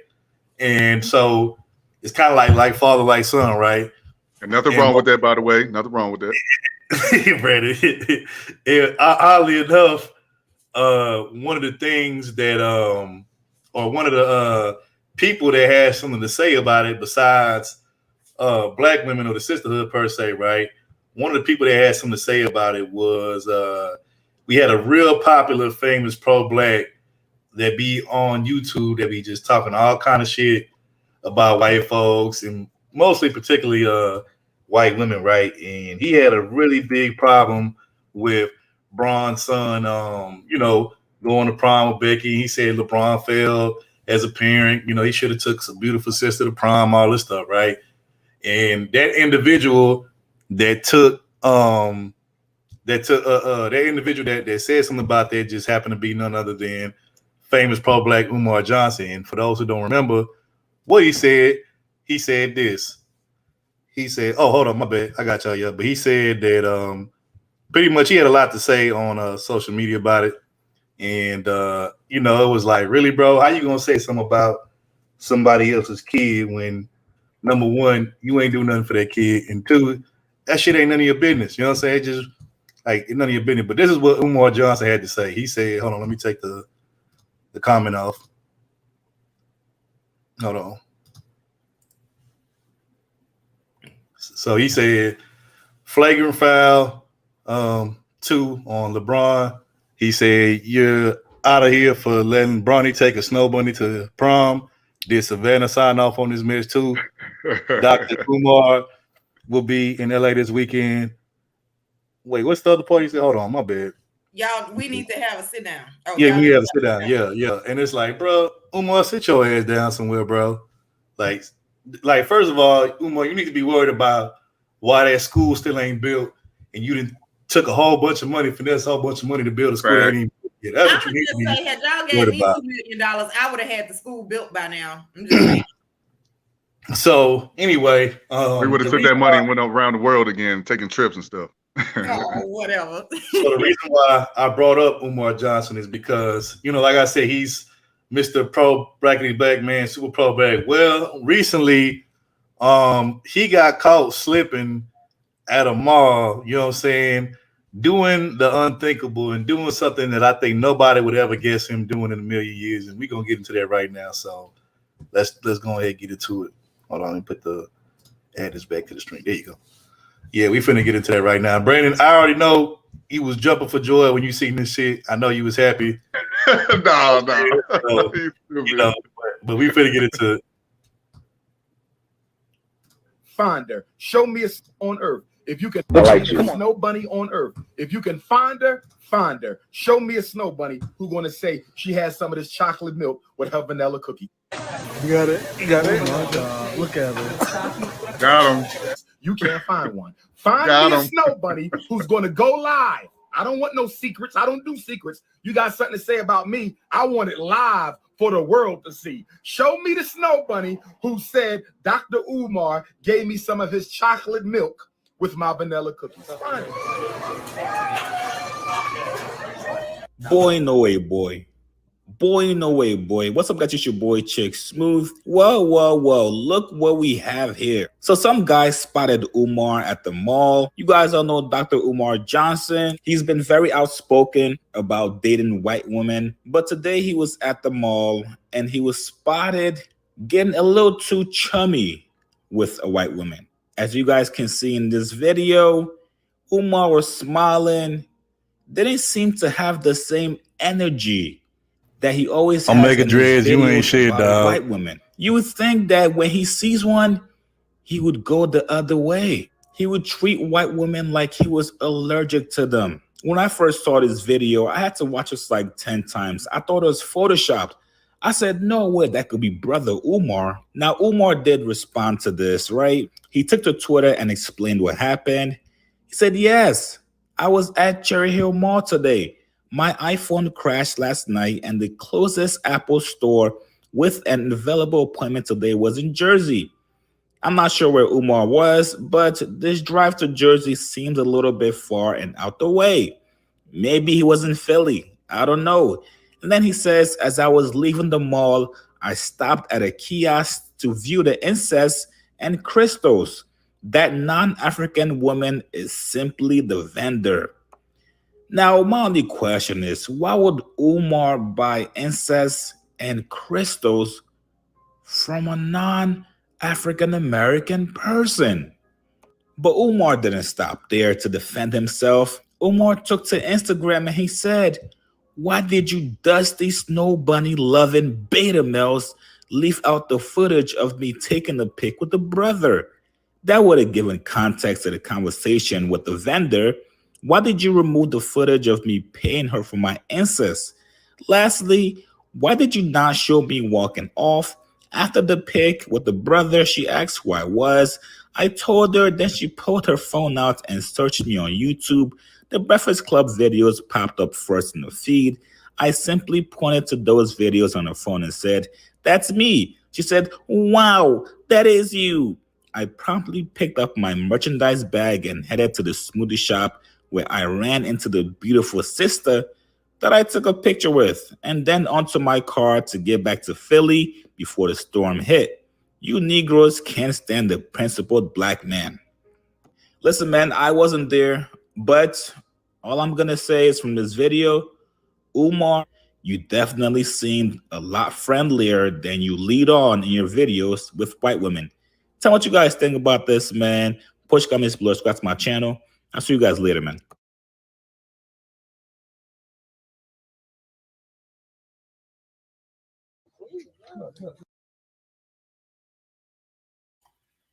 Yeah, that's my question is like, so as of any black man that come up to her buying incense, she just gonna be like, hey, who are you? You know, like what led her to be like, oh, you somebody famous that I might need to look up your Instagram or whatever. You know, like I'm not buying it. I'm not buying it. Well, I'm gonna say this because I'm gonna play both sides. So first thing I'm gonna say, I'm gonna be on the side first of saying that he did try to get it Becky get a number, right? Yep. So my thing is looking at that video, like that guy said in the video, he was real like chummy with her. They both were smiling. He was cheesing, she was cheesing. You know, he was like, you know, she was playing with her phone, or he was putting digits, telling her to put his digits in her phone and shit. But that shit did look, because as much shit as he talk about Becky and white women, like for him to be in her face like that, like being all like chummy and smiling, have a Kool-Aid smile, cheesing and shit. Yeah, that shit didn't look right. Now I'm not saying that's what he did, but it looked like he could have been trying to, you know, spit some game at Becky. So I don't know, man. That shit funny though. Before anybody go, I just want to answer his little goofy ass questions real quick. The reason why they left out Eisen, you ain't shit, bro. You ain't shit. Yeah, Eisen, welcome Eisen to the panel, and then she was up here, and hopefully he come back. But to answer his irrelevant ass questions, the reason why they left all that other shit out of that is because it didn't matter. Like the point that we care about is that she was over here telling no. We gotta say it right, because then he gonna use that as a way to say that y'all lying, right? So he didn't put his number in her phone. He was telling her the digits and looking over to make sure she typed them right so that she could save his number in her own phone. Okay, and you take a picture with a brother, you buying incense, all that. I don't care. That don't got shit to do with what we were trying to figure out. Okay, so that's why we left that shit out the video. Mm-hmm. Hey, did y'all see the girl response? No, she responded. Yeah, there was somebody seen her in the mall again, and they was like, "Ain't you the girl in that video with such and such?" She was like, "Yeah, that's me." And basically, she was saying that because I saw this from Psychopathia's channel. Shout out to Psycho. But anyway, shout out to him because he do be him and he be on it, man. He be on it. Stories. But I was gonna say, she was like basically saying, "Well, yeah, that's me," and no, it wasn't nothing like that. Like he wasn't trying to get at her or nothing. And she was like, "First of all, I'm not white." Listen, she said she's Arabian, I believe. That's not a race, first of all. She's still white. Desert country. Right. So you might not be white American or whatever, but you still white skin, whatever. So right. Yeah. So because there's dark skinned Arabs out there. So you'll think that Umar Johnson wouldn't even talk to these girls about anything. Like he'll just reject them. Like the way he be speaking on interracial relationships, speaking on black men dealing with non-black women. Like he go in. I mean, go hard in the paint, like for real. So I was just shocked to see this. Why would he want somebody non-black to see that anyway? Like, see, that's the problem. Don't be inviting them over here if you're gonna be mad at what they had to say when they get here. Like, why are you? So even if you was telling her about your social media activities, why do she need to know that? Buy your damn incense and move on. Had you done that? Yeah, exactly. And me personally, as a man, if I didn't know Umar, I'd just look at it as a man trying to holler at a chick. That's all I would have saw. But knowing his history, knowing his message and what he believed in, like, nah, bro, you gotta take that L, man. You look like you was just, spin the game, like Third was saying. So nah, you gotta take an L for that one. Well, Brandon, how about also if he was just a man and then he also wasn't going in on other men for doing it, right? Yeah. Like, so if that was just his belief, even if he faltered on his own belief, whatever, I don't care. But the point is, you're now denigrating other men for doing it. And like you just have like this ability to, to avoid that. And now you can't. If this was somebody else that was pro-black, and let's say he got into a beef with him, he would have been saying the same stuff like, "Oh, you see, y'all, I told y'all he out there messing with them non-black women. See, I told y'all." So he would have been doing the same thing. But you got eyes. What's happening, bro? What's good? What's good, everybody? Thanks for letting me up on the panel. Security. Oh, you know it. Security. Hey, I don't even know why she hollers security for Topaz. No, she love it when I come through. Facts. You know she do. I heard turn up the fuckery over here. Hold on. I'm really about to make Topaz real happy now. Yeah, I don't know why she acting like that. I like arguing with Isaac because I can say whatever, you know. What it do? What's going on? Hey, Look, I'm making a giggle. Hey, Isaac, what it do? What it do? I got Topaz on here giggling, man. Look, Brandon, remember who Third world signed you Caucasian, up? I'm Okay, back. Isaac wasn't here. Okay, Isaac Who is wasn't Brandon? here. Who's Brandon? There ain't no Brandon over here. Third world Caucasian. You know what I'm talking about? Already. But you got it, Isaac, though. She like that. She like a third world Caucasian brother. She like them light, right? Light and white. Okay. Hey, just like Umar Johnson. Hell no. Y'all stupid. No, see. Hey, before we get to it, hey, look. Hey, man, boy, that shit was great. But man, look, I don't know why he trying to lie like that. Talking about but for crystals and incense. Didn't nobody see no damn crystals and incense being sold around that shit? Get the fuck out of here. Damn. But ain't you supposed to buy that from black people though? Like I wouldn't trade. You ain't supposed to buy things that have a spiritual connection to them, like crystals and incenses and stuff like that. You ain't supposed to get that from like certain people. Shit, hell, he did get it. He got it from the third part. Hey, he got it from that one that was feeling it. Boy, that was. Hey, I thought it was Times Square on Christmas Day. It was lit so bright down there, boy. Boy. Hey, shit, ain't nothing wrong with. Hey, look. Him and Third Ward came to the light last week. Ain't nothing wrong with that. They ain't turning away them light ones that like them. Ain't nothing wrong with that. You ain't nothing wrong with it, player. Turn away one like you, and it look nice to you. You ain't supposed to turn it away. But how you feel about the hypocrisy though of him? No, he'll go in on me and you if we want to deal with Becky or Cameron, whatever. He go in on us like, what the fuck y'all doing? We got our good black women over here, and y'all over there jumping the fence. Hey, look, I thought about him the same way I thought about Shira Scamuels. The wheel. You talking about Shira 7, by the way? Shira. Oh, okay, yeah, you call him that too. I forgot. Rest in peace, KS. Rest in peace. Y'all mean? I just want to say that. The wheelchair man. They're all full of shit, man. We're trying to keep a channel over here, okay? Can you not? Man, look, did I say anybody real name? No, he didn't say no right name. He did not. You talking about the wheelchair man. Man, look. Look. If they don't like it, if they don't like it, you could tell them. I personally said, "Fuck them." Well, yeah, you know what? We can't be held responsible for what people say on our panel. Right. Now, these. I've been talking as a guest. This has nothing to do with For the Record TV, by the way, guys. So all you look, that's all right. KS fans, don't get on us. Hey, look, I know my light skinned brother gonna agree with me. Oh yeah, you know he is. You know he is. Yeah, he'll drop us off and kick us He'll out. drop us off and talk shit. You know, I'll tell him in a minute. Hey, look, ain't nothing wrong. Hey, look, here's the thing. Look, just admit to it. Admit to the shit. Look, hey, you know what? He like that white woman. Shit ain't nothing. You know what, bro?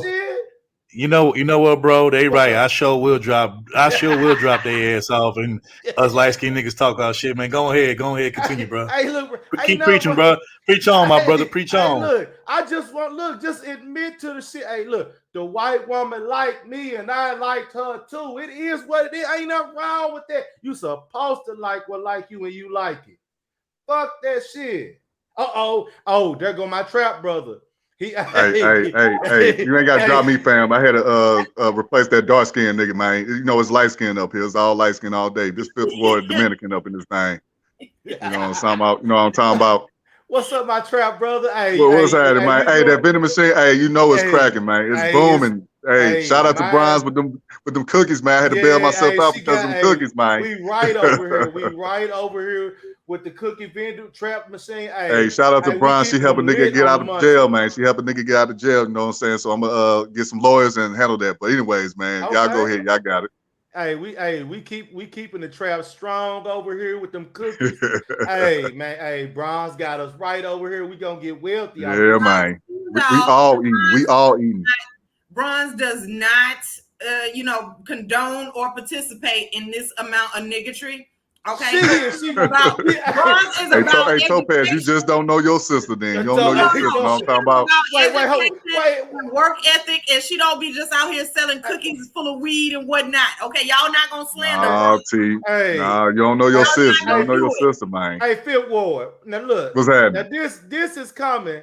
This is coming from the one Oh, been to church I in heard, over dog. 20 I heard. years. Make an L text me Been- saying, you ain't can't been believe to what this church girl in over said, man. 20 years, and then don't do no content on the Bible. 20 years. on Is that true, YouTube. man? I ain't hear. I heard from Naked L. He told me, man. Is that true? 20 years you ain't been to church in 20 years? See, no, listen, let me just say this. First of all, what y'all up here doing is judging me while not taking a plank out of your own eye, all right? So first of all, the Lord does not condone that, okay? Y'all don't know better than him, so mind y'all business. He know my heart. Already. Yeah, it's full of shit. Already. Full of shit. I said the Lord know my heart, not Eisen, okay? That is not the same. Hey, look. The Lord told me, look, this is what he told me. The Lord don't talk to you, Eisen, because your mouth is full of filth, okay? He don't talk to you. The Lord said that the leopard can't change his spots, damn it. Yeah. But he also said that he can. Wait, okay. So he didn't drop me this time. I saw somebody come off. I thought it was me. Hey, but look, I hear the thing. You ain't gotta sit up there and argue with Nakers on that stuff. Hey, my guy, you already called me ghetto as it is, so I already know. Like niggas start coming over there talking crazy to me about the album. I'm gonna act up. Who and said you your gotta ass sit up there and gonna open up a be panel and talking shit? I already know. Who said you gotta open up a panel? Well, no, but in the chat, I'm gonna see it in the chat. Shit, man. Hey, my guys, Third Ward and Brandon, they can tell you I don't argue with shit. Hey, real quick, shout out to Dusty. He said, how the Lord know you? You ain't seen him in 20 years. The Lord ain't even in the church because you niggas. That's a good one, man. What a dude. Go there anymore, and I talk to the Lord every day. So mind your business, Dusty. Okay, don't come in here with that. Dusty said that. Hey, that's all Dusty. You don't come over here starting shit. Hey, Fifth Ward, hey, I agree with that, man. Fifth Ward Dominican agree with that statement right there, man. Oh, boo, whatever. So how y'all know? See, now y'all acting like y'all know everything. The Lord is with me every day. Okay, I talk to him daily. That is my bestie. Okay, mind y'all business. All I'm just saying is that you can ask Third Ward, you can ask my guy Brandon. They'll tell you I don't be having no arguments on mine. Wait a minute. Hold up, Eisen. You doing panels? Because listen, I'm gonna come over there and troll the shit out you. No, so you ain't trolling me, but hey, look, everybody don't get on my panel when I do that. That is not Brandon. When I that channel right there. Okay, Third. Okay, Third. Hey, the man. You see me riding this in this 7-Up cutting, man. I'm in this 7-Up cutting, man. This shit clean and a motherfucker, ain't it, man? What it do? I see me cutting up in this motherfucking yellow, live green cutting, man. This motherfucker look like a Sprite, ain't it, man? Hey, what it do? Hey, I post with that hat though, man. That motherfucker fresh, man. That's that hat. Hey, man, I'm on that lemon lime swag today, man. You feel what I'm saying? Oh man, you know what I'm talking about already, man. Already. Hold up. Already. Yeah, lemon lime do go good together. Y'all stupid. I'm just saying, man. Out there, man. You know we got them swangers out here, man. You better watch your car. I'm just saying, man. You know, I represent that North Memphis, man. I'm from that North Memphis, man. Okay. Ain't it, man? You know, hey, I'm from that Fifth Ward. You know what I'm saying? That north side. I'm from that north side, man. Hey, but this girl Gigi down there, she said Eisen and Bitcoin have stolen cookies. Oh my God. Yes, they have. Like, see, first of all, hey, leave my bros alone, Gigi. Chill out, man. A thief. Okay, just so y'all know. We have not. We don't force Bronze Dip to do anything she do not want. Hey, that's right. She gave us permission to do it. You hear me? Look, she a silent partner. What she do with the cookies afterwards is not her concern. Bronze Dip is a silent partner in the business. She enjoys all of the benefits of being a silent partner and all the fuckery. You do business with niggas. They get you involved. Hey, I just want to say this, man. And you didn't even know what was going on. Hey, hold up, man. I just want to say this. Y'all want to know what a real Memphis nigga like me be doing and up to, man. Y'all want to see what I be doing? I be on this type of shit right here. Hey, man, we doing this shit without a deal over here, man. Hey, man, you dig what I'm saying? Man, we doing this shit without a deal over here, man. Hey, man, Man, nigga ain't sold now motherfucking mixtape, now verse, ain't got on now stage, or nothing around this motherfucker, though, you know, bitch. Sissy bitch. Jump, man, make him jump. Jump for I'm finna take the T's off, man. Hey, man, you nigga bitching it twice out for some pimping today, man. You know what I'm saying? Hey, man, a hoe in trouble, man. Yeah, ain't it, man? You dig what I'm saying? Yeah. Man, you nigga can't come around here because if you had your bitch in the car, the bitch gonna be winking in there and shit anyway. Yeah, nigga. Man, cleaning this motherfucker head says you. Yeah, man. Dope boy, come. Yeah, man. Man, we finna go to Kroger, man. Let them folk hear that bitch. Let them folk hear that bitch. They said they want to hear it. They might try to steal it. They said they want to hear it. Them bitch hear my car. You know that nigga might try to steal my car. I ain't letting you niggas steal my goddamn car. You hoe ass nigga might try to steal my car, man. Hell no, y'all stupid. But meanwhile, wait a minute, because I can see the back chat. So hold on, look at this though. I feel like it's Dope boy car. Hold up. So I knew it was gonna be a problem when the picture changed. What is this? What it do? This third war cousin, what's happening, man? Hey man, I just want to say, I only got one thing to say to that, you know, man. You just want to say, fuck you. Oh, fuck you, fuck you. Fuck you, fuck you. Fuck, fuck, fuck, fuck, fuck, fuck, fuck, fuck, fuck, fuck, fuck, fuck, fuck, fuck, fuck.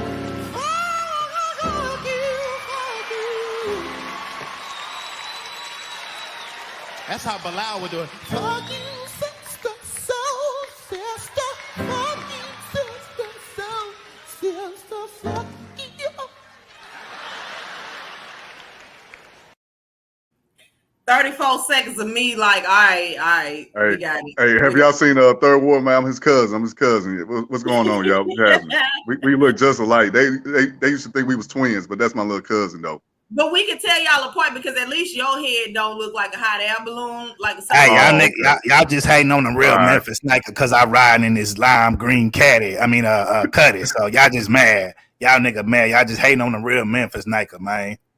Not really. Yeah, already. First of all, Brandon, I feel like that's a Houston word. You know, I just want to put that out there. Well, I want to add to the topic of Umar Johnson. So that nigga be talking that pro-black shit, but that nigga straight up cool, man. How the fuck you go over the snow bunnies after you talking shit about them like that, man? Kind of bullshit at that. Well, you know, my cousin Third War, he love them white bitches, man. He love them white girls, man. He be acting like he love black women, dark skinned women. Nah, I know him for real. Any nigga that love a Becky or a white girl, that nigga straight up cone, man. Fuck them niggas, man. They ain't shit. we some real niggas over here, man. We only love nothing. That shit ain't love cool, nothing man. but black women over here, man. Go ahead and get you a snow bunny, man. Ain't nothing wrong with that, fam. We don't fuck around with pale skinned women over here, man. You know.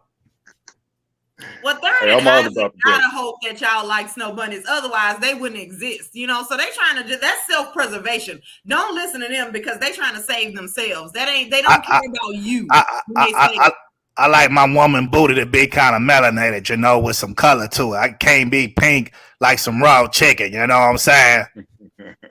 Y'all stupid. Listen, we got other topics. Y'all know that, right? Yeah, let's go to the next one then. We gonna go to the next topic. So this next topic right here, man, I don't get this voice doing. Nope. Listen, all right. So the next topic. Damn. I don't want to hear. You know what? Get your ass out of this goddamn panel, goddamn. Wait. Hey, Bitcoin, hold on. Somebody trying to choose up. They call me Zaddy down there. Okay, what's happening? Let's troll. What's happening, man? You know, it's Third War cousin. This Third War twin cousin. Wait a minute. What it do? Wait a minute. Ain't that like that dude? Never mind. Nothing good was gonna come out of the point. I just want to say that. So can I introduce the next topic? I just want to say that. So I don't understand this shit, man. When you a rich nigga like me, you don't trip off no bitch, man. You don't trip off no hoe. So this next topic right here, this shit don't make no sense, man. You got a nigga that's tripping over a hoe when you supposed to be a rich nigga, you can get any bitch you want, nigga. I don't know what these niggas talking about, what they doing. These some old sucker ass niggas. But anyway, we finna go to the next topic. That's Wait, LSP, this third world twin cousin up here. I'm still up here. You know what to do. What to do. Twin cousin, if that ain't some like West Virginia shit. Yeah,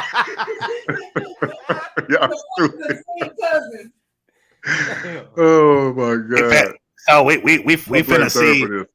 I understand why a rich nigga tripping over one hoe, man, over one bitch, man. You can get you another one, man. Replace that hoe, know what I'm saying? But that's what this nigga should have did instead of throwing his damn life away like a dummy.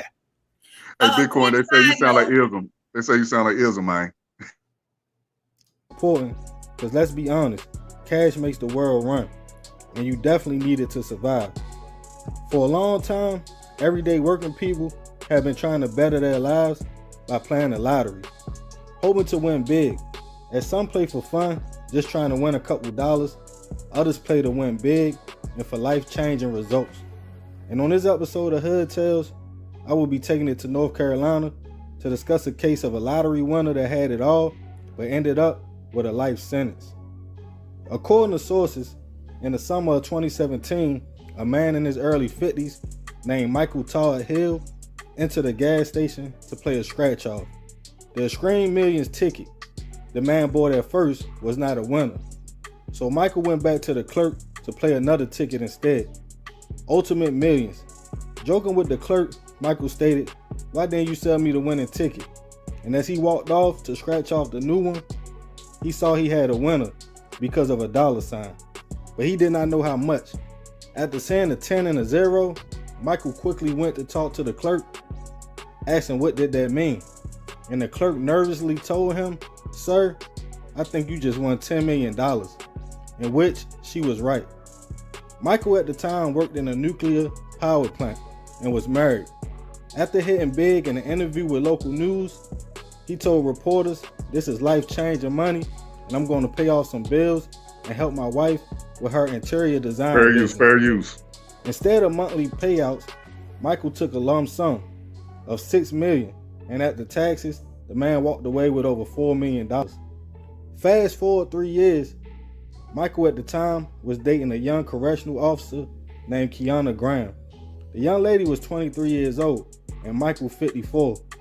Allegedly, the couple had been seeing each other for about 18 months. But by July 20th, 2020, when Kiana had not been in contact with her family or showed up to work at Pender Correctional Institution, her mother filed a missing persons report with local police. On the same day the report was filed, the maid staff at the Shore State Hotel in Charlotte, North Carolina, not to be confused with Charlotte, about 40 miles from Wilmington, entered room 310 to clean when a young woman was found in bed with a gunshot wound to the head. As hotel staff called police, an investigation was started. It was determined the victim was Kiana Graham. The young lady was shot while asleep with a .45 and unfortunately was gone. But the question was how? The staff told police they had no idea a young lady was in the room because only a man checked in. After looking at surveillance and records, the room was in 54-year-old Michael Todd Hill's name. Once police located the man for questioning, he denied everything until they showed him surveillance video with him walking through the hotel.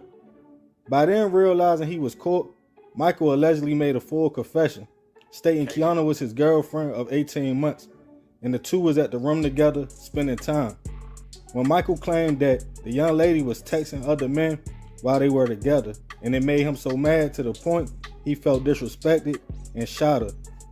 After Michael was taken into custody, Kiana's family spoke out and accused Michael of using his money to bait younger women in, also claiming the age difference was too much, and Kiana was 11, outgoing, responsible young lady with her whole life ahead of her. As the case made the trial, a jury found Michael guilty of murder and Kiana's death. He was sentenced to life without parole. I definitely send my prayers and condolences to Kiana's family. May she rest in peace. More of this story, Michael had money, seemed to have it all.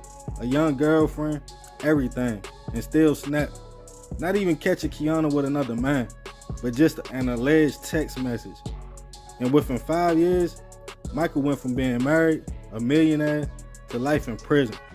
So I don't know if money can make you happy or control your emotions, as the man could have been on the island retired in his 50s, cooling, but instead Michael's new home is a prison cell, and the young lady is gone from her family. It's a lose-lose situation. So remember, we gotta succeed not to fail, so we won't be just another hood tale. Man, it's a crazy story. First and foremost, rest in peace, Kiana. You know, when I first heard this story, I was like, man, how a man that had all this money, had millions of dollars, end up with life in prison? But that just go to show you, you feel me? At the end of the day, he couldn't have been that happy. You know, I think he was looking for love. I'm not sure if he was married still. A lot of people say he was. They were speculating. But then at the end of the day, some say he was estranged from his wife. Like, they wasn't together anymore. But her family felt as though she was too young. You know, she was like 23 years old, had a whole life ahead of her. He 54 years old, and they felt as though he was using his money to bait her in. And unfortunately, when older men or older people in general, some get that kind of money, they want like a trophy wife. They want somebody younger on their arms, you know, to make them, I guess, feel young. And at the end of the day, man, I don't know if she was actually texting another man, but if she was still though, that don't give him right to do what he did.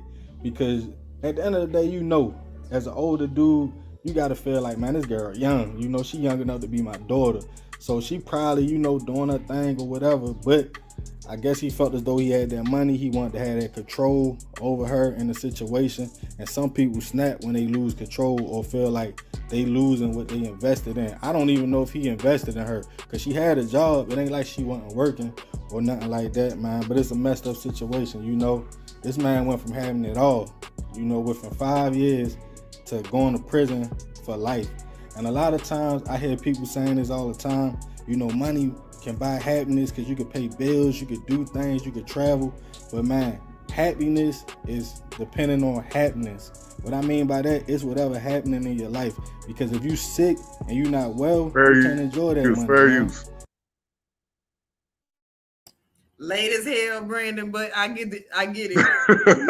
So, I forgot because I was just enthralled with this story. Hold up. So I won the lottery and I'm gonna help my wife with bills, but my girlfriend got me fucked up. She out here texting niggas. Nobody don't have a problem with this.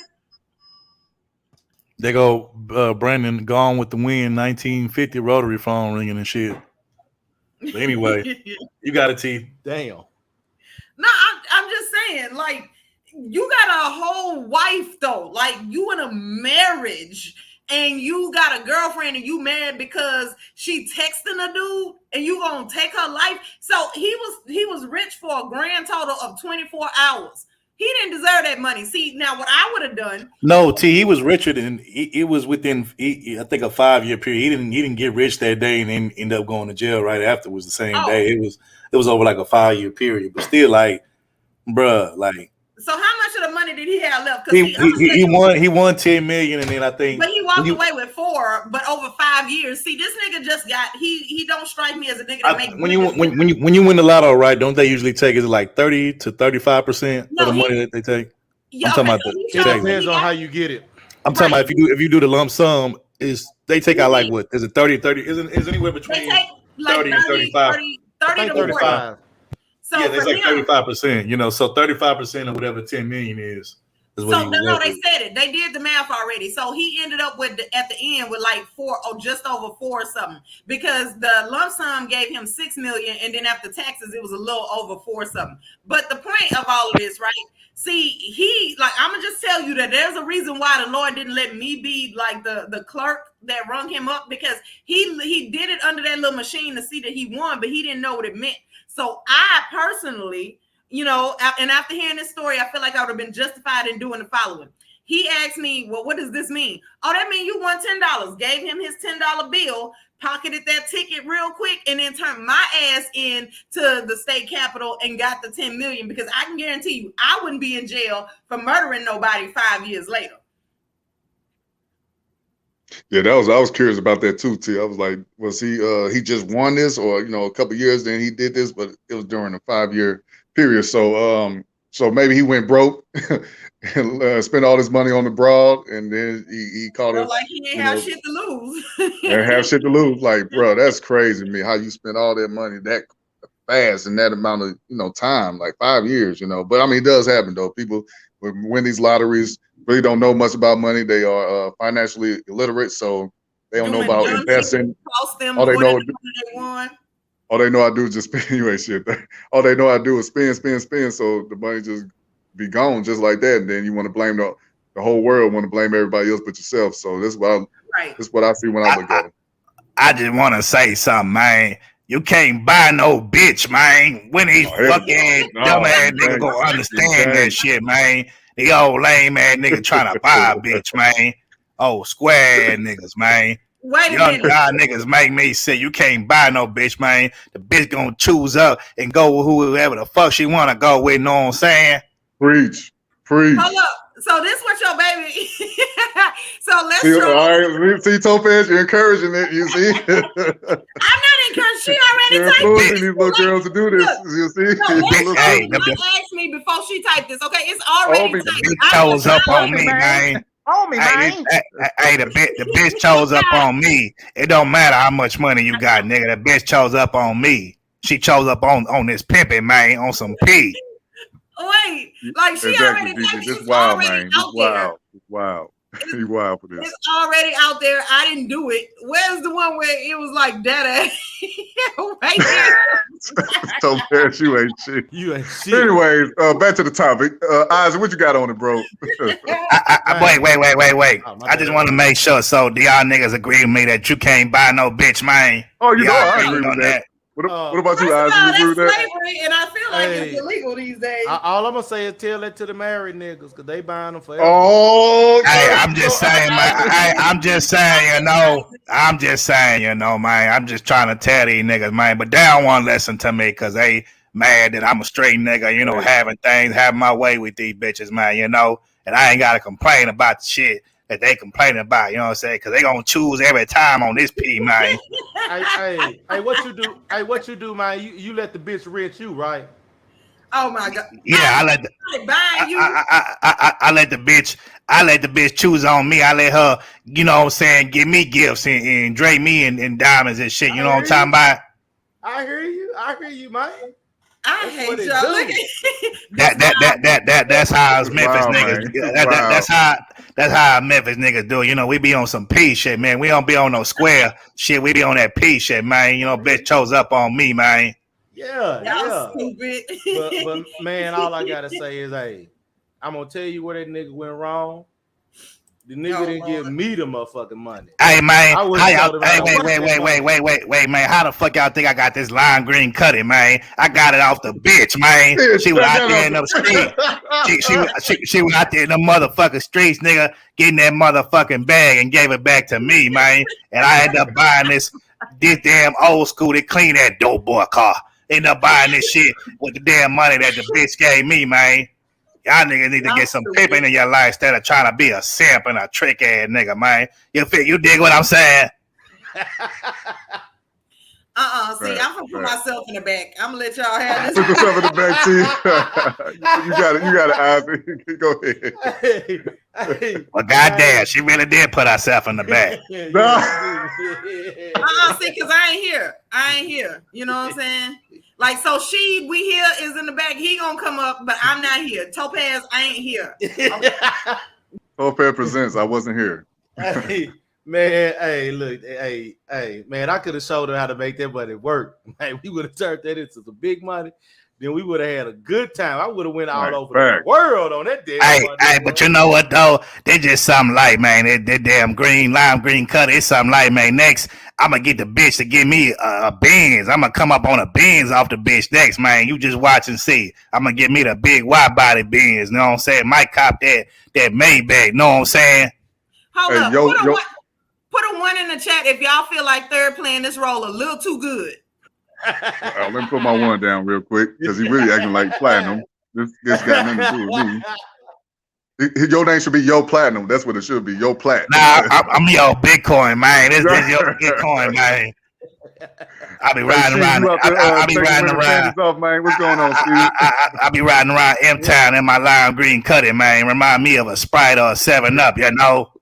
But Yo Bitcoin, but she before he was married, man, he made women take off their panties in church, man. What's going on with that? Hey, what's good, Pastor She? Hold up, She. Before you go there, Wacky, don't come in here with that. That's your first comment that you type. Okay, see, mind your business and come in here and talk about the. Shout out to my nigga. She real A-Town nigga in the building. Turn up, man. So Paris in love. I didn't think that was possible, Wacky. I didn't know that. Okay. Yeah, I didn't know either. Damn. Shout out to that fella, whoever that is. Damn. But you got a She. Yeah, man, doggone Troller X was doggone roasting me in the chat, bro. He was Troller X. Hey, man, I was over that mug. I was like, bro, I ain't even gonna say that because if I say something after this, y'all just gonna start going in even more. Yeah, you know it. Like, best thing, you gotta ignore it. Yep, facts. I about to hit him with the R. Kelly. That's my brother. You ain't shit. Hey man, that joke crazy though, man. What's your thoughts on the dude that off this I guess his side piece? Man, hey, it don't get no worse than that, man. That's why I mean, dude. Hey, you bugging, man. You bugging, man. Doing all this. Start over again. That's why I came outside.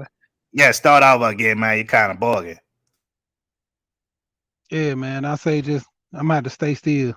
Basically, I was like, man, dude's gotta just leave, man. And then that's your side piece.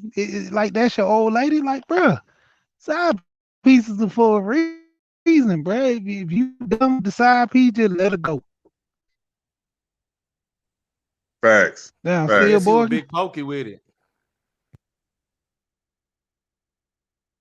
Nah, we heard what you were saying, man. We got the gist of it, man. I definitely agree. But like I said, man, that nigga's a simp ass nigga, man. You got $10 million and you wasted it all on a bitch, man. Who wasn't even into you like that. Nigga, you was a dumb ass one nigga. bitch. There's one woman, man. Yeah, just one bitch. Meanwhile, I got a whole stable over here. You got a whole stable. I got a whole stable over here. You dig what I'm saying? Choosing up and making a nigga pocket rich, man. And he up there going to life, doing life in prison over one bitch. Oh, crash dummy ass niggas, man. What's wrong with him? But I don't know. You gotta look at all the money bro had. Like, why would you do that? You hit the lottery, bro. You supposed to be doing big balling. You big things. Money, come right? on, see. Hell, you divorced your old because he a trick ass, sip ass nigga. That's why. Facts. Hey, he needed more than that. Because I mean, when it come down to it, bro, you got money and it ain't saving you. you just lost in the sauce right there. I'm like, come on, man. You got all this money. Then he did the work himself. You ain't never hired of a hitman. So let me ask y'all this real quick. So let's say y'all in the hotel room with y'all girl and you catch her texting some other dude. What's y'all next move? I replace that bitch, man. Cancel that bitch, man. Nino. That's what I do, man. You dig what I'm saying? I'ma leave that bitch and be like, bitch, I can get a new one. Your services are no longer required or needed over here, man. I'm gonna get another chick to choose up on this P, you dig? Hey. What about you, Isaac? See, I feel like that wasn't the point though. Like that ain't what we look. Now here's the thing. See, this is why the mafia don't let niggas in. Is because you gonna rent the hotel room in your name, and then because she's like texting a dude, right? You know, you gonna shoot her and then leave. And then when they was like, hey, you know this chick? Nah, I don't know her. And then they show you the videotape and you like, all right. And then you just like let everything out at this point. You're not cut out for this life. Okay, so just go sit down somewhere and next time just leave the chick alone instead of trying to play gangster because he obviously don't know what he's doing. It also go back to when we were saying these dudes be wanting a bad bitch, but they can't handle when they do stuff like this. But you got eyes. Mine ain't it? Hey, look. Hey, I just would have told hey, look, bitch, you ain't got to go home, but you got to get the hell up out of here. Get the hell out of here. You got to get the hell up out of here. Wait a minute. Did y'all? Bitch, you need to get up out my damn cutty, bitch. You need to get up out of my cutty. And went on to something else if he hadn't spent up all the money. I tell that whole bitch, you ain't gotta leave, but you gotta get your ass up out of my motherfucking cutty, bitch. Get the truck and get the walking, bitch. Already. Wait a minute. What would you say, Topaz? No, I feel like he need to pick one. You can't, like, you gonna be a whole and a bitch and say, I feel like that's not possible. But the point is, like, that little rundown ass hotel room, he gonna let her keep that one night ass hotel room while he went on to bigger, better things if he hadn't spent up all the money. So let's say if it was you in a situation where what would you do if your side dude or boyfriend was texting some other girl? What would you do, Topaz? Well, I would leave out of that and start praying to get my life together, because if I got a side dude, that's 2 penises and I'm already losing in the game. But let's just say for whatever reason. Okay, let's say boyfriend. Let's just say boyfriend. Wait, hold on. Wait, so you get her eyes. Wait, no, I ain't trying to be funny. But I said, so you gonna say you losing? Hey, cause shit. Hey, these niggas lose every day trying to keep more dick out these hoes' mouth. I don't know. No, listen, I don't buy into that. I want 1 penis at a time. Okay, I don't need all these extra peni around. Okay, I feel like that's way too much. One at a time. Hey, wait. Wait. Now, what's one at a time? Wait. I mean, this I mean, we got to specify. I don't know what that means. You got to specify and clarify what you said, T. Isaac, you ain't shit. But what it means? I ain't trying to be funny. I'm being serious. Okay, so listen, this is what it means when I say it. I can't speak to nobody else, but when I say it, I'm in this relationship with this penis, and for better or worse, if that nigga pissing me off so bad to where I need to go out and scout for a new team or whatever, then I just need to get rid of his ass. I don't see the point in keeping a nigga that's pissing me off and not doing what he's supposed to do, and then adding another unsuspecting nigga. I'm gonna give him a shot, So I'm gonna get rid of the old nigga, and so only one in a period of time. And until I'm done with that one, there won't be a new one. Hey, let me say that. Hey, wait. Let me say that, man. See that nigga right there? He too nice, man. I wouldn't have put no bitch up in no hotel with me, man. If fucking around with me, that bitch would have been in the damn bando in the trap. You dig what I'm saying? We would have been in the damn trap, bitch. That's all you get. You don't get no special privileges. What's wrong with you? I got a question real quick. Okay, so y'all was talking about. Hold on, Topaz. Hold on. Before you say that, I was gonna say, give me the full screen real quick. Put me on a big screen real quick. Oh damn. And put take a less yeah. Hey, that ain't my baby. That ain't my baby, man. That ain't mine. That ain't mine, man. That's your baby. No other that might be. Hey, that baby look like third. That baby look like eyes in a little bit. A little light skin. I'm dark. I'm not that baby. That ain't mine, man. I'm not that baby. No. Y'all stupid. Oh man, let's see. You ain't shit, man. You ain't shit for that, man. You ain't shit for that. That's the wrong nigga. That's the wrong nigga. You got the wrong nigga. You ain't shit, man. I wish it was somewhere I could blow up. She got a whole family photo. I wish it was somewhere I could blow that shit up, man. She was like, y'all a black family, man. Black family, man. Yeah, y'all black family. I wish. Beautiful black family, man. Look at that. Oh, y'all ain't my shit, baby. man. I don't know what you're talking about. Got the wrong nigga. Wait a minute. It got the little accent over the E at the end, so that you know how to pronounce it. All right, Topaz. You had something to say, Topaz. See how you fuck it up. Now go ahead. You got to say what you got to say. Okay, so what was I on anyway before y'all got me sidetracked? What was I saying? My bad. Go ahead. I had asked you to specify what you meant by one at a time, because I didn't know, Oh yeah, I just feel like if this nigga fucking up, I'm not gonna keep him and add another. Like, there was this whole movement that was going on talking about some broke dudes get cheated on. I just felt like, why don't broke dudes get left? That's way too many peni in one. I don't like what that. If they ain't broke? I don't need to do that. What if they ain't broke though? Well, I mean, that was their movement. I don't know. I just feel like if this nigga ain't doing what I need him to do, why would I stay and get another dude when I could just go and give the second dude or whatever, give him a real shot? Like, I don't need to be still. Oh yeah, you also had a question for us too. You probably forgot. I don't know. My bad. Oh yeah. I did.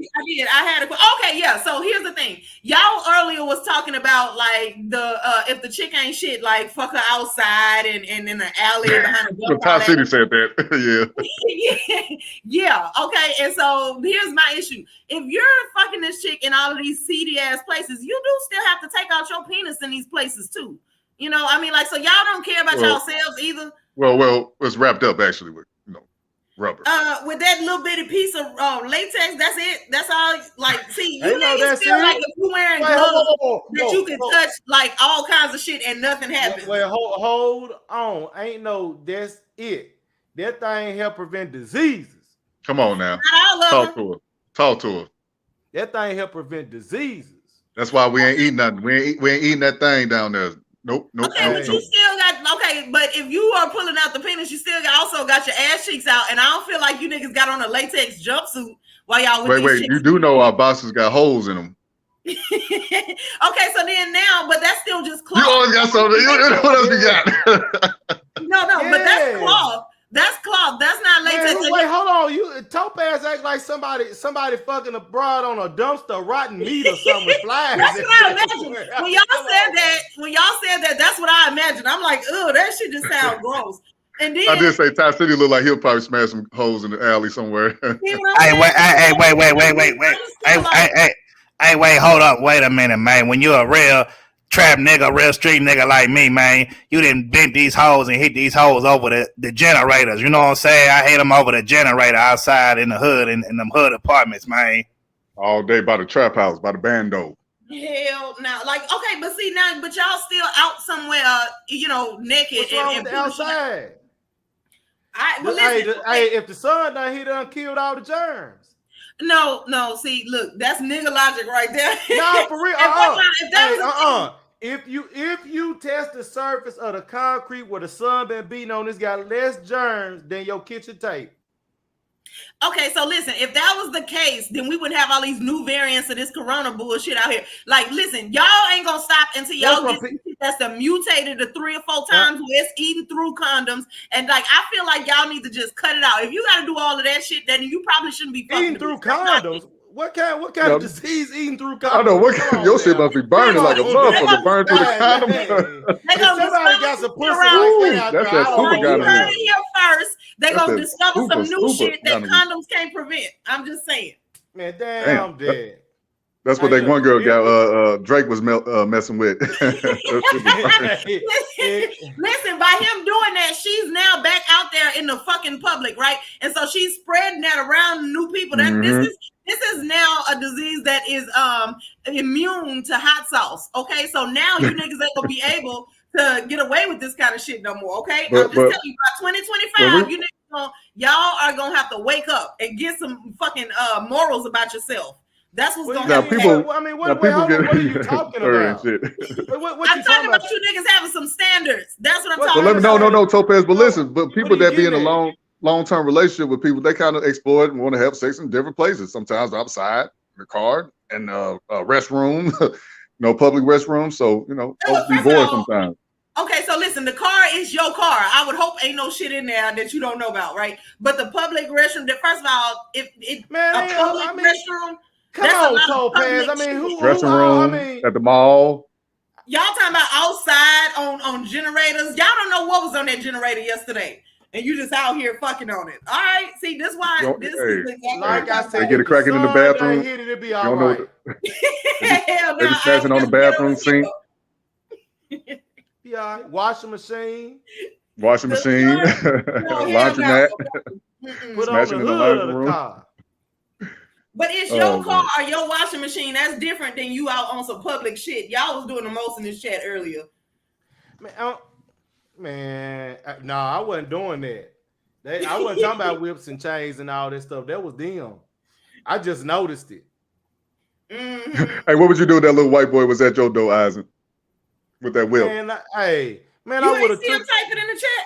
Hey, look, man, I would have took that damn whip, whoop him and his daddy ass. Exactly. No, but they said I was wrong because I said I'd have snatched No. I said snatching him inside your house. That would have been kidnapped. You can't do that. But I ain't kidnapped because he showed up on my property. He came over there willingly. I ain't kidnapped shit. When he knocked on the door, when you knock on somebody's door and they open it, what are you hoping to happen? You're coming. You're being invited in. They're asking to come in. Lord have mercy. Ooh, we. What is that? God damn it. You know what? And I'm telling y'all right now. See, that's third world view of black people. That's what I'm talking about. His ass is racist. Okay, that's what he thinks we all look like. I don't know where he hold going. on. Damn. Why not? You ain't right so fast. That's no, I'm saying. See, y'all don't know the racist shit I gotta listen to out of third crunchy LC, and he crunchy, really? Okay. Crunchy Black. Hell no. He ain't right, man.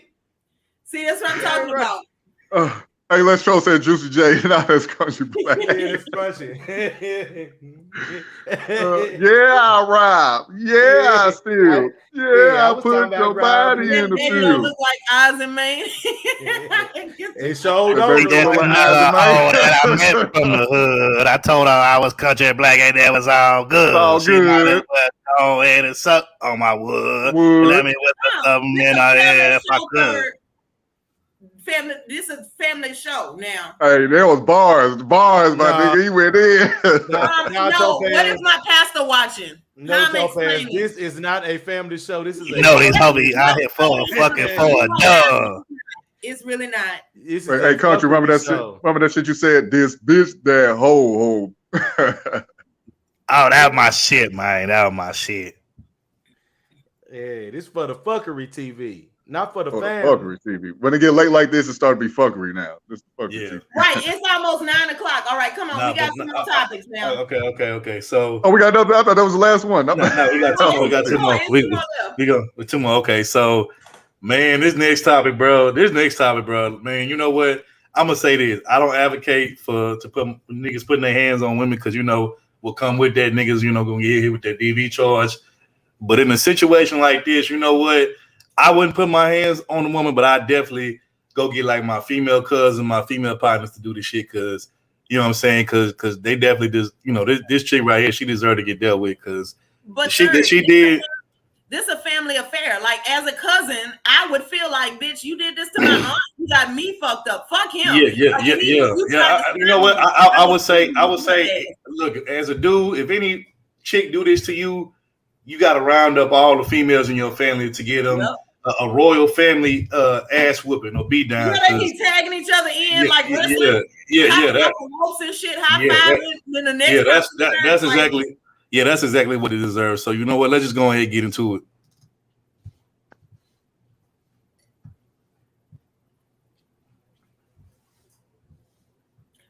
That crying picture though. You see that?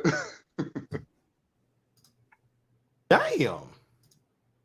Wait, now that right there is bitter. He cheated, so you throw his mom's ashes in the river? Nothing left to say to this. Instead of throwing out the ashes, just throw out the relationship. Cause to mom men emotionally attached. You don't really know how he gonna react. Turn psycho when it get iller. He take you up to that same bridge, now you going in there with her. Wait, no, I'm not advocating.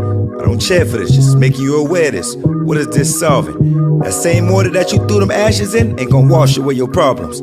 This the mind state of immature, young, and just reckless. Let's evaluate and see from another perspective. This minuscule thinking got me mortified. The result of toxicity being glorified. Go learn some. Instead of ashes, dust yourself off and go earn some. So today we have a loony bitch to report, okay?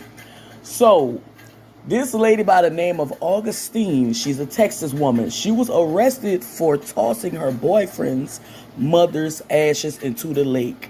Yes, this balled up fist-faced bitch went crazy. I don't give a fuck what he could possibly done.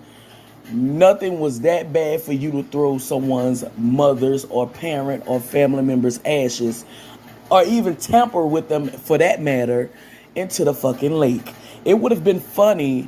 It would have been fucked up and funny if you would have went over that motherfucking railing with those ashes, with your evil, low-down, crunchy face ass. You nasty crunch forehead ass bitch. You use Brillo pad head ass hoe. Okay? Your motherfucking face look like a disoriented toilet seat, bitch. Are you serious? Anyways, your ass will be taking mini dumps in the motherfucking state penitentiary. Oh, weird ass shit, man. So, okay, fucked up and funny.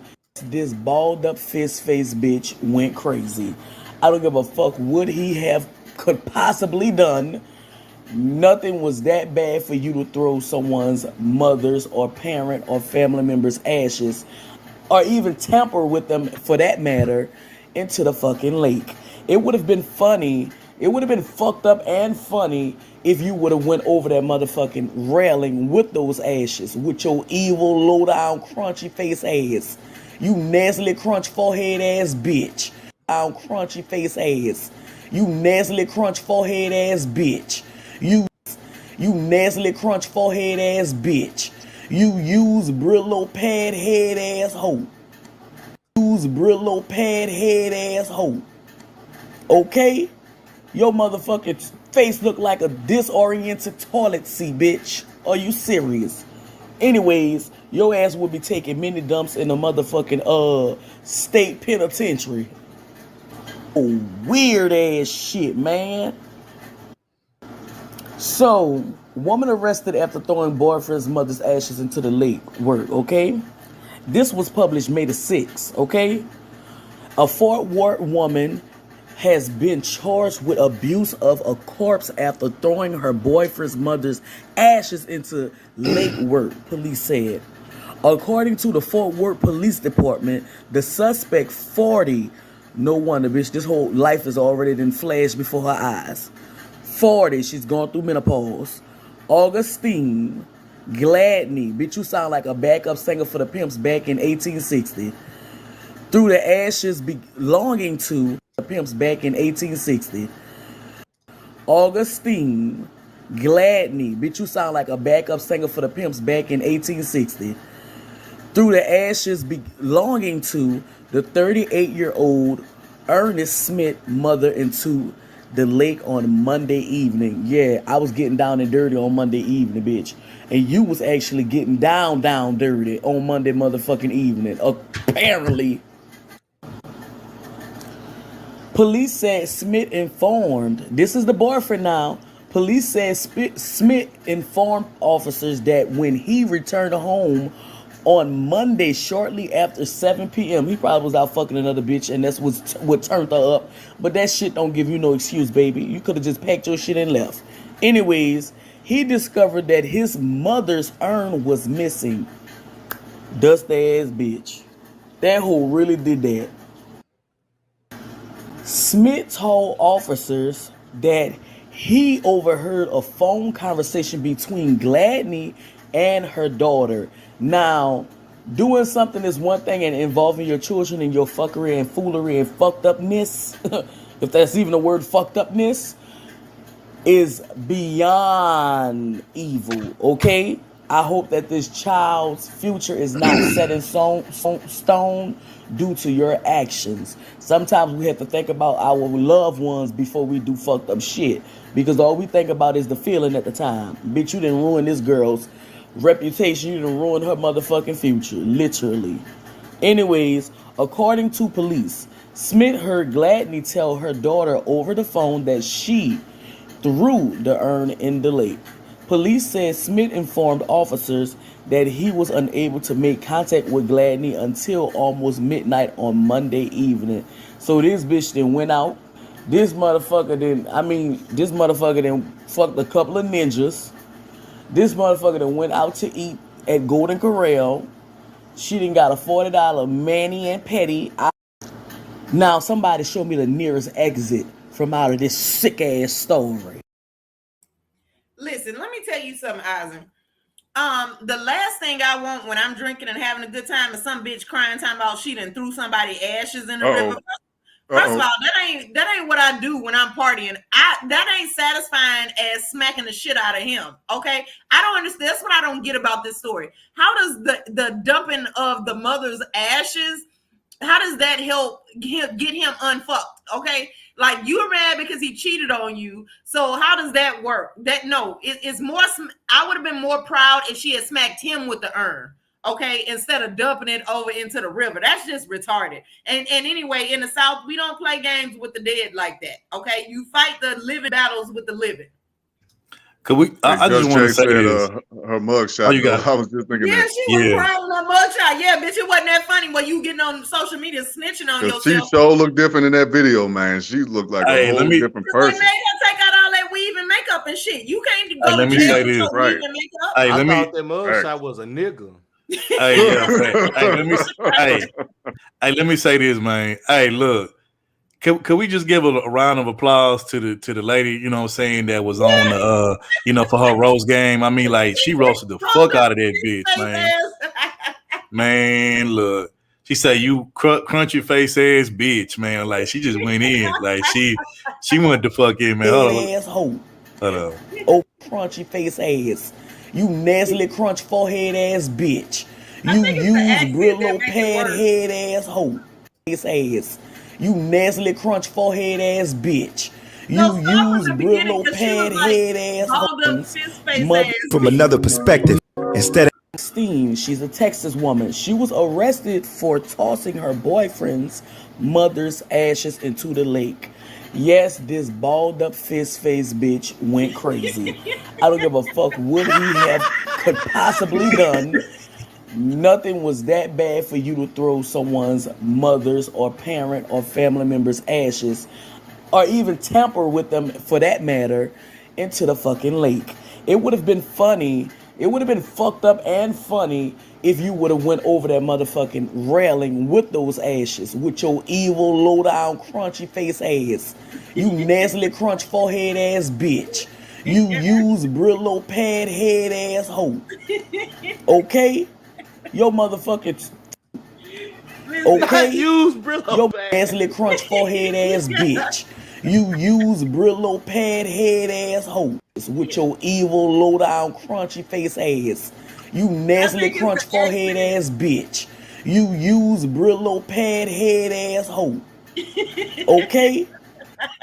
Hey, I mean, I ain't gonna lie, she do got a deep, husky voice for a woman, but I think I recognize that accent. If I'm not mistaken, that sounds like a Louisiana accent to me. That sounds like she from somewhere from the boot. She's somewhere from Louisiana. You know what I'm saying? So that's what it sounds like to me. Hey, I mean, I heard y'all laughing and stuff, but I'm thinking like Miss Harris. I'm like, that's a woman talking. Was like, No, I really did. And I sure thought it was a nigga a too, man with an Nah, alternative lifestyle. nah. That's a woman. Like I said, she just got a deep husky voice. But like I said, that I recognize the accent. That's a Louisiana accent. Now, I don't know if she from New Orleans or she from somewhere else, but you know, that is not New Orleans. It's a little bit like, I don't know. It's well, she definitely like I said, nigga. She definitely from Louisiana though. She's somewhere from Louisiana. You know what I'm saying? I don't know where, but you know what I'm saying. But yeah, that she dragged the fuck out of that bitch. So you know what? Just to give her applause for that. You know what I'm saying? I mentioned before 2023 gets here to call somebody a balled up fist face ass bitch. Yeah, that reading that drag was something serious. But nah, on some real shit, I'll say this. Look at Just Jay. Yeah. You know what I'm saying? On some real shit though, like you don't do no shit like that. Like Tope said, you don't mess with the dead.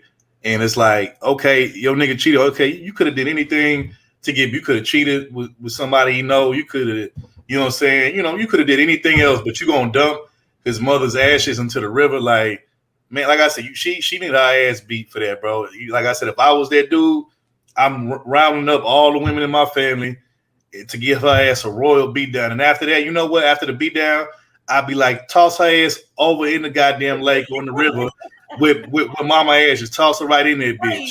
Somebody in the chat was like, they would throw her over there and make her pick up every crumb and put it back in that urn. That's what I'm saying, bro. Like you know what I'm saying? Like, you don't do that. You know what I'm saying? So like they should have tossed her ass over that damn that little guardrail right with the ashes. I'm just saying. I think before they toss her in there, they ought to get a comb and comb her nap ass head before they do it. But no, Ozzy, listen, that hairstyle that you saw was from years of her just flicking her hair back and throwing a wig on top of. You're not getting through that with no regular ass comb. You need some like equipment. Well, shit, well, look, fabricate a motherfucking comb here with some sheet metal, damn it. Come on, and then somebody was like, "Oh, that's Houston." No, let me tell you something about Houston women. Okay, we not messing with nobody urn and ashes and shit. We just smacked the shit out of him and left. Okay, like I'm sorry, because Houston women feel like there's always another one. Man, look, I wish I motherfucking would. I'm look damn. There ain't no way that's no fucking woman. That's a nigga, man, with a fucked up Brillo pad on their head. That is not a woman. That face right there say, but what about him? Y'all ain't say nothing to him. That's what that face say. I'm sorry. It so do to you. That's a nigga, man. That's but what a about nigga. what he did? Face ass. That's a nigga, man. Look Look at at it. That ain't Houston. Yeah, My bad, yeah. y'all. You know what? Still Texas. It's still Texas. Fort Worth. Nah, but she, that ain't even Dallas. That's Fort Worth. It's outside of Dallas. But Okay. you know what though? She down bad for that shit. Like real talk. Like for real. Like okay, so Ozzy and BL. This if a chick did this to y'all mama asses, how would y'all respond? What would y'all do? Wait a minute. Look at Dusty. Like suit. Happiness. Oh man, Dusty, you ain't shit. Dusty, you ain't shit, bro. He was one of those little boys jangling. Hell no. You ain't shit. That nigga ain't shit, bro. She do look like she looking for a job too. She look like she Will need a Smith job cry too. ugly. Will Smith cry ugly as hell in these movies, and she really do. Right?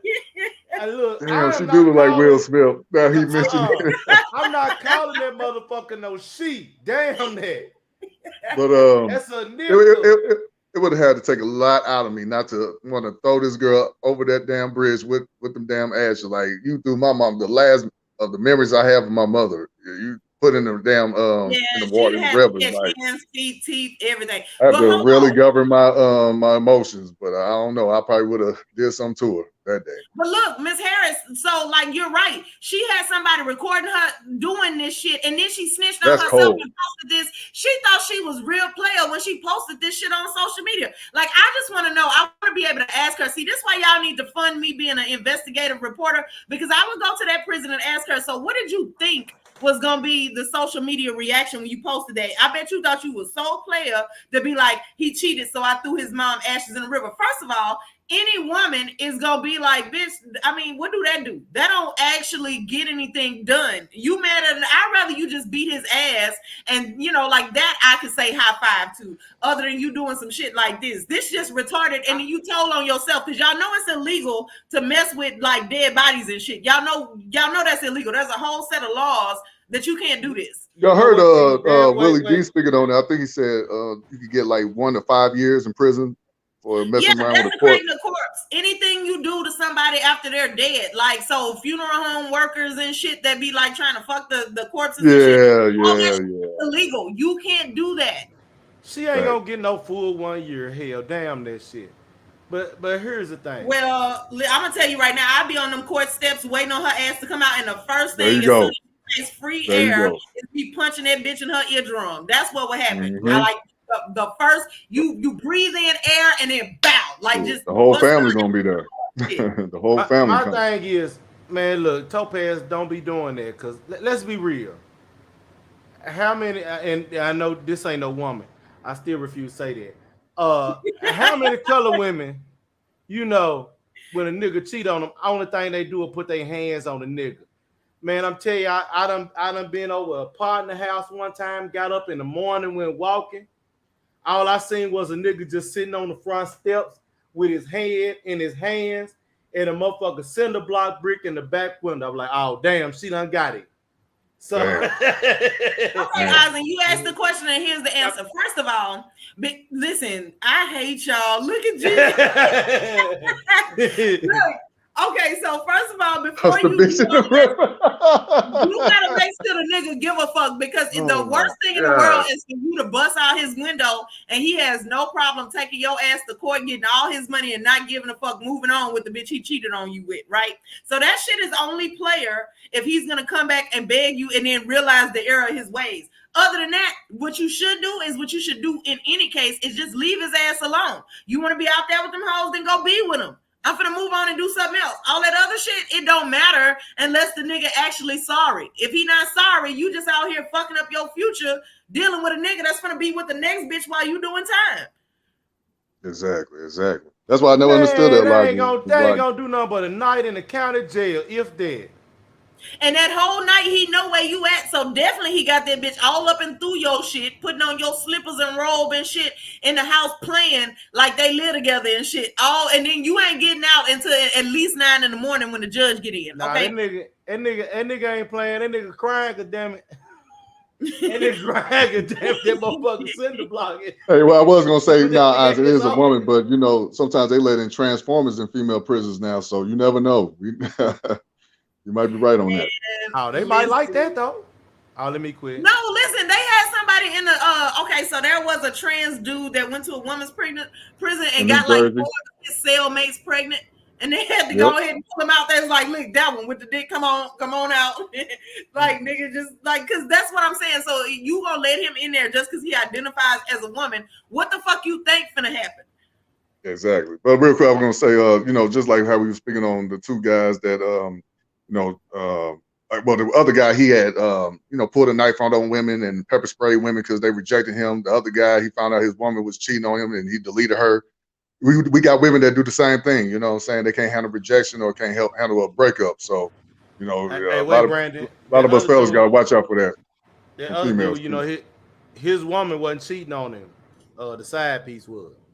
Wait a minute, the side bitch can't cheat. I'm gonna just tell you right now. Well, you know, it's some guys that be feeling like they side chick gotta be faithful too. It be niggas that got side bitches and they gotta be faithful too with them. Like they can't go out and be with other dudes. But hey, look, hoes be like that with they side niggas too. Wait a minute, no. Pursuit of trying not to go to jail. Look, see, that's what I'm saying. Like, so if the dude cheated, now your ass is in jail. How is that you getting vindication? I don't understand that. Like, if the dude cheat on me, I need to be able to do something to make me feel better and also be free. Instead of I'm not giving up my fucking future and freedom for this shit. I'm really not. Maybe I don't care enough about dudes, but I don't know. Whatever y'all want to say, that's what it is. I'm not giving up my future, my nothing, my freedom, none of that shit because a nigga decided that he wanted to cheat. I'm out. I'm gonna just leave. Hey, wait, damn. Hey, damn, Brandon, wait. Topaz said, maybe I don't care enough about dudes. Hey, no, because we know, like, no, wait, no, I ain't mad. No, I just gotta laugh, but hey, you sound like me about these hoes so bad. Okay, so Isaac, listen, I've been told by men before, man, you must don't love me. I can't believe you. Bitch, are you serious? So you just go leave? Like, I'm sick of that shit. Look, all right, fuck it. Yeah, that hurts the most. When a woman just dip out and leave and don't say nothing, that hurts the most when they do that. Yeah, no, and that's what I do. Like, that is my answer because I feel like when you with it, like, okay, so I'm gonna tell y'all this story, right? Like, we're not gonna talk about it after today. Topaz stories. Let's get it. So one of the dudes that I, had a relationship or whatever, like even now, like if I see him out, he'll be like, you gonna stop, what do you say? You gonna stop reducing my relationship. And I'm like, yeah, nigga, it was your relationship. I wasn't in that shit. Stop telling people we used to date. And so he was like, that's the one that when I caught him at a bar with the other chick or whatever, he was like, so you just gonna walk out? You gonna just let the bitch have me? And I'm like, yeah, nigga, bye.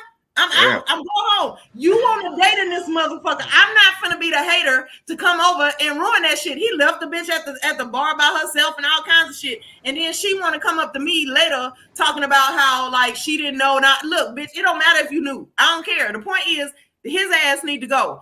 Matter of fact, you could know. I'd rather you know so that way you take him with you. I like my new name. Hey,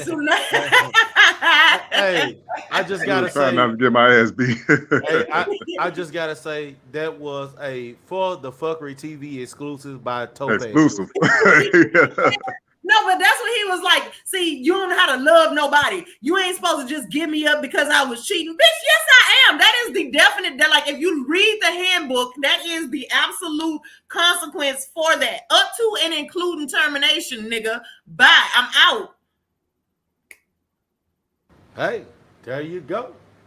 The I feel like wait, hold on. No, hold on, because Isaac was like, "Was she drinking with Nummo?" No, because see, Nummo would have told her that all that shit you about to do, you on your own. What we gonna do is move on in life. Now stop talking about that nigga. I want to say that. I feel like Topaz selfish ass never learned the valuable lesson of sharing is caring. Just because he cheated on you, you shouldn't have left him. You should have stayed with him. Maybe you could have got to know the other chick, and y'all could have been a three party instead of a 2-party.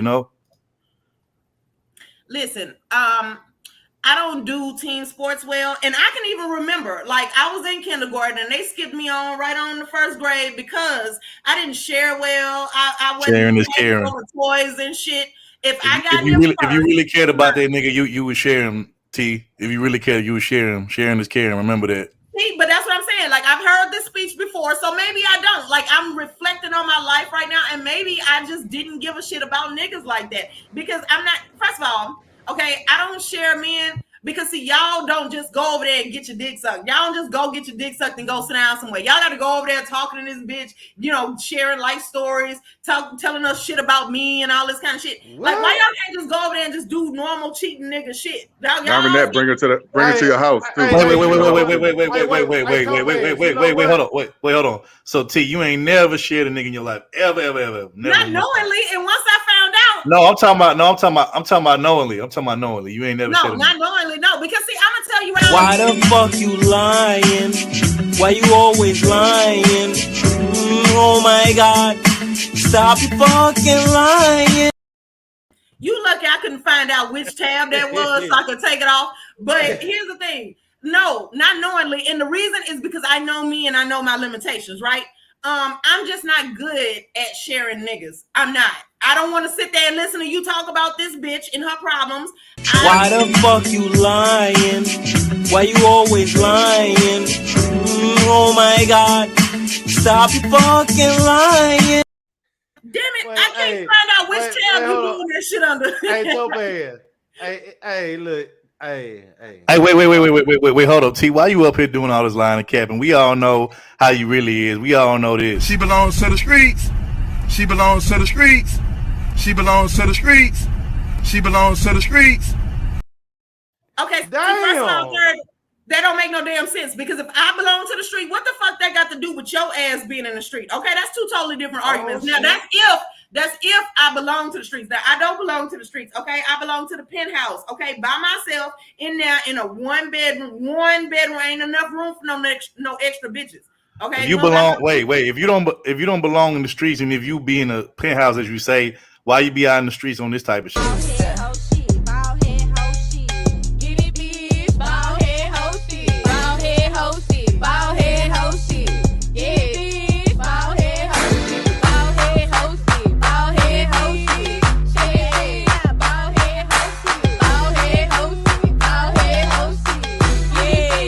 GG. Shout out to GG with his new song. Now, see, I just want to GG new song. I want to bring y'all attention, right? That I didn't say nothing, and Third and played 3-4 clips about me today. Hey, Third, but leave alone, Third. Leave alone now. When I do extra shit, I can't believe y'all. No, fuck all that. Right. Now, let me just say I can't believe y'all. And she played that nose out too. Y'all did not know. What y'all didn't know is that Third was supposed to be doing that dance with me, right? But then all of a sudden this shit happened, and so I had to load him into an ambulance and take him to the hospital. Hell no, to the no, hell to the no, hell to the no, to the no, hell no, to the no, hell to the no, to the no, hell to the no, to the no.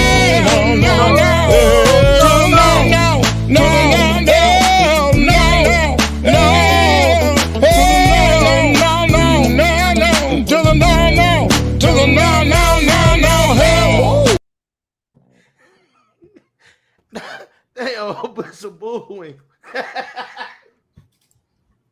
So I'm just saying, like, the dance was supposed to be longer than that. Damn, Third.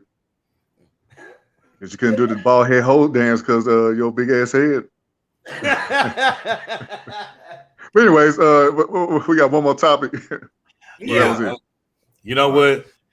Next time, T, you talk about my big ass head, I'm gonna do this on your ass. And pull one of these out of my pocket. All right, what we got next, man? Anyway, so Final topic of the day.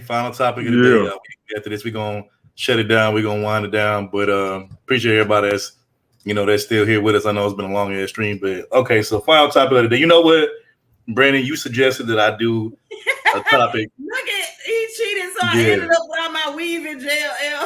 Topaz, you didn't have to read that. We ignoring that. Her little name. Ignoring Topaz. All right, go ahead. Wacky, you ain't shit, but shout out to Wacky. Shout out to Just J too for coming in the chat. Wacky, anyway. This is not ginger ale, okay? And it's a little bit stronger than wine because I be needing a lot to deal with. That's a Mike's Hard Lemonade. That's what that is. Hey, no, it ain't. She said she need a lot to deal with us. Hell no. Hey, look, that's why with liquor pole. No. We're looking Brandon with the vocals. Come through. Man, y'all like shit. Anyway, okay, so final topic. So Brandon, you suggested that I do a topic, right? I think it was a topic about, I think it was a pregnant woman getting shot. And don't get me wrong, that was a good topic, but I found one that I kind of like replaced it with that I thought would be more interesting. And it's definitely some fuckery. It's definitely some like, it's beyond nigga shit, really, to be honest with you. Like this type of shit right here, like I don't even understand like why people would do this. But then again, when you're dealing with just real quick though, that first of all, the girl wasn't even pregnant. First of all, I just want to put it out there. Okay. I thought she was. Okay. Well, this next topic right here, the final topic right here, bro. Like I said, bro, it's just like I get it, niggas be on some wild shit, on some stupid shit, but to me, it's just certain lines you don't cross, bro. And we were just talking about how you don't disrespect the dead, right? Which is what that chick who threw out the ashes, that her boyfriend's mother's ashes in the lake when he found out she was cheating. But to me, now that's definitely disrespectful. But to me, this is probably just as disrespectful when it comes to dealing with the dead, if not more. So we're gonna get into that right now. But man, this shit right here, bro, I can't believe this shit. Like niggas ain't safe nowhere, bro, at this point with this shit. But we're gonna get into it.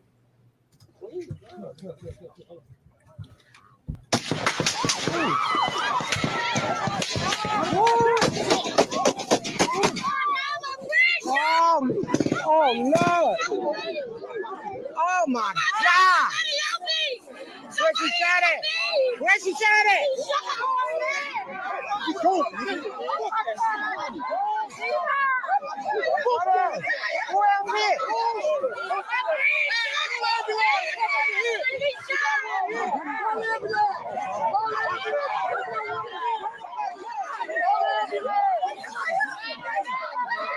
Somebody else shot. Oh shit! Oh fuck!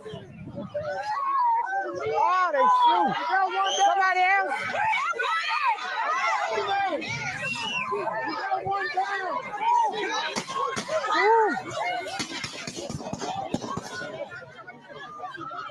Oh fuck!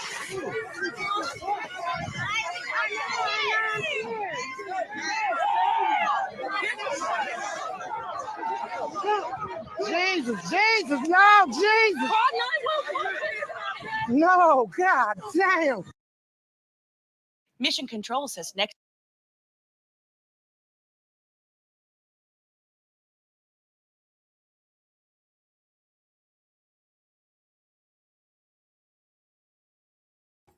After these messages. In Racine, police say there are several victims. Tonight, a shooting at a funeral in Racine. Police say there are several victims. Let's get right to 12 News' Matt Smith live near Graceland Cemetery. Matt. Joyce, an incredibly active scene as we come on the air at 5 o'clock. Take a look. This is the cemetery where this shooting happened, and police are continuing their response. You can see the casket there. Chaos erupted as gunfire rang out this afternoon just before 2:30. Police responding at this hour saying there are multiple victims. It is unknown, police say, as of their last update, how many victims there are, just showing the gravity and the chaotic nature that played out in just several minutes here. We are also hearing, as investigators are on scene at this hour on the ground, some of the first responses and first calls into 911 and the dispatch out to this cemetery. Take a listen. 6.4, respond toward Graceland Boulevard and Lathrop Avenue. We're receiving multiple calls of shots being fired and parties being down. Unknown specific injuries at this time. Stage on arrival. One female shot in the thigh. Still getting further info. It looks like there may be 5 people shot. Right now at this hour, a funeral home confirming that a funeral service was happening when the shooting happened, that the funeral of Deshante King. He was shot and killed by Racine police several weeks ago. What led up to this shooting, what transpired when some of the first gunshots rang out, remain unknown at this hour. We do have some firsthand witness accounts that are coming in, not only from social media, but from friends. Take a listen. He got scared. And he's not one to scare easy. I'll just say that. What did he tell you about what happened? He didn't. I mean, I just called him and asked him if he was okay. If he was one of them that got shot, he said no. So I'm glad he's okay. And I feel sorry for the family members that did get shot. I really do. My condolences. If somebody dies, I don't know what happened, but it's just getting nuts. It is literally crazy around here nowadays. An incredibly active scene at this moment. Racine police still asking community members and residents to avoid this area of the cemetery. A major perimeter still blocked off at this hour. We do know state, local, and federal authorities now on scene. Racine Police, the Racine County Sheriff's Office, as well as FBI agents, as this investigation is now in its infancy stages. Reporting live in Racine tonight, I'm Matt Smith, WISN 12 News. It's still not clear on the severity of the injuries of those who were shot. Matt Smith, thank you. Now let's go to 12 News' Matt Salemi with an exclusive live look above the cemetery in News Chopper 12. Matt. Yeah, they didn't even get a chance to lower the casket before the shots interrupted the funeral. You can see mixed among the flowers and the headstones, evidence markers still strewn about the grass. They're kind of walking off the area quietly. Just a moment ago, they were looking very closely at the casket, like it may have also been struck by a gunshot as well. Investigators still on the scene. Now, the major crimes van that was here taking photos and collecting all the evidence has just pulled away from the scene directly, and a new group of investigators have now walked out and are kind of combing through the scene as well. At one point, we also saw a canine kind of sniffing around the grass, trying to assist in locating any extra evidence that they might have missed with their eyes. So we'll continue to monitor this situation. Reporting live above the cemetery, Matt Salemi, News Chopper 12.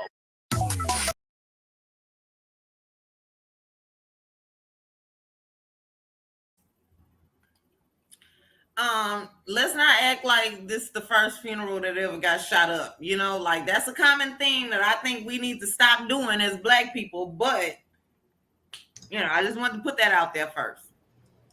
I've never known of a funeral home getting shot up unless it was like on a TV show or a movie, but like in real life, I never heard of that. You know what I'm saying? Not to say that it hasn't happened before. I'm just saying, Well, but I'm gonna tell you, I've heard of it before. Now, I didn't go to the funeral for that reason because, you know, like when you out in the street and you doing dirt, sometimes people will come and shoot up your. I know of one instance where it actually happened in real life. Well, I want to say all the time, but they do it at in Chicago. No, they do it everywhere too, but I know Chicago definitely recently. I'm gonna just say this. You know, this happened, I think, somewhere in Wisconsin. You know, I don't know too much about Wisconsin, but of course, the major place in Wisconsin where a lot of crazy shit be going on is Milwaukee. You know what I'm saying? It's a lot of crazy shit that go on there. But I mean, this happened, I think, like somewhere outside of like Milwaukee area, but like 40 minutes south or something like that. Yeah, it was in Racine, Wisconsin. But anyway, yeah, this shit crazy when you can't even like be at a funeral and feel safe there because motherfuckers is busting shots. Like that's crazy. And then the crazy part about it, I'm wondering, like they say, they didn't even get to lower the casket before the shots ring out. So my thing is, did any of the bullets hit or enter the casket? And whoever was in that casket, like that's what I want to know. No, but it did say that 2 people were injured. So one already is out of the hospital and the other one I think is still there, but they're not dead yet. So it doesn't say that anybody died. So that's a good thing. So now what the news story that I read, it said that somebody just came through shooting. They likened it to mass shootings that's been happening recently. Not like somebody came directly and walked up to the funeral and started busting and shooting specific people. Somebody was just driving by shooting at it. Let me ask y'all this. With this happening at a funeral, like I said, the last place you would think would get shot up, right? Do you think it's going to get to a point, and, we had the school shootings and shit, elementary school, Uvalde, all that shit, right? Grocery store in Buffalo, New York. So do you think it's going to get to a point where motherfuckers going to just have to stay strapped up everywhere they go? Church, funeral, school, like, grocery store. the bank, you know what I'm saying? Like wherever you go, do you think it's gonna just get to a point where motherfuckers have to stay staffed up 24/7 everywhere you go? I'm gonna go first and be quick. Yes, I absolutely think that's what's happening, because in the past there were certain things that were considered sacred. Like, way back a while ago, it was unheard of. Like if there was shooting going on, you could run inside a church and know the person wasn't gonna come shooting inside a church. But ever since that, people have been taking those things away. Like somebody has gotten bold enough to walk into a church shooting people. Somebody has gotten bold enough to walk into an elementary school and start shooting people. A lot of that shit is going out the window, and I want to say I was reading, like I had this little app that has like news stories or whatever, and I think somebody was going around in a neighborhood knocking on doors with a gun, Like, and if somebody answered, that their plan was to shoot them, but somehow nobody got shot or whatever. So I think it's getting even worse. And to be honest with you, the only thing that's going to make people say, yeah, we got to put some standards back in place is when it gets to the point where you can't even be safe nowhere. That's what's going to make people come together and say, yes, we need to put some standards in place. For me to answer your question, yes, I was going to say yes. Everybody should be strapped up, but I was going to say the perfect video I seen. I forgot what cities this was in. It was some church. Some dude went in there and shot one person. Then everybody in that church pulled out pistols and lit his ass up. Man, I love that video. So I think everybody should have that thing on. I want to go to. Exactly. How many of y'all think that little molesting pastor would have got out of that church? Like right. You out here hurting children, and everybody real quick. Pull out guns. Real quick, let me say this. Shout out to Wacky World OTV. He said Baltimore is known for shooting up funerals also. I didn't know that, but I know that. Appreciate you for that too. Well, don't they have a nickname for Baltimore? Something about killing. Yeah, Baltimore is wild. It is rough and wild out there. You know what I'm saying? So hey, I'm gonna keep it 1,000. I love some of my family members, but it's like this: if I know one of them that be in the streets passed away or got shot or something, I'm not going to the funeral. They ain't no telling how many enemies he got or she got. So I stay away from those type of funerals. But if somebody older I know that was living a good life, niggas gonna be. Then I'm going.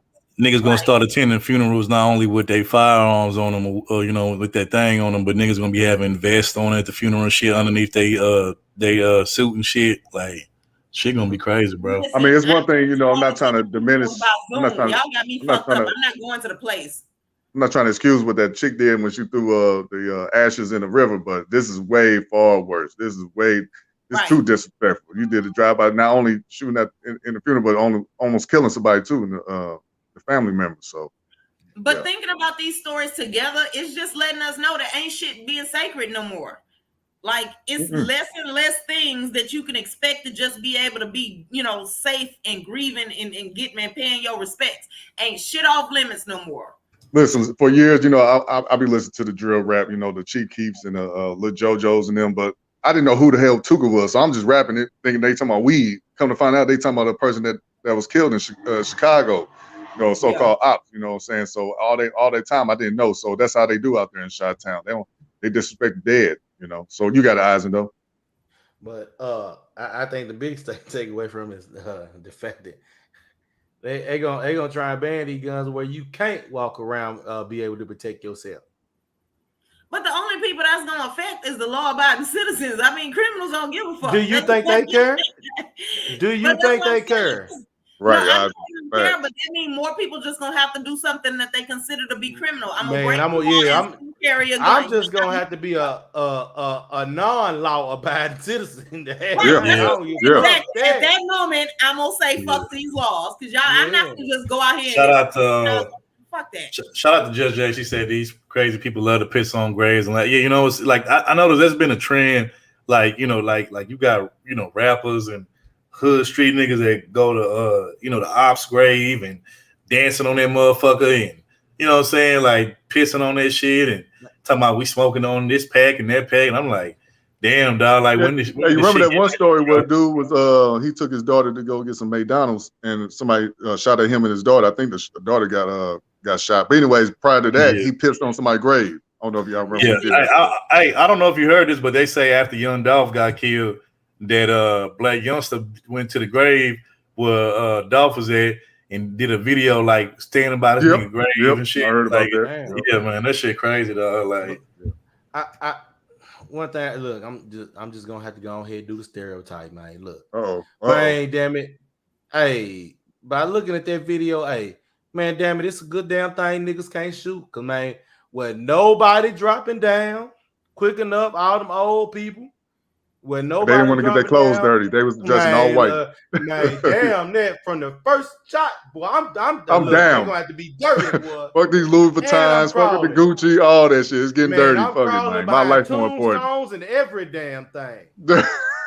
You stupid. No, I'm for real, man. No, man. Hey, look. So basically, their reaction time wasn't satisfactory. Man, come on now. Them people still standing. Look, then they got up, then they shot 20 more times again. It took 5 more shots for them to start getting down again. I'm like, damn. But I got to be honest though. It's like it was times when we be in the park or whatever, and we hear shootouts. We'll just be standing there still playing basketball like it was normal. Like that's all we heard back in the day. Well, it still goes on, but I don't live in that area no more. But you know, it was just an everyday thing. Hearing shots, gunshots, and just still playing ball. I got to get down. We got to get down. The eyes are diving. Get behind something, man. Yep. Hey man, you know it's sad that folks gotta do this. You know we don't respect the dead no more. I can't even say it's this generation because motherfuckers been doing this way back in the days. Even if like Third brought up the movie, well he didn't say the movie, but Colors. That was in that scene. Colors. They shot up the funeral home. Yeah, that's why I first saw that shit happen. You know, Colors, Mm-hmm. So you know, man, they had that shit all in The Godfather. Yeah, wait. I don't remember. You know what? You might be right. I ain't gonna say that. Yeah, you know what I'm saying? You might be right. Yeah, that shit crazy, dog. Like, man. Oh, so Oz, are you saying the white people did it too? Italians did it too? That's what I heard. Yeah, that's what I heard. Man, hey, look, the fuck we've been going on forever. It ain't subject to one of them nakers too. Facts. Listen, Yeah, Topaz was saying that too. Because we was just over there doing our rites of passages and hunting and whatnot, and then they came over with this bullshit. So I feel like they've been doing disrespectful shit first. I'm gonna just put it out. Oh yeah. The sad part is we was influenced. Like even with certain drug dealers, they'll say they watched the Scarface. That's what got them wanting to sell dope and make money like that. So yeah, the mafia definitely did play a big role in our demise. Right. Man, damn it. I can't be doing that shit. These motherfuckers know better. Yeah, that's true. That's true. I mean, y'all both right. Y'all both right at the same time. Though. Y'all both ain't lying about that. Oh yeah, I'm not the one to always try to blame white supremacy or movies and music, but I will say that they did have a little role in it though. Right. Yeah. Some shit is their fault. Now, what I hold us responsible for is being able to just go along and get along all the damn time. Sometimes we supposed to be saying like, no, we don't want to do that shit or whatever. We need to be able to just say no to some shit. But other than that, like a lot of this shit wasn't our idea. Yeah, that's true. That is true. But I don't know, man. It's to the point where, like I said, nothing surprises me anymore. And then not only that, but it's literally to the point where, like I said, niggas gonna have to be strapped up wherever they go. Fucking funeral, graduation, fucking party, gas station, fucking grocery store, post office, like wherever the fuck you go, you gonna have to be strapped the fuck up. Shit, you won't even have to be strapped up if you go to a chick house. You know what I'm saying? See what happened to trouble. You know what I'm saying? Oh hell no! That's the one place you always had to be strapped up. Damn, that shit. You know what I'm saying? Like I'm just saying, bro. It seems like it ain't no place nowadays where you can go and not be strapped up. Like you could be taking a piss on the side of a fucking abandoned building and still got to be strapped up. You know what I'm saying? Like, shit, crazy. Niggas crazy out here. You going to see a chick and ain't got your piece with you. You ain't the only one. That only matters if you know what the fuck to do with it. The worst thing in the world is for you to get your gun taken from you and shot with it. So if you don't bring the motherfucker because that's true. That's true. If a nigga take your gun and pistol whip you with your own gun, you will. Yeah. If you don't know what you're doing, just don't bring it because that's another weapon for the other person. Yeah, you a weak ass nigga for that. You know what I'm saying? Yeah, man. If you got it on you and you pull it out, you better be ready to use that motherfucker. Because if you don't, the next person show it. Until you using it right then, like pull it out, pulling the trigger. Other than that, you just on some extra brandishing shit at that point. Yeah, Yeah, you like I said, it's just gonna get to a point where you can't not have it on you. You know what I'm saying? You gotta always have that thing on you. You know what I'm saying? Like for real, like man, for real. Like it's just that just the times that we living in. You know what I'm saying? Like you don't know, and the people that you think like the least people that you would suspect that might try to do some harm to you, them be the main ones that's gonna try to take you out. It ain't the people that you know what I'm saying that's that's barking and that's like look at me and that's roaring loud. It's the people that be quiet as fuck and you know what I'm saying. You kind of overlooking, thinking that there ain't no harm to you. Them the motherfuckers you need to be worried about. You know what I'm saying? So shit crazy. You know. And just be worried about everybody. Shit. At this point, everyone's a suspect. That's right. Hey, yeah, that mean you niggas whenever you go see them hoes. You might as well take it to the bed with you. You might have to get put up on the pillow, James Bond style. Yeah, bro. It's gonna get to it's to the point nowadays, bro, where you gotta even probably have it right next to you when you taking the shit, dog. Real talk. You know what I'm saying? Like had the toilet paper on one side and had that thing on you on the other side, bro. Just in case nigga bust up in your shit while you on the toilet, bro. Like for real. Like shit crazy. You know what I'm saying? Let me see. Just Jay, what you referring to? She said, did y'all watch the Dollar Tree video? I don't know what you referred to. You might have to explain further what you mean by that. I'm not sure what you referred to. What happened at the Dollar Tree? And then I'll just Google it real quick. But we about to get out of here. It's what, like 5 minutes? It's 5 hours in. Yeah, we about to get up out of here. Yeah, we about to get up out of here. You know what I'm saying? But still, like, yeah, you definitely gonna have to have that thing up on you. You know what I'm saying? At all times, wherever you go. And then she says, Allah Velasquez. Look that up, T. Okay. It's on YouTube. Okay. After that, we gonna get up out of here. But yeah, hey, and Topaz done told on y'all niggas. Look, when y'all cheating with y'all side piece, quit talking to them. Just go over there and hit it and go home. You know, we would be able to handle that a little bit better. Don't be over there talking to that bitch about me and don't come back talking to me about that bitch. Like, you know, just that's what you need a therapist or your homeboys for. I don't have like therapist. Wait. You are a therapist. Exactly. You are a therapist, technically. Right into that. You are a therapist. Shit. Yep. No, I am, but people pay me for that. So nigga,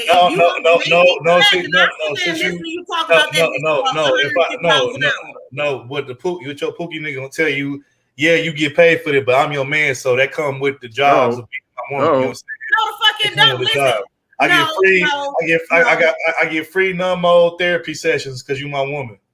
Let me tell you something. If I was a doctor, does that mean that y'all would want me sitting there refixing y'all bones and shit and telling you? Wait, T. So you mean to tell me if you had a nigga that you was with, that you cared for, that you was in love with, if something happened to him, he got shot or he really needed some medical attention, you was a doctor, you knew what to do to fix him up, you're gonna be like, oh nigga, pay me first, or else I'm gonna let your ass die. That's what you would do. First of all, it's against the ethics code for me to even do that. I would have to take him to somebody else. The reason why they don't do that. I'm talking about if you could fix him, not nobody else. Don't do that. I'm telling you right now, even if I was a surgeon, I am not legally allowed to work on him because, okay, that's too close. You too close. You supposed to take him to the hospital and let somebody else do it. That's what's supposed to happen. Unless you ain't got time. Right. Now, if I ain't got time, I'm gonna go ahead and do it. Now, if this nigga talking to me about like somebody got shot and you going to cheat on me, that you got time to go to another damn therapist. You ain't gonna die if you don't get to tell me about that. Way different. Okay. Did you look it up, T? I am looking it up, but it's giving me these people with songs or whatnot. It's not telling me anything about say Dollar Tree images. Hold on. She gonna have to tell me what the actual story is because it's not. Or you put in the chat, but we gotta wrap it up though. We'll come back to it another time. Right, yeah, right. Okay. Listen, so y'all can email us. Y'all know that, right? At fortherecordtv2020 @gmail.com. I don't know why I say 2020. It's a new year. That was 2 years ago. No, because we gotta always remember when we started. Okay. Oh yeah. That's our anniversary. Okay, got it. Just Jay, what we'll do, just Jay, is we'll look into it. You know what I'm saying? Yeah, if you can email it to us, we'll play it because I want to know now. That name plus Dollar Tree, I feel like that's the story there. They go to email right there. We just dropped it in the chat. You know what I'm saying? But we'll definitely look into it and probably speak on it at another time. But we're gonna go ahead and wrap it up, get up out of here because we've been here for a minute. But so manager dragged black men in the store. oh man. Yeah, you definitely have to email us that if you got it available because I want to watch it. But you want to see us get dragged? Okay. Everybody acting up in the store get dragged. Man, you know she done divested. Of course, she won't see this. Oh, we ain't gonna get into that. Here for that. But shout out to everybody that came out in the chat, everybody watching from the clouds, the people that shared the stream and stuff. We appreciate it. Hey man, another classic episode and edition of For the Record TV on a Saturday. We appreciate it. We'll definitely catch y'all next week. Shout out to everybody that hit the cash app. Oh, wait a minute. None of y'all niggas hit the cash app. Here you go. Get out there. Yeah, man. Next time, do better, y'all. Do better, y'all. Yeah, I know. Like, just be better people, okay? Yeah, we put a lot of thought into this. We put a lot of time and effort into this. And you know, I'll be better next week. I'll be better next week. And you see, we spend a lot of time with y'all. You know, we give y'all 5 hours out of our day. You know what I'm saying? And we entertain y'all, give y'all some real information. So just do better going forward. But anyway, shout out to you. Anyway, look at Judge Jay. You must have told on yourself. I was talking about Topaz, not you. Yeah, silly. But anyway, appreciate everybody that came through, everybody that came out. So we're gonna go ahead and wrap this thing up. So Isaac, man, since you're the only one up on here, man, closing thoughts, bro. What you want to say? Skin supremacy. Let's get it. Thanks. Hey, look, I just want to leave with hey, look. Hey, all the niggas they getting the old white girls now. Hey, look, if they hey, look, if Keisha ain't feeling you, hey, go ahead and try out Becky, man. Hey, fuck with you, dog. Okay, so instead of going from Keisha to Becky, why you don't try some of the black women with normal people names? Huh? I mean, look, they all Keisha. No. You ain't shit. That's what happens when you got no melanin. All black people look alike to you. Hey, look, man, look, light skin, suburban, they all Keisha. It don't matter. Well, let me say this, real quick. Shout out to Judge Jay said, I enjoyed y'all. DS1 sent me over. Shout out to DS1. Well, shout out to She Stay Sleep. Yeah, She Stay Sleep TV. I fuck with DS1. He did share the stream, so shout out to him for sharing the stream. We appreciate the love and the support. He be definitely showing us love, so shout out to him. And I do really do it for Topaz toes, though. He do it for her feet, though. Yeah. You know. Listen, I don't know what DS1 is talking about. I do normal people stuff with my toes. I ain't like no extra ass shit. You know what?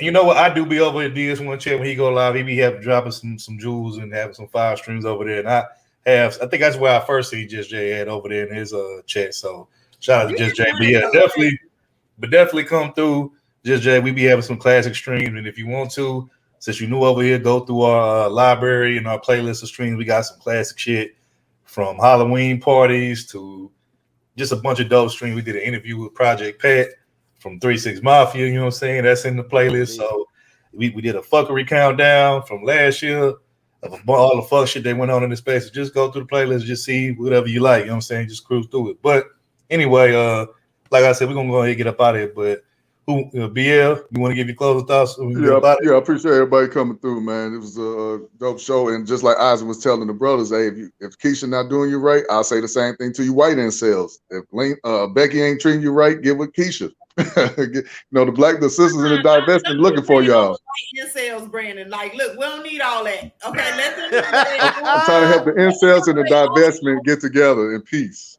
Nah, man, fuck them incel ass niggas. You see what they did today on the video? Fuck them hoe ass niggas. Yeah, that's like, Brandon, don't be bringing all that over. Okay. The not the extreme ones, the good ones. Nah, fuck them niggas. Anyway, hey, look there. Hey, you can't do that, man. You can't keep them incel dicks out of her mouth if she want them. Get out of here. Get out of here. Niggas. Man, look, T, go ahead and say what you got so we get up out of here, man. Listen, so I'm gonna be short and sweet. You niggas is crazy. Wait, Gigi, here we go with the last name. She said Isaac loves the bright light.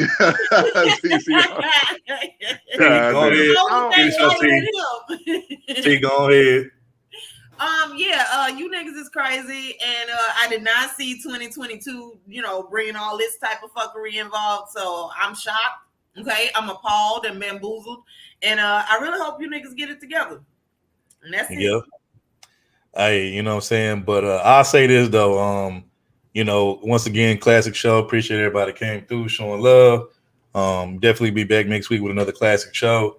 And you know, just real quick, I've got to say this to Just Jay, but we go live every Saturday, anywhere between 4:30 5 p.m. Eastern Standard Time. So that's when you can catch us every Saturday, 4:30 through 5 p.m. Eastern Standard Time. That's usually when we go live. But like I said, appreciate everybody that came out, everybody showed love.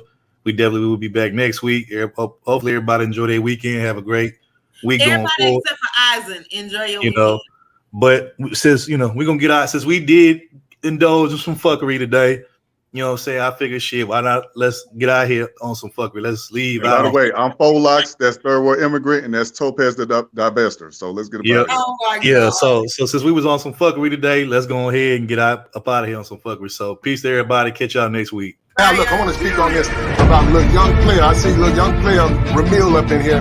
I ain't got no problem with the pump and dump thing. I see where he coming, and I feel him. He in Atlanta.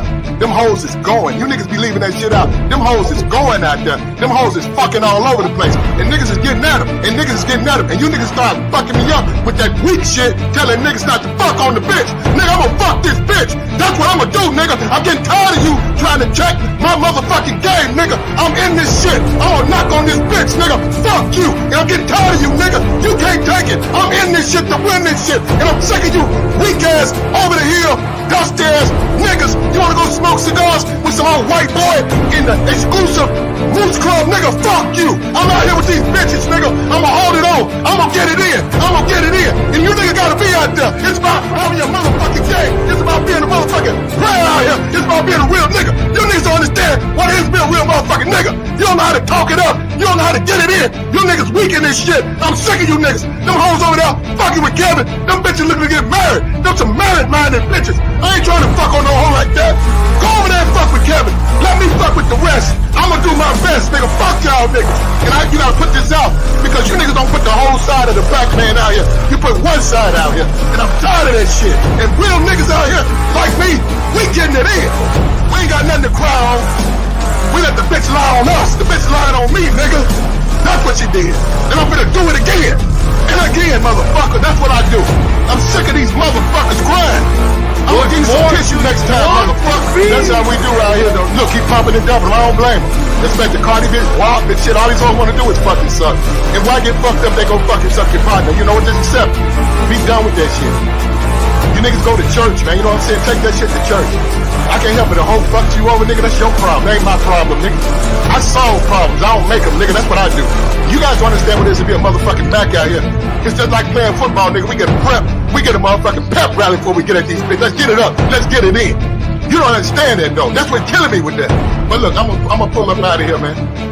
I'm gonna pull up out of here. Look, appreciate you pop in, man. We need, that's the whole black man. Show the whole thing. You know what I'm saying?